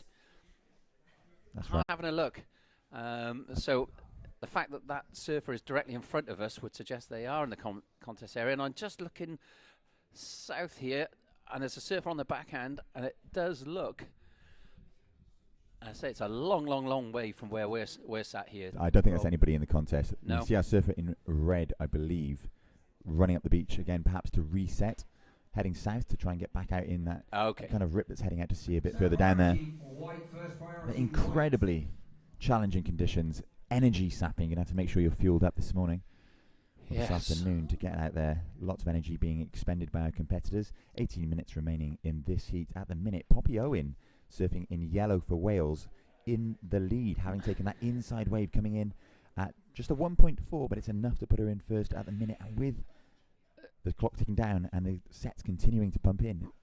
And England surfer Bell on the beach doing a run round. It's a sensible option, I think, picking off those insiders. You know, there's a bit of sort of personal vanity about it, but I have seen events at European and world level where surfers have progressed at, you know, final stages of the event by doing exactly what Poppy Owen is doing. So look, win at any cost. I think some of the greater sports people would probably say. That being said, however, if any of our competitors do make it into the lineup and wait for that so-called perfect wave, then they'd very easily leapfrog that score. So for sure, it's a risky tactic, but one that could pay off. Suspended priority as she is outside of the contest area. Suspended priority. So that seems to suggest that it wasn't Red running up the beach. No. Red is in the lineup somewhere. We can't see her from our position. Of course, Mark, you and I are relying on the screen that everybody can see at home, despite being here. But we've got a lot of infrastructure in front of us, all our camera crew and the PA system for the beach announcer. So we're relying on the screen to see, and we cannot pick off Bell at the minute. Not only that, we're relying on our eyesight. When you're as old Well, as I speak am. for yourself. I'm 2020. Thank you very much. So yes, I can see Red in the lineup now. So she's paddling north to try and get back into the contest area. So the judges have deemed her now to be in the contest area. She's out the back, looking for any score. A 0.4, a 1.01 would see her move into second, and a 1.41 would see her move into first. So very achievable. We know what Bell Betteridge, surfer in red, can do. Absolutely. Very, very accomplished surfer, and I'm sure she will hook into plenty of time remaining. Nothing to panic about yet. But being outside of the contest area is a concern if she can't hear. But she seems to have acknowledged the announcements. And this swell is just, as Tom and I were saying earlier, it's hard not to mind surf some of these waves because there are some absolute beauties unfolding up and down North Fistral's. I'd say sandbars, but I think it's more sandbank, singular. But there are some beauties. And get an enormous set approaching the lineup now. In about 30 to 60 seconds time, we're going to see that unleashing the contest zone. Yeah, so from where we're sat, we're actually facing the cribber, so it's really hard not to have your eyes cast there as we're looking at our, it's like a techno centre here, isn't it? The techno centre. Yeah, it makes an Apple store look shy of equipment. It's our bank of screens where we've got all of our cameras on display and producer Diana selecting the images you're seeing at home. So with 14 minutes and 50 seconds remaining, the situation is surfing in yellow, it's Poppy Owen of Wales in first. Surfing in blue of the Channel Islands, Rebecca Lanham. In third, it's Hannah Sharp of Scotland in white, and in fourth, Bell Betteridge of England in fourth. However, we are awaiting a second scoring wave of yellow, with judges locking in that score now. Poppy will improve her situation. Yeah, I just watched that through the armpit of one of the camera people, and just about made out that final ride. Again, inside ride, but she's doing what needs to be done. Again, just a 0.8. So it's not going to better a first score, but does solidify a position. So on screen now we can see a closely cropped camera angle, and we should see surf in red duck diving under this one, Tom. Wow. Mark, I beg your pardon. Only once I'll allow that. You've done it to me before. I have. So Bell Betteridge out the back, but a huge set. That's the set we saw break on the cribber about 40, 50 seconds ago, and it's hitting the lineup. Now Bell Betteridge managed to scrape through that last one, and she'll be safe now in the deep water out the back. But will she turn and go? Yet to post a wave, yet to post a scoring ride. Bell Betteridge needs only a 1.01 to move into that progressing second position, and a 2.21 now to move into first, because Last of Yellow comes in at a 0.80, a small score, but it's enough to improve her situation. Absolutely. Out in the lead. A very tactically savvy approach from Poppy Owen in yellow. Do you know what? I'm just trying to make out the colours here. Obviously, we've got Bell right at the back here, and so she's in a strong position because although she hasn't got a scoring ride yet, she only needs to take off on a wave face at the back to, overtake the girls that are currently have a couple of scoring rides. I'm also seeing white out the back there, Tom, which is Hannah Sharp from Scotland. I've done it as well. There we are. That was a quick payback. Was that a fraudulent slip, or was it accidentally you're on looking purpose? square in my eyes. Goodness me, it's going to be a long day. Situation is yellow first. Yellow Okay. first. Blue Got some announcements So- going on. Yeah, so interestingly now we can see that Surfer in red, Belle Betteridge has first priority, as we would expect. She's out the back. Second priority goes to Hannah Sharp of Scotland, and our priority judges deeming that Surfer in blue, Rebecca Lynham, and Surfer in yellow, Poppy Owen, are not out the back, so they're not being counted in that priority situation. I tell you what's very apparent, Rob, is that, make sure I get that right, is that Belle Betteridge looks completely at ease with her position. She's just sat out there. There's no sort of, urgency or concern to her body language. She's She looks a in control. surfer and competitor of considerable experience. Mm. She's had a few showings here at the Boardmasters, and we And the saw her QS. take a look in at a left-hander there out the back, opting not to go. So priority situation changes. The priority judge is deeming that a paddle. However, it will impact her it won't impact her at all because she's at the back alone at the minute. So has her pick of any of these waves. Yeah, there's some pretty exhausting paddling going on the inside. Mark, I beg your pardon. I'm doing it on purpose. We see a massive set approaching Belle's position in the lineup, and it's going to force her to duck dive. It could even wash her in slightly. So that calm demeanour that you commented on just a few moments ago might start to leave her as this set winds its way in. It's crashing down there. Belle Betteridge is out the back, but taking a few on the head here with 11 minutes and 15 seconds remaining. Belle Betteridge, Surfer in red, yet to post a score. So, Do you know what, Rob? it's an interesting one. Earlier, here. those setways, they were kind of triangular. They were peaking. They weren't all aligned. What was very clear from that last set was just how straight that wall was, and that, as a result, the lip line, it's fallen top to bottom right across the beach. So those sets earlier, that you were able to find an edge, find a corner, and kind of escape them. But now the There is no wash through escape, is yeah. very, very, very real. And I think that's the tide at play as well. We know the wind's cleaned up that swell somewhat, and as you termed it earlier, the ruler-edged lines winding their way in here at North Fistral. But you're absolutely right, Mark. Those waves just crashing down across the bay there. No escape for Belle Betteridge, but she has gone under, and she is safely out the back now with first priority. I've been walking around the car park just grabbing a coffee and a couple of things to eat, and there's a lot of Groms around, and which is great to see. And there's a lot of people who aren't actually competing, but typically compete, and they've chosen to come down and support their teammates or their friends and Fellow family. countrymen. They're fellow countrymen, which is great. And I've just had a chat with Steve England of Carve Mag, and he's saying just how great it is to see the home nations here all competing. But there's a lot of people, sort of, how big is it, Warnie? How big was it out there, And it's difficult to quantify when you're surfing a heat. But what are we calling it? It's probably double overhead, isn't it, on the There's a lot of swell. It is big. There's some big lumps coming through, but not all of them are breaking top to bottom at the minute. So that you've got helps. to take that into, you've got to factor that into your analysis and how you're sizing it.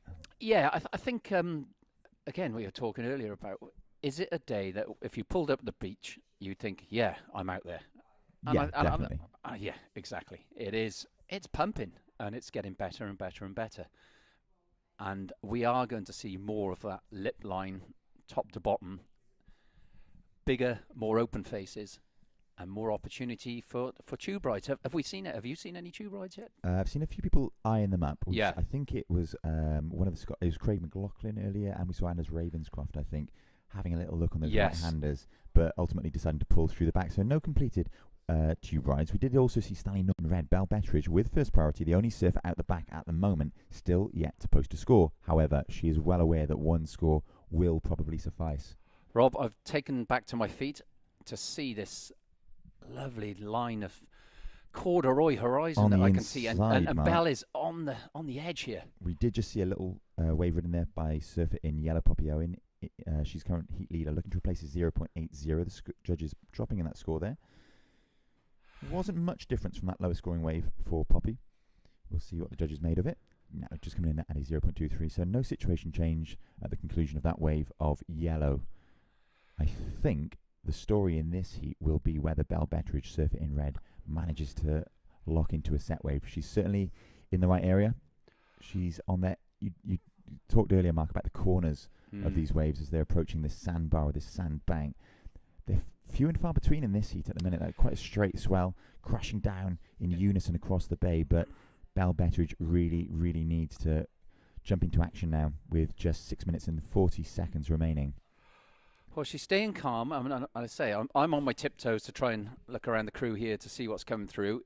I'm sure if you stood up, Rob, with your 6'4" limbs alone, you would be able to see more clearly than I. But there are some corners coming from this set that's approaching, and it just looks now all of a sudden that it's got quite pretty. Yeah, the sun's just come out, isn't it? Yeah, the blue sky, it's corduroy, and I'm just watching some white water break off the Pentire headland there, and it's We're going to see the light. a ride Looks on the beautiful. inside for surfer in yellow. This is Poppy Owen up and riding that wave, not offering much, so that won't factor into her top two. Out the back, however, some beautiful lines wrapping into the bay here at North Fistral. 6 minutes remaining, 6 remaining, no change in the situation. Yellow first, white second, blue third, blue to 8.9. So we have seen a slight situation change.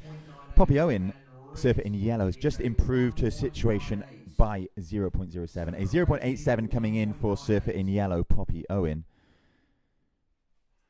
And surfer in red, Belle Betteridge, yet to post a score. She's in fourth, but she is at the back, biding her time, waiting for that perfect opportunity to present itself to her. With 5 minutes and 15 seconds remaining, it's yellow first, white second, blue third, and red fourth. Do you know what would be really, really harsh here on Belle is that, I say, because some of these sets are fairly booming now, because the wave shapes have taken a different context.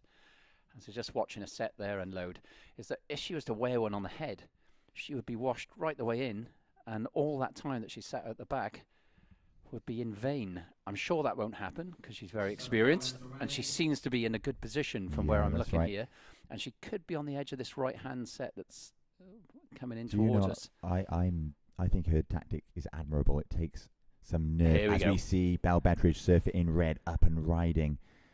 There we are. Sizable right-hander, big change of direction there. That will be surely enough to slingshot her into second or first position. She's looking for a 2.15 to move into second and a 2.28 to move into first. That the biggest wave of the heat ridden so far, and a big manoeuvre on it. Surely the judges will reward that. Yeah, and it's almost a sense of relief from us in the commentary booth, because you're looking at that thinking, well, this girl has clearly put herself in the best possible position to progress through this heat, and it just wasn't happening for her. That's right. She's finally made that happen. We see the scores drop in as well, Mark. It comes in at a 3.67, so that single wave has slingshotted her into first position, as we anticipated it would. With just 3 minutes and 50 seconds on the clock, will she have time enough to paddle back into the lineup? That remains to be seen. Meanwhile, it's our surfers in yellow, white and blue, Poppy, Hannah and Rebecca, with it all to play for, fighting for that second position. And this is really going to come down, because I think Belle's done enough here, because we know that the girls in yellow, white and blue they're struggling to manage the conditions a little bit to get out the back, so they're surfing midway out. So it's really going to come down to what they can latch onto on this inside bank. It's worth noting as well, Mark, that our competitors in this heat, there's some very young competitors, and they are punching in these conditions. Some of these girls are under 16 years of age. These conditions are intimidating to the adult surfers. I know you came in, you were shaking like a leaf, Mark, after your surf. A huge kudos to our competitors for going out here, but this is what they do. They're excellent surfers. They're used to challenging conditions, and they've adapted their heat strategy to cope with these conditions. So very interesting well heat said. strategies underway, varying heat strategies as well, as we saw Belle waiting, biding her time at the back, waiting for those bigger set waves.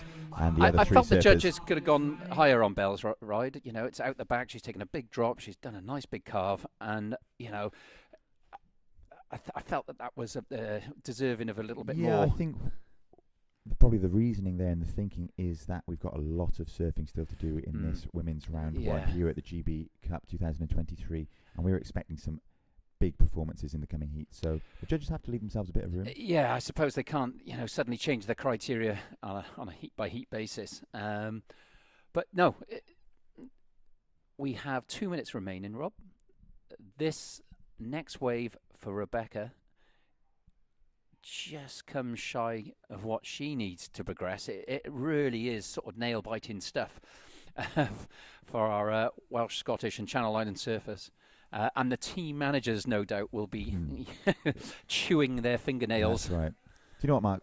Having wandered around the scene during my little break earlier, it's fantastic seeing how many young surfers there are representing their nations at senior level. Yeah. The future of British surfing is very, very bright indeed.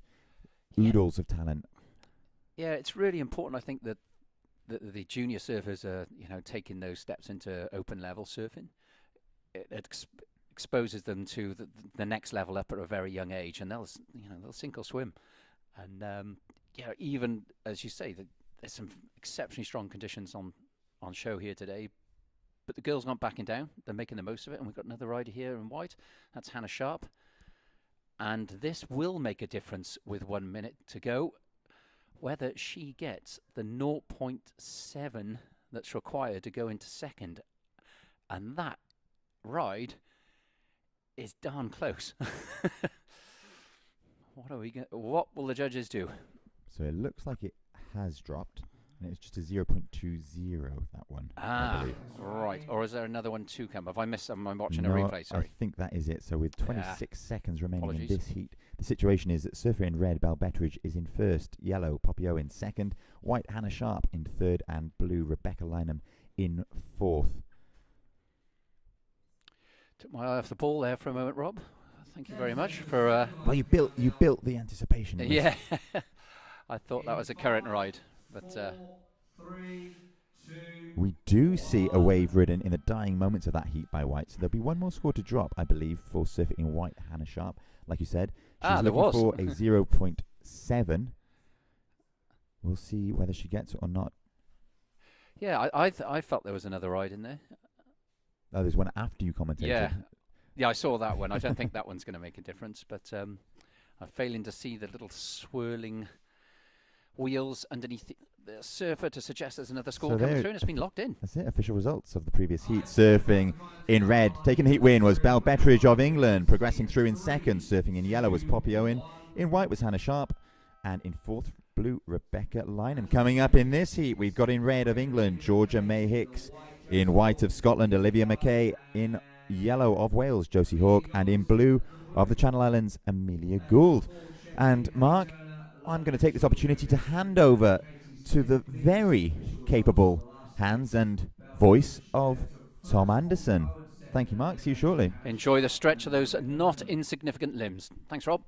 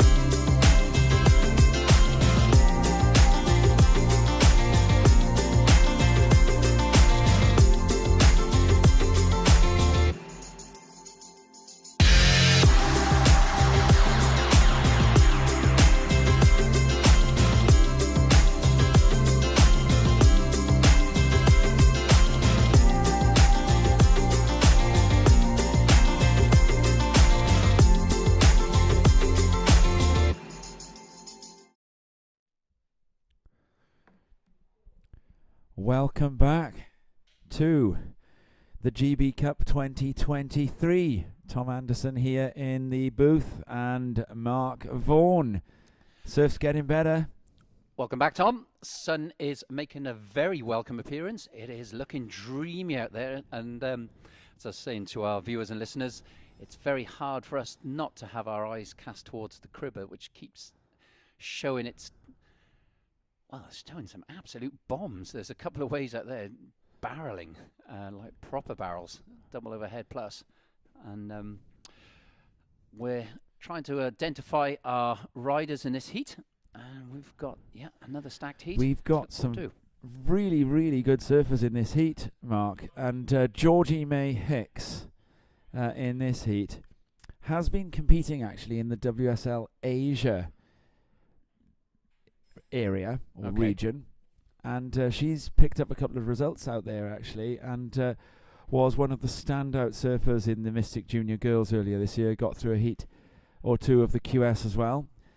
Very talented natural goofy footer, and very good in big challenging waves. And then we've got Josie Hawk here, who is you've got the database. She's the only surfer to have done the under 14s, under 16s and under 18s of the Welsh Nationals. And I've been seeing this summer she's done a lot of surfing, been to the wave a lot as well, hasn't she? And really surfing well at the moment from Pembrokeshire. Tom, she's only just turned 13.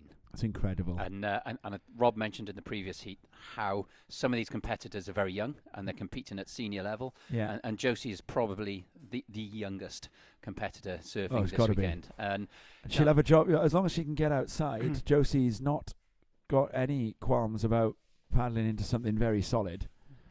Absolutely. So who else we got in this heat, Tom? We have another Gould. Yeah, we have Amelia Gould of the Channel Islands, who I believe is also Piers Gould's offspring. And we've got Olivia Mackay from Scotland, who also surfs really well. Oh, there's a wave going through at the Cribber I can see to the right there. We've got rainbow-coloured water lifting off it in the sunlight. That is, I'm sure there's a lot of photographers at this beach today. I'm sure one of them will capture that image, which is, one of nature's most beautiful things. Waves crashing in the distance, the offshore spray catching the sunlight and producing a nice rainbow effect above it. It's a very strong offshore spray. You can see it lifting off the corners of some of these waves, and it does mean that going onto a right-hander, you're going into the wind. You're essentially surfing against a headwind.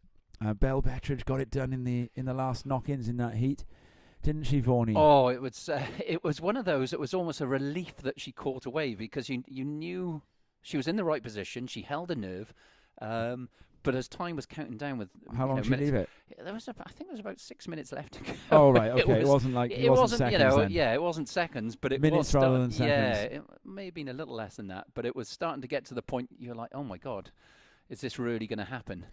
I think that looks to me like it's Josie Hawk. Or is it? Yeah, it's that time of day when the glare, you can't quite tell if you're looking at yellow or if you're looking at white. It's yellow, so Josie Hawk, director Diana confirms that for me there. Josie Hawk in the yellow, stuck inside.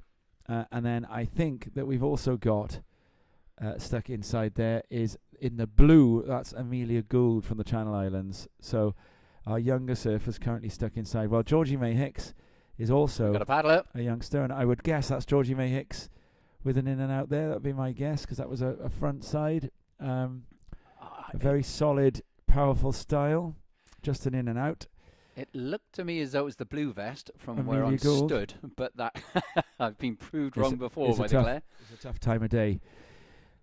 We're also dealing with a straight elimination situation in this competition. Now, one of my favourite topics to put my co-commentators on the spot over is etymology. Do you know what etymology is, Mark Vaughan? Why do I feel as though I'm going to get a lesson? It's an ironic question, this is now, because etymology is the study of words and where they come from. And the word repechage. What does it mean, Vaughnie? Tell us what a repechage is, and then I shall regale you with its etymological origins. Well, that's very kind of you to bring up that subject, Tom. Are you suggesting that I've participated in enough to know what, as each round progresses, the top two surfers go through, back in, and the third and fourth drop down to the repechage? So, as we've seen, I mentioned earlier, ISA World, great ways on show. Now, but if you progress today, then you will be very pleased. They had a repechage in Thurso as well, didn't they? 2 years ago. Yeah.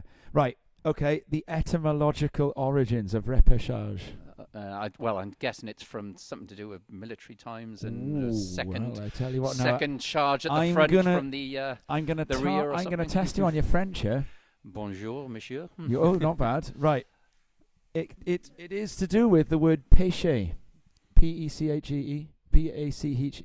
P. I was going to say, isn't that pesh, which is P-E- fish? It is. That's exactly what it Oh, is. There we go. It's the word pêche. So pêcher, to fish. So a repêchage is a refishage. So what happens is you are put it back into another pool and you can be refished out of it and hooked and fished back into the main pool. Every day's a school That's day. where it comes from. Repêchage. So if you're ever wondering how to spell it, just remember you've got to have the word pêche in the middle. Brilliant. Well, thank you for that education, Tom. And that's why I enjoy commentating alongside you, because you do have quite a grasp of the English language. Lexicography. Yes, and the French I made that language word now, up. it appears. Oh, So, oui. but look, let's get down to business here. We are now 15 minutes in. So, 15 minutes remaining, 10 minutes in. Yet to see anybody register a ride in this heat. So, interestingly, the girls have taken a different approach to this. They're not doing restarts, I take it. Well, I suppose the thing is, for a restart, the head judge has to deem that nothing had come through of scoring potential. yeah, and there's It has. definitely there. But we've got, I can see two surfers at the back there. I'd say we do have a couple of free surfers infiltrating the competitive lineup, or just on the edges. The surfer who is in the lineup and nicely placed is Georgie May Hicks, so she's just looking to choose the right one. At what point in a heat like this does it become a sensible idea to spin round, stand up on a bit of whitewater and hope for a reform, Vorney? Well, I think if you've been paddling, you've had 10 minutes to paddle out, you're now 10 minutes into the heat, you've had 20 minutes of non-stop paddling, now would be a sensible time to just get something under the belt. Maybe come back in, run back at the beach, because we know the further south you go, the kinder the rip is running back out. Here goes especially Hicks. when you've got two girls at the back here, and she's having a look. So yeah, Hicks competes in WSL Asia. There is another British surfer who competes in WSL Asia as well. Yep. And that's Sky Brown. Yes, and the last Asian event on the WQS series on this right year, now. I believe, was Nias. It's underway. No, there's one underway at the moment. There's one further. Does that count? That's not counting as this year, though, is it? I say think this no, year. because I think the European and Asian regional QSs run through till Easter. So Sky Brown has a QS Asia ranking. So I get mixed up with the Challenger. Sorry. Yeah, excuse me. it's something to factor in, because of course selection criteria. If you win this event, you go to the Worlds. It's that simple. And then apart from that, we've got Alice Barton and Lucy Campbell who have a European ranking, and then we've got a got rider. No, Oh, it's a free surfer, I think.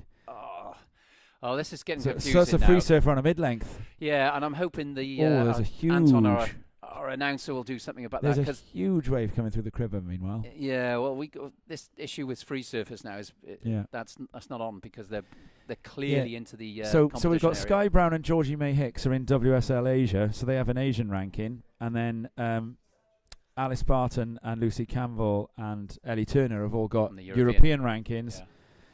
So Well, Alice finished top of the ladies out of all of those Yes. QS regional series. yeah, because there isn't going to be another European regional QS, but there is one Asian event left to finish, and so all eyes are on how Sky Brown places in that. Really, I thought they were done, but obviously I'll need to study my calendar again. I know Sky was sitting in 12th or 13th, I believe, on the Asian on the Asian tour, whereas Alice, done and dusted, 11th. one place out of the top 10 and a Yeah. But maybe with injuries, she might get that wild card call up. We saw that with Patrick Dark, Yes. who got a call up. And as you You're say, talking about for the Challenger Series for now, the right? Challenger Yeah. Series, the next level up, if you like, shy of then ultimate CT qualification. Yeah. But here we go. We've had one ride from Josie Hawk on the inside, who's obviously decided enough was enough. Yeah, it's quite a tough score, that 0.67 for Josie Hawk, because she got a paddler. got going a little bit on it. Georgie May Hicks, meanwhile, you can see Phil in the middle of your picture, I think just this- looking to pick the right wave. I think what this demonstrates, once again, Tom, is just how tricky a lineup it is to read and to position yourself, because these waves are not breaking consistently in the same place. They're not all peeling perfectly.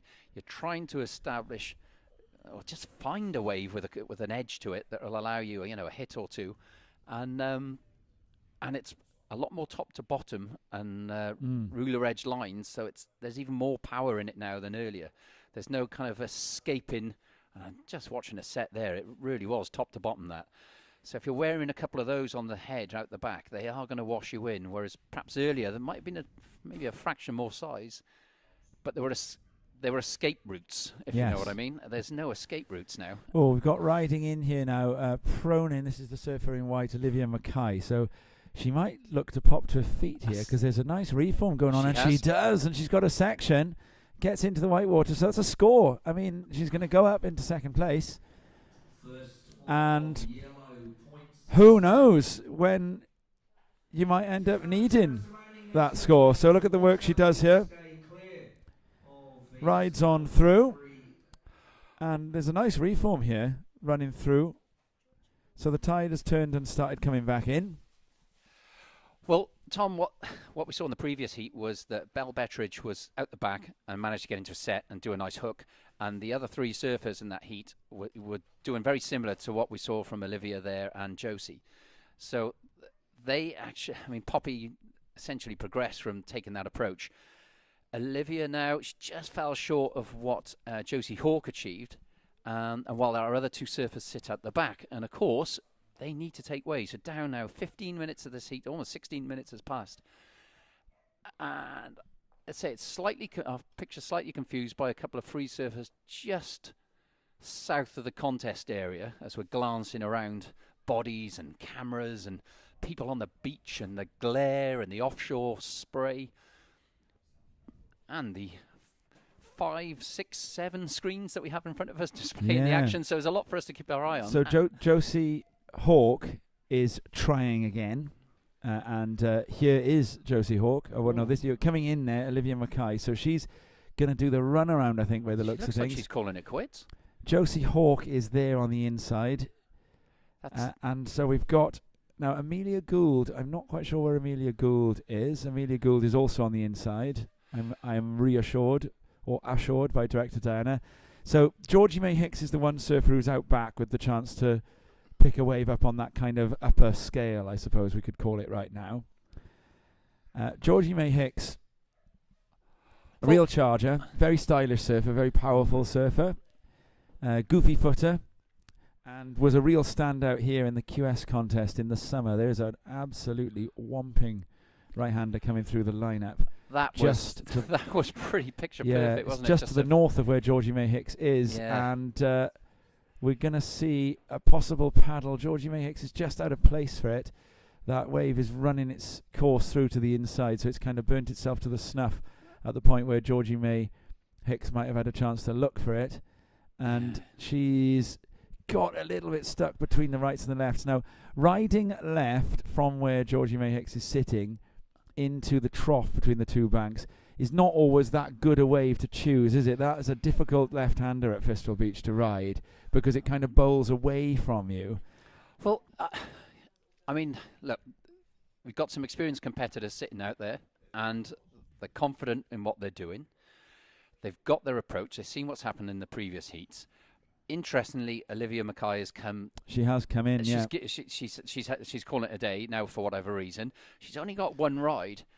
Yeah, it wouldn't take an awful second one on the inside. It that looks might as though see her someone's progress. told her. Yeah, get I back think she's out there. being told get back out there by the Yeah. coaches. Let's see.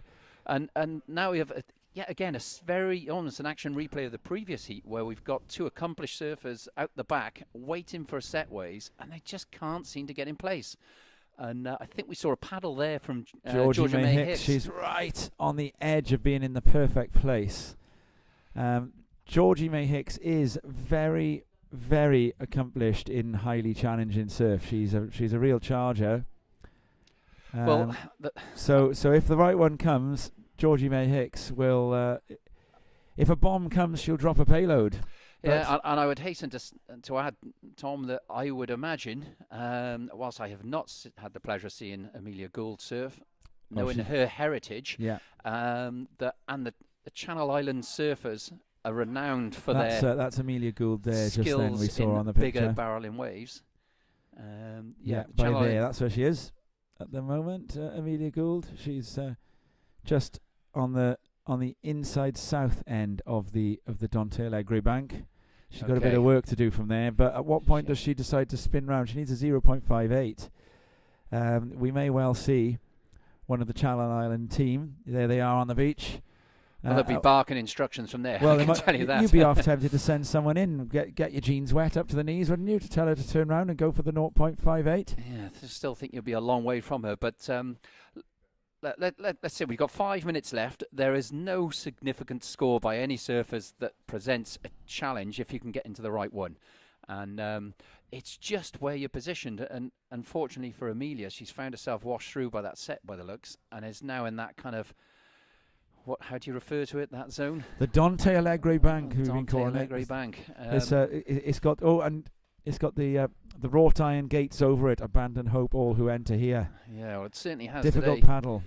I And mean, look, I've seen this bank see off guys in the top 10 of the WQS European regionals, or well, no, they don't call it W anymore, do they? I've seen it take, put paid to the chances of top 10 European QS surfers. So I think there should be no shame whatsoever in this bank giving you a hard time in one of these heats. It is also, our tide has moved and has started to come back in. So yeah, the surge in tide plays a part, We can because see that it. wasn't happening earlier on in the men's heat. So you've definitely got a surge in tide. tides there, you see, actually, it is actually still going to go out a little bit more, because you can see Georgie May Hicks is up and right in here. And you can see the tides are on the screen, by the way. And Georgie May Hicks, here she goes. There's that classic style of hers. Get a nice frontside carve. She's going to be looking for a reform here. It's a big paddle after this, so she might as well ride this wave all the way through. She's going to find a reform, come through to the inside, and get something done on the inside as well. So this is going to be a pretty decent score. And in the end, I think the leg burn takes over. Have a look at this one then, Vaughnie. What do you reckon? Well, I think that's what's classed as a heat winner, and she was once again English surfers leaving it very late to make a dent, but just a single dent is all that's required, I think, to progress through this one, and the scores are already in. There we go. Solid score, 4.83, and she's heading in. Now, does she do a Chris Davidson and just get out, save her energy, or does she turn around and go back out? Yeah, she's coming in. She knows there's not enough time to get out the back. There's 3 minutes remaining. Yeah. I mean, maybe if she wanted to be secure, just paddle out and just stand up in the white water just to add an extra 0.5. Yeah, well, it would, yeah. But here we go. We got. She might get told to do that now. We'll see. She's going to come over and receive a little bit of instruction, I think. So just a little reminder here, Vaughnie. We can see that these are the tide times. So it is low in about another hour's time, and then high tide tonight is 5 to 8. A 5.3 meter tide tonight, a 5.2 meter Now, tide this morning. are they the updated tide times? Because when we looked at them earlier, they were wrong. They were out by about 2 hours. So, but You're right, actually. They're yeah, they are. It's 11, so you've got to take 3 off that. there we So are. no, the tide has been coming in actually for an hour and a half. Now, did we see another ride from Surfer in White, Olivia Mackay there? Because I'm thinking we did. So I can't see the judges. I'm waiting for the swirling. Yeah, there wheel. is a score for Olivia Mackay. It's a 0.57. So No, I think was there another one to come? oh right. Saw some action yeah, there. I don't think it looks like the judges are adding another score for No. her. So at the moment we've got 90 seconds left, and Mackay needs a 0.97, and Gould needs a 1.55. So the important surfers to be looking at here now are going to be the surfers in white and the surfers in blue, and whether they can pick up a wave. And then the surfer in yellow, Josie Hawke, Or whether who she I can think is better a situation. well, yeah, there she is. She's on our screen right now. She's ridden 2 waves. So in terms of the debate about whether to spin around and try and get going on a reform, not really any point if you can't top 0.67. Oh, Georgia wow. May Hicks is going to paddle back out, I suppose, just as much to prove a point as anything else. Well, And as I said, just get a 0.5. You never know. I mean, Amelia Gould. who knows? If, Yeah. if she spins on one, gets a 6, all of a sudden, then where you progress through to the next round makes a difference as well. Absolutely, yeah. Well, first and second, you're exactly right. Yeah, Yeah, you it'll wanna make your influence the draw passage. you get. So make your passage as easy as possible through the event. So, yeah, once again, it looks like the Welsh Wales and ladies- England. Yeah. Almost every heat today has been Wales and England progressing. So just one surfer let that down, didn't he? there was one surfer. And we had Georgie May Hicks doing exactly what you advised just then, Mark. She's going to get another half a point onto her heat total. So this one's going to be counted out. I don't think there's going to be another inside reform ride for any of the other surfers. In fact, tell a lie. I think that Josie Hawke is going to go, but will not be up in time. That one won't count.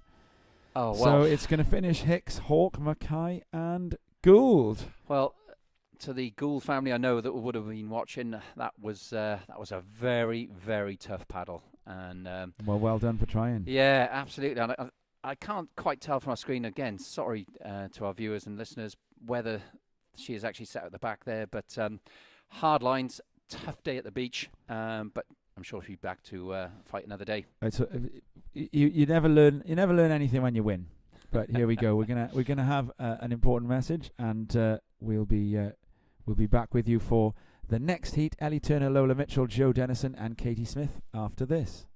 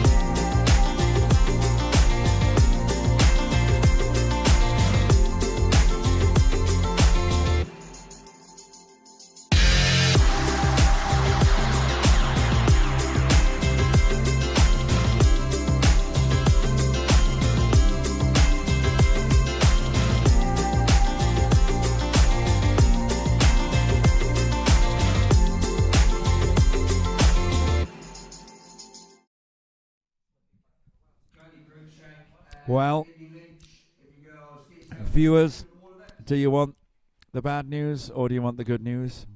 Well, the bad news is Mark Vaughan's gone on a break, but the good news is Robert Webster Blythe is now sat next to me. Hello, Tom. How are you doing, Robbo? Well, thank you. I just had a delicious wrap for lunch. Did you? I'm fed and watered, and I'm ready and raring to go as we begin this heat. 24 minutes and 10 seconds remaining. In red of England, it's Ali Turner. In white of Scotland, Lola Mitchell. In blue of Wales, Joe Dennison. And in blue of the Channel Islands, Katie Smith. No waves ridden thus far, but plenty of time and plenty of surf to come in this heat. Ellie Turner is one of the GB Surfing Progression Squad surfers. So these are surfers who've been identified as potential surfers for the 2028 and 2032 Olympics. GB Surfing is funded by UK Sport through something known as progression funding, which means that UK Sport at this stage are just looking to grow the chances of future surfers. So the time where they start demanding results is still a little bit off, and so Ellie Turner in the water now is one of the surfers, one of 5 surfers identified as members of the progression squad. Stanley Norman and Patrick Langdon-Dark, who we've seen earlier, also in that squad. Lucas Skinner, currently injured, and Alice Barton make up the rest of the progression squad. And these guys are surfers who've been identified as potential Olympians of 28 or 32, as in 2028 and 2032, Los Angeles, and then Brisbane, the location for the next 2 Olympiad, both of which it has been confirmed that surfing will be a part of. And Ellie.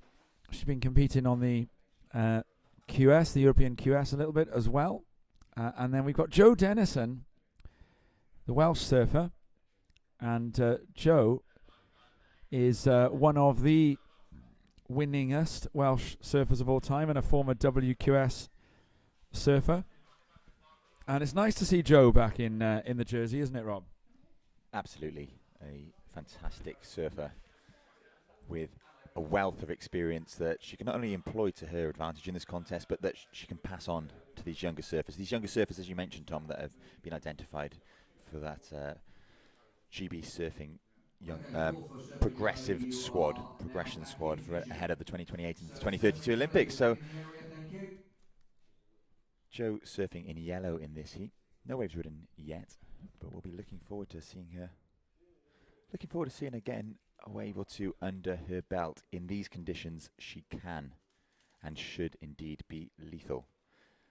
There we see a quick up and down for our surfer in white, Lola Mitchell of Scotland. So that will put Lola into first position, but it'll be a very small score. A score that Lola will certainly look to replace come the end of this heat.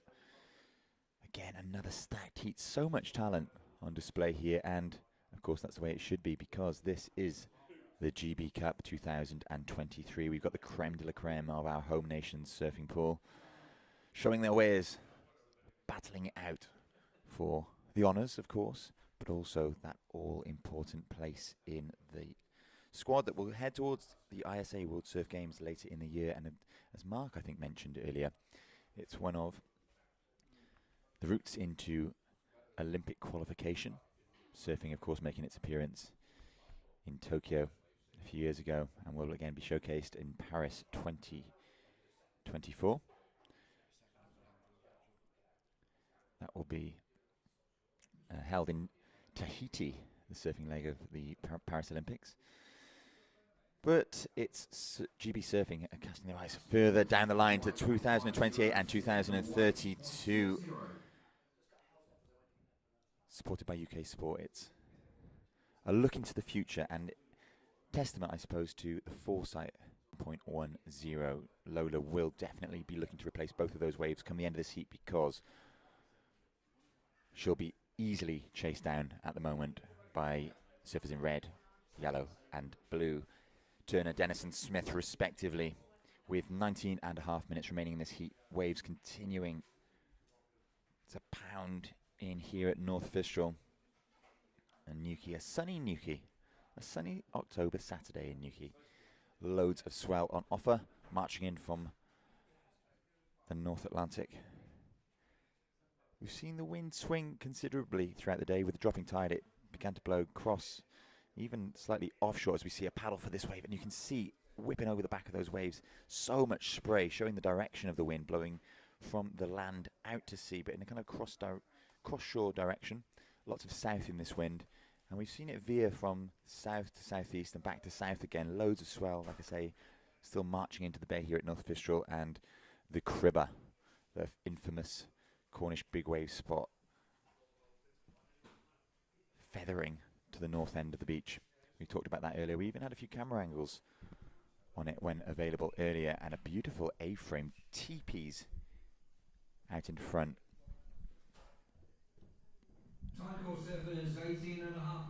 We see here now the surfer in yellow is going to have a little paddle there. They're going to get hung up. So Turner and Dennison, both of them, probably will, I would imagine, have priority taken away from them for that. No, I don't think they will. So there's no 4 or 3 written next to those surfers' names. So meaning they haven't really been, at this stage, they keep priority as a bit of a free-for-all. The dulcet tones of Anton Paul there, telling the free surfers to sort it out. And up and riding on the backside here is Ellie Turner. And she's going to come hard off the bottom here. Puts a bit of spray up on that one. Looking for an inside reform. Can she get round this section? Not to the extent that she gets a manoeuvre done, but a careful jump off there makes an anchor of herself. She wants to sink as hard as possible so that she doesn't end up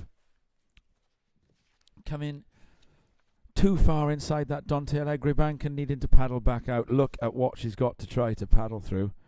as a reward for riding that wave. So Ellie Turner starting off there with, I reckon that'll be a pretty solid opening score for Ellie Turner. It'll be somewhere around half marks, I'd wager.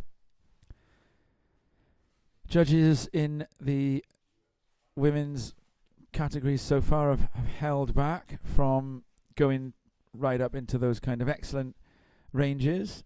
But we've got now Lola Mitchell with the 2 scores under her belt. So Dennison sitting out back still. And Katie Smith. And Katie Smith is on the inside doing a bit of paddling. And she's a little bit to the south end of the competition area. Ellie Turner having tried to see if she can find a sideways route out through the Dontail Eggery Bank. She's finding herself right underneath that wrought iron gate right now. Abandon hope, all who enter here, is the inscription read in that wrought iron. And she's holding on. Sometimes you just got to tread water. I think when the tide is coming in, that bank becomes particularly difficult to get through because the water is pouring backwards off it into a trough. And we get a really nice image there of the extent to which there is swell coming through out back. Plenty of scoring potential. Getting out there and picking them off is the key. And I can see there is one free surfer who I think is going to end up with another chastising or chastening from Anton Paul if they're not careful. And Joe Dennison is going to be able to pick one off. So we said it would come in around about half marks, and it comes in at a 5.83. So it's a solid enough start for Ellie Turner. And Ellie Turner still struggling against that bank. So this event, the GB Surfing, the GB Cup, GB Surfing's B-Surf Committee have agreed it is a very slight renaming / rebranding. This is an event which has historically been known as the British Cup. British Cup was always an event that was used to select surfers who would go to the ISA Worlds as Britain. There were then a few years after Wales and Scotland and the Channel Islands were recognised by the ISA, in which there was no need of a British Cup because the Welsh, the English, the Channel Islanders, they would send their own surfers to the ISA Games as separate teams. Olympic inclusion for surfing has brought all areas recognised as regionals back underneath their home nation. So not just in Britain, where Wales, England, etc., have now got to become British and qualify through their British route. The same would now apply. Hawaii would no longer have a team at the ISA Worlds. It would be a USA. The Basque country of Spain, País Vasco in Spanish, or Euskadi in Basque, has now, those surfers would now be part of the Spanish team. Reunion surfers or Tahitians would now be part of the French team. And so this has brought the British Cup back as a very important fixture on the British surfing calendar. And it was decided by the B-Surf Committee of GB Surf that from 2023 onwards, GB Surfing would acquire the major hosting rights of the British Cup and then rename it the GB Cup. It was also where a couple of there's been a lot of work put in to the judging. They're going to be using judging replays, which normally are only used at the WSL level or the European Surfing Federation or for the ISA level. So the judges, they've actually got access to their own replays.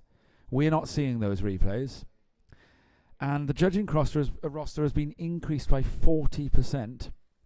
So this creates opportunities for more judges to gain national level experience and to practice and shadow and learn. It improves their chances of being included in European and ISA judging panels. So producing more judges is good for British surfing. Look at that set coming through there. Really solid. And judging does have a direct impact on performance, because good surfing and good competition surfing is all about that feedback loop, where, you know, and you saw us earlier in the day in that feedback loop. You know, we watch a ride, we see what the judges give, we watch a different ride, we see what the judges give for that. We reflect on what it looks like the judges are therefore offering marks and points for. So far, the judges have been pretty into anything that looks like a big, brave, adventurous closeout maneuver. Aside to that, judging criteria tends to be the most radical, critical maneuvers executed with control in the most difficult sections of the wave. Speed, power and flow, variety and degree of difficulty. Best 2 waves. So surfers score out of 20, and you can see on your scoreboard the best 2 scores, the total, and then you can see what the surfers would need in one of those scores to be able to progress. And so getting one good wave is only really half the job. Well, I suppose it's a little bit more than half the job, because often in these sorts of conditions, if you get one real solid score, then you can put yourself in a pretty difficult, you can be difficult to pass. So the progression squad is coached by Luke Dillon. So Luke Dillon, one of our top open men's surfers. Luke has announced that he's retiring at the end of this year from competitive surfing, and he's going to be putting on a specialised training program for the progression squad. 2 camps in Portugal, November and December, and they're going to be going on a camp in Australia in January 2024. So Australia, and here we go, riding in the white here, Lola Mitchell. So she's been very clever in this heat and just slowly building house, Lola Mitchell, and she's going to probably, I would say, Rob, top the 1.1 there. What do you think to this wave? Let's take a look at it, Tom. So Lola Mitchell, again, employing a bit of tactical nous here. She's taking off on waves on the inside and looking to build house, as you termed it earlier. So Lola Mitchell finding a wave to provide her with a bit of energy as she bounces her way through the inside, looking to replace that 0.6, and she does. It comes in at a 1.0. So Lola Mitchell improving her situation in second, increasing the requirement for surfers in blue and yellow, Smith and Dennison, respectively. Now, Tom, you're just talking us through some of the things on offer for the surfers within the GB squad and the progression squad. It's an exciting time to be a competitive surfer in Britain, I would say. Very much so. We're seeing an increase in opportunity, I would say, to support, but also an increase in the professionalism of the sport in the UK. Great training opportunities for our surfers as we see a paddle on the inside from surfer in blue, Katie Smith. Opting not to go on that one. Meanwhile, out the back, monstrous waves continue to roll in here at North Fistral. Yes, like I was saying, an exciting time to be a competitive surfer in the UK. That upsurge in the professionalism of the sport, so exciting. Lots of training camps and... There's a bomb coming Joe Dennison's way here, Rob. A clear She's not pathway quite in place for it. Advancing their skills. Yes, Tom, that's right. And massive set winding its way into the bay. No shortage of ocean energy on offer today. There's Lucy Campbell coming up in the next heat. And Lucy, either 17th or 18th on the European QS at the moment. Really solid result in Pantene. A beach break not entirely dissimilar to this one here, Fistral Beach. And Lucy also has definitely got her Chargers credentials well and truly proven. Oh, there's a nice looking reform here for Lola Mitchell. And she's into it, but just doesn't manage to get out onto the open face. That's a dreamy looking right-hander running through the inside there. Lucy had a heat here in Giant Surf in the summer. And in fact, and it was a rerun heat, wasn't it?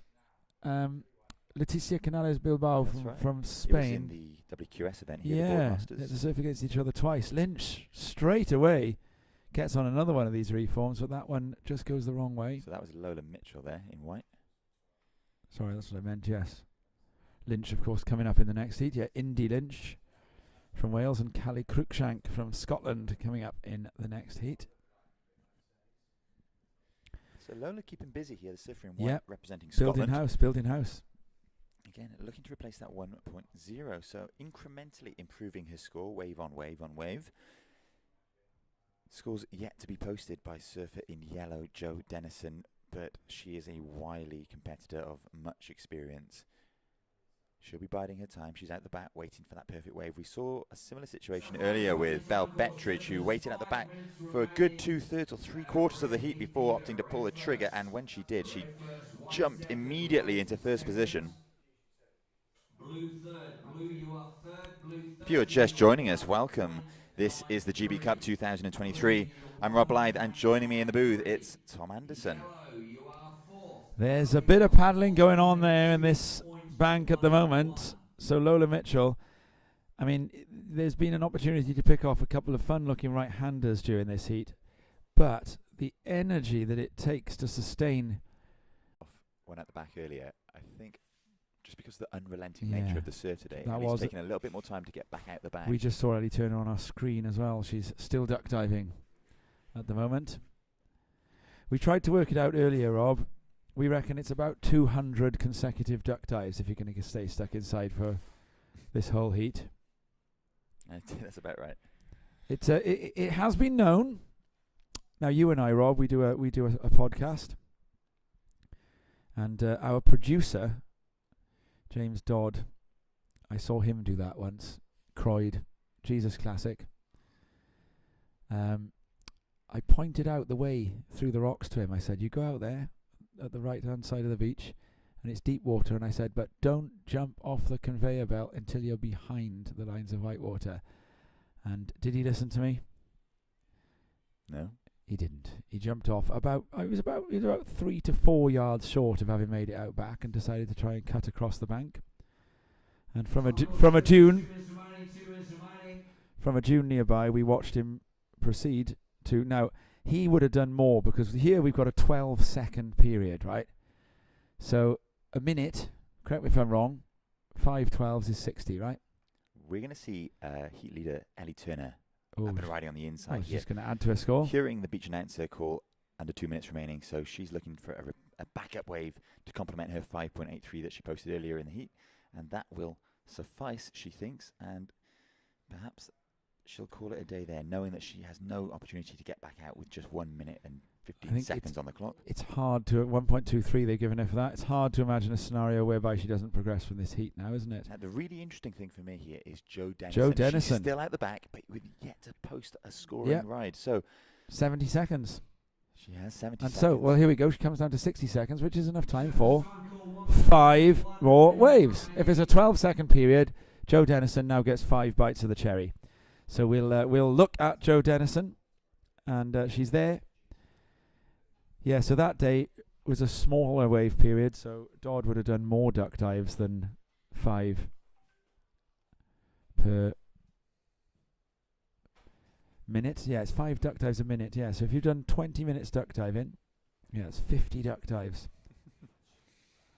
But Vorney worked out that he thought someone had done something like 37 minutes earlier. And now Jo, she might have a paddle at this, and she's got to. And she's not going to get it. Now she's gonna have one more go, I'd guess. So she's going to aim towards the beach.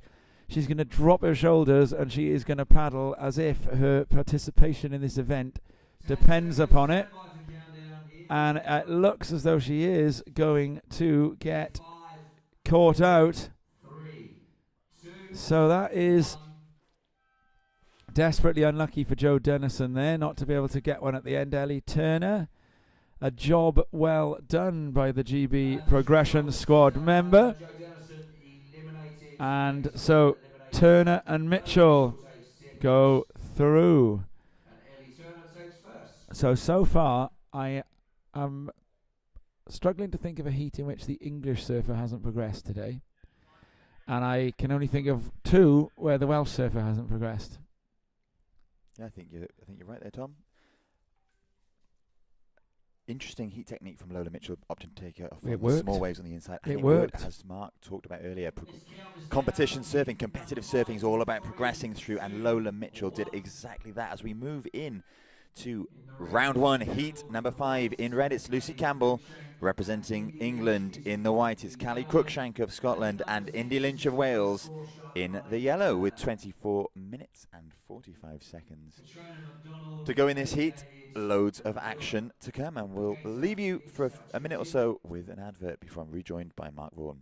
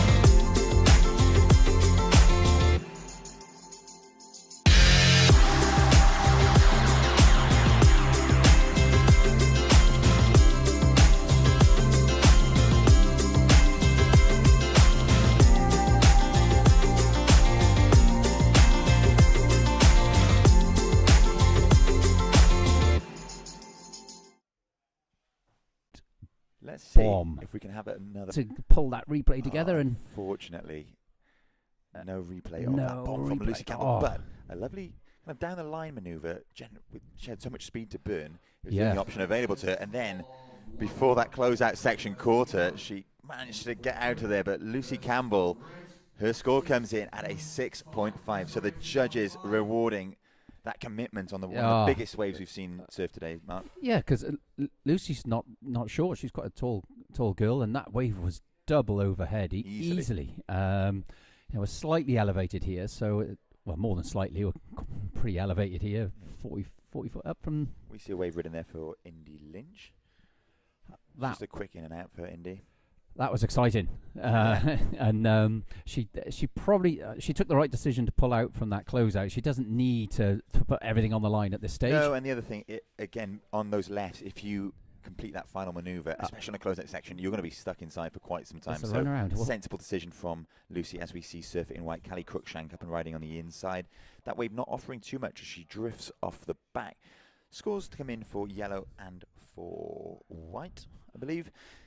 But It's all happening here, isn't it? It is all It's a happening, but the flurry of story activity. the past 2 minutes is that beautiful wave surfed by Lucy Campbell in red, representing England, a 6.67. And yeah, there was, and our Scottish and Welsh surfers are clearly heeding the advice of their coaches, and you know what they've Well, observed. we saw in the previous heat Lola Mitchell of Scotland progress through, Exactly. having picked off the inside waves. So sticking with that tactic that we talked about earlier, Yep. and it paying off for her. Indeed, and you know, I'm pretty sure that if this swell eases a tad, as it was forecast to, it's only going to drop by 2 feet today.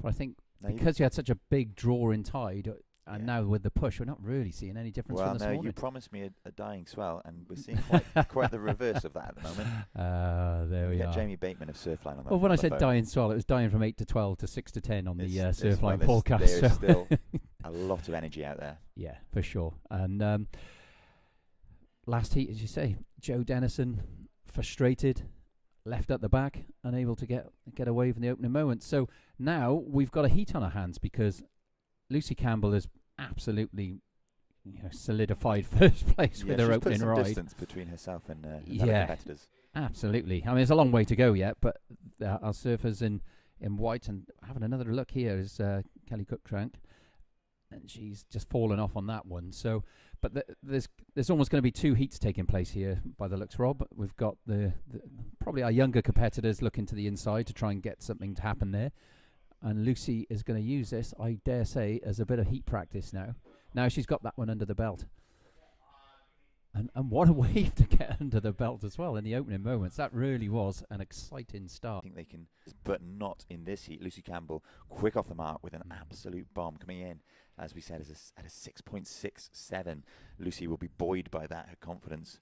Yeah, and you know, I'm saying I haven't sat in this chair, and now I have. You've literally I thought I had a poor view, but you've got a pillar in front of you, Yes. two camera So, people, screen. As you we see up can't and see right anything. now, this is Surfer in white, Callie Cruikshank, currently in third, looking for a 0.97 to move into second.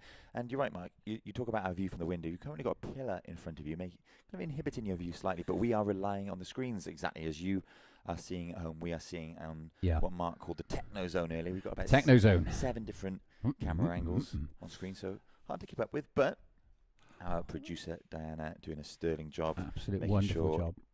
You're getting all of the action at home, and if you are joining us, welcome. I'm Rob Blythe, joined in the booth by Mark Vaughan. This is the GB Cup 2023 in the water. Is round 1, heat number 5 of the women's division. In red, your heat leader representing England, Lucy Campbell. In white, Callie Cruikshank, currently in third representing Scotland, and in yellow, Indy Lynch of Wales in second. But it's all to play for with surfers in second and third. We got a run around already. Very little between them. Indy Lynch opting to run round. Good decision, because once you get down to that sort of north end towards the rocks now, because the tide's starting to hit that, it does the swill, the swirl, the rip, the pull. That's all that water moving is really, really hard work. And so getting as far south as you can, start again. Plenty of time, 16 minutes gone. And this is going to come down to this inside surf off between Indy and Callie of who progresses. And it's going to be exciting. Just got the commentary, the Anton with the beach announcements screaming in our right ear. And Rob, you've also got the added obstruction of trying to look around my nose to look at the north end of the beach. So if you give me a dig in the ribs, I'll lean back a bit so your view's not obscured. But we have a wonderful day of surfing ahead. Now we've got one more heat after this of the opening round, one. Then we're progressing into the men's, and I've seen the draw, Mark, and it's exciting. Very. There are some stacked heats coming up. I think the first of the men's quarterfinals features 3 Welsh surfers and an Englishman. Then we have an England versus Channel Islands battle in heat number. Heat number 2 is England, Wales, and then heat 3 sees England face off against the Channel Islands with 2 surfers apiece in that one. So stacked heats, but we knew they were going to be stacked. They've been stacked all morning because this is the GB Cup, the creme de la creme of each home nation's surfing talent. And we're only at quarterfinals, technically, the last 12. I say quarterfinals is one of those interesting ones, isn't it? It's not 16, but it's of course. Well, you've progressed to the semi-finals. That's so right. Well, each team bringing 6 surfers for the men's division and the women's division. So we start off with 6 heats of 4. That's trimmed down to 3 heats of 4, halving the number from 24 to 12, with 2 surfers being eliminated in each heat, and then we're going to the semi-finals, 3-person semi-finals, I should say, and then into the final. An interesting progression route in this contest, but serving its purpose because, of course, there are big things up for grabs. Not only the honours, but a place in that all-important ISA World Surf Games team. There are indeed, and I don't want to sort of cast our eyes too far forward, but because we've got a heat in our hands here, and we've just seen Indy Lynch increase her lead ever so slightly. She's snagged a 0.77. It's not quite better in her best ride, but only fractions in it. But again, it just makes that requirement for Callie just that little bit higher, and it's going to be really interesting to see how this heat progresses out in the last 14 minutes. And Anton, our beach announcer, I think I don't know what can be picked up on the online viewers, but from our point of view, Rob, it's fairly deafening, and I'm struggling to look at you because the noise is so loud, if that's even a thing. Yeah, it's one of the you're only driving the car and the radio's on, and you're looking for a specific house number or something. You have to turn the radio down to see where you're going. Yes, What's it up, does what's up feel with like that? that. You know, it's it definitely, or a bit. You know, somebody played a I can't hear practical. myself. I can't hear myself think. Yes, you can't. Somebody's played a practical joke on you and turned the radio volume right up, and you turn your car engine on, and you get the shock of your life. It's a little bit like that. But those familiar with surfing events will, of course, be familiar with the beach announcer and the important role that Anton, our beach announcer, is playing, because he is relaying the scores and the requirement to our competitors in the water. And you can hear him, not surprisingly, but with the offshore wind, that helps, and that is critical It's to knowing what. so valuable, and we actually see at certain points in our heat our competitors raising their arms to signal that they need an update on the situation, whether that's time or scores. As we see, surfer in red, heat leader Lucy Campbell of England taking a look at that wave, paddling, trying to scratch into it, but the strong south-southeasterly cross-offshore breeze blowing her off the back. Oh, this is Meanwhile, interesting. up and riding, it's Callie Cruikshank of Scotland in the white on an insider. Several changes of direction there. Yep. Getting a little bit hung up as that wave catches up with the one in front through that inside kind of deep water section. So Callie looking to replace a 0.43. In fact, she needs a 1.07 to move into second, and she gets exactly that. The judges deeming that wave enough to move her into that progressing spot, second position. So an updating situation. Lucy Campbell surfing for England in the red remains in first. I think we saw an up and down very, very quickly there from Indy Lynch in yellow. So it's Callie Cruikshank of Scotland in white, now in second, and Indy Lynch in third, representing Wales. Indy now needs a 0.78 to move back into second. Fine margins between second and third. It couldn't be any finer because they have the same heat total, and the only reason that Callie is in front, she has the highest scoring wave That between them. 1.07, that last of Cruikshank, enough to put her into second. And in terms of commentary timing, Rob, literally, as you said, the words 1.07 required. That score dropped into Callie Cruikshank's total, and she is now in second position and put the pressure on Indy Lynch. It's not unsurprising, I suppose, because the judging panel, of course, with the head judge, will be trying to assess not only that wave, but that wave within the context of the heat. What has Callie Cruikshank done? Has she done enough to deserve to move into that second position? So there's nuance to this game as well. As we see heat leader Lucy Campbell in the red up, and another really big right-hander. A slight change of direction, trying to get ahead of that whitewater section, out into the open face, cutting back towards the whitewater, but unfortunately not managing to dig that rail in. We'll have a look at that replay, and Mark, you can perhaps add some colour to that, having been out in these conditions already this morning. Well, I was looking at this wave when she took off, Rob, and I thought there is a lot of side wind on this and a lot of wobble, and I felt that it's going to take something to hold the rail through this turn, and the wave fattened out a little bit, and that side wind, which just looked a little brutal there for a second. But yeah, nicely served. And Lucy's got a lovely style, hasn't she? So well, if you're watching the replay now, you'll just see a slight slight alteration in her kind of the line she was taking. It was enough to get her out in front of that whitewater onto the open face, but unfortunately not managed to make anything of it once out there. So Lucy, with 9 minutes and 50 seconds remaining, will make her way back into the lineup. Like you say, she's fairly secure, having a 6.67 under her belt, and now that last of red coming in at a 3.33. So it's very likely that she will be progressing through this heat. So she'll take the 9 minutes remaining to get some practice in. Well, we just saw a ride there from Indy Lynch. Now, this is going to be critical, because if she can better a 0.78, then she will be moving into that second progression position. And she gets a 0.97. Talk about fine margins. Oh, and literally as that score drops, Callie Cruikshank, she has just dropped the 0.77.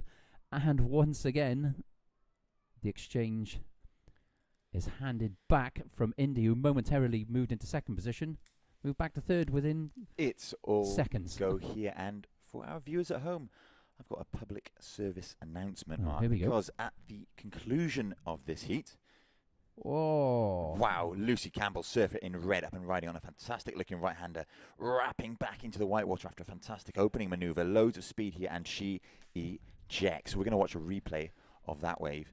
because that was an exciting start, as we see Up and Riding. Deep draw off the bottom as well. Comes right off the rail here.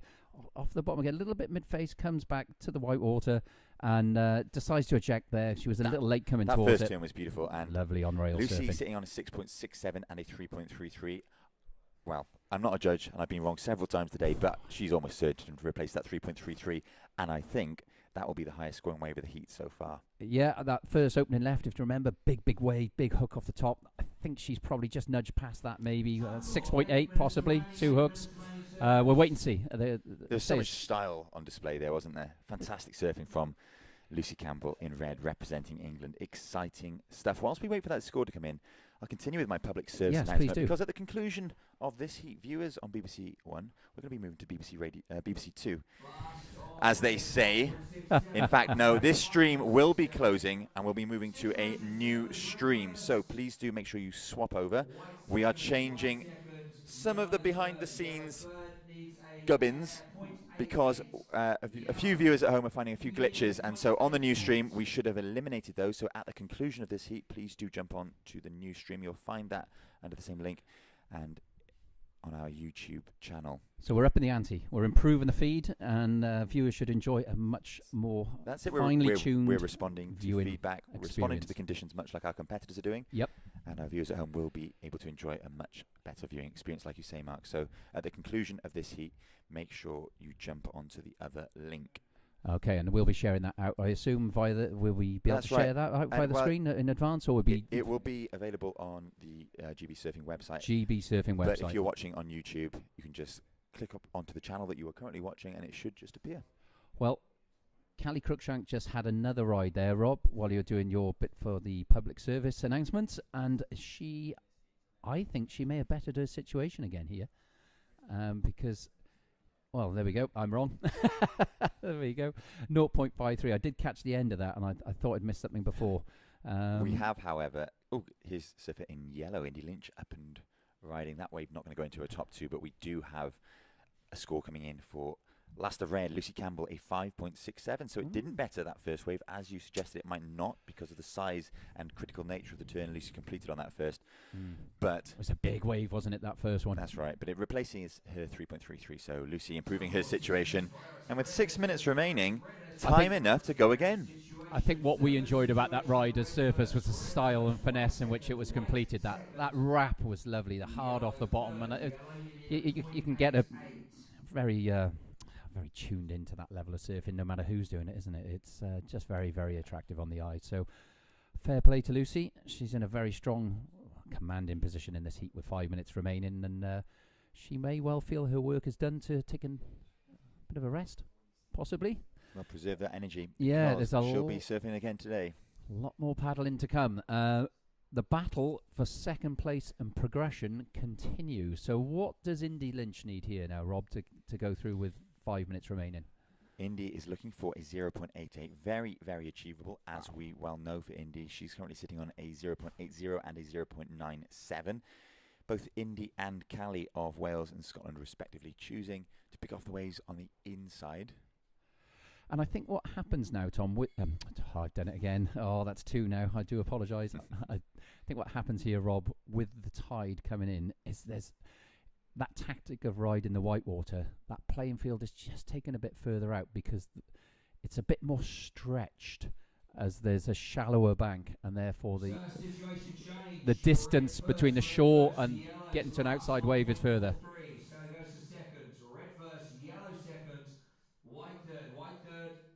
Needs a 1.34. Well, there we are. White, you need a 1.34. Indy has indeed bettered her situation with a 1.43 on that last ride. So again, a change of situation. Lucy Campbell in red of England still out in front, but now Indy Lynch in yellow of Wales into second position, and in third, Callie Cruikshank surfing in white for Scotland, looking for a 1.34.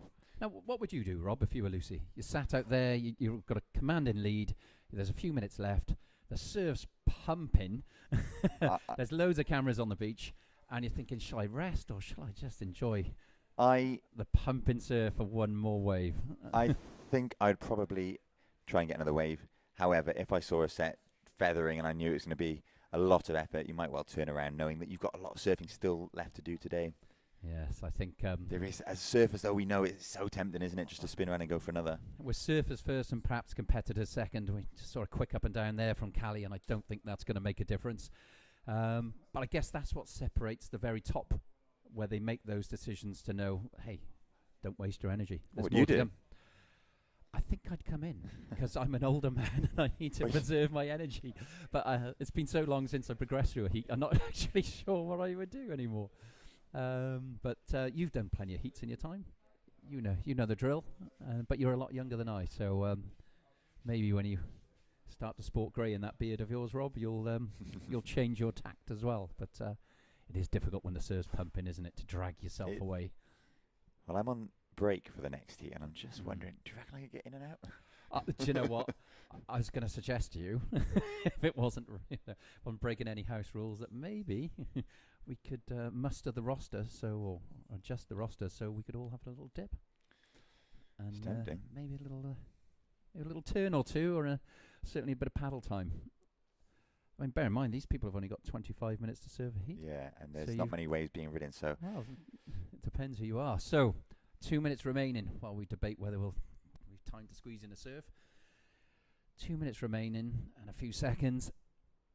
Lucy on top. it'll be Lucy Campbell in red progressing through. And unless something drastic happens in the next second, then it will be Indy Lynch of Wales moving through in second, and Callie Cruikshank of Scotland being eliminated in third. So Lucy Campbell first, Indy Lynch second, and Callie Cruikshank in third. We're going to be swapping over streams now, so if you are watching and you wish to continue, please do join us on the other link. If you're watching on our YouTube channel, you can simply navigate across and we'll see you there shortly. Thank you very much. Nice one, Rob.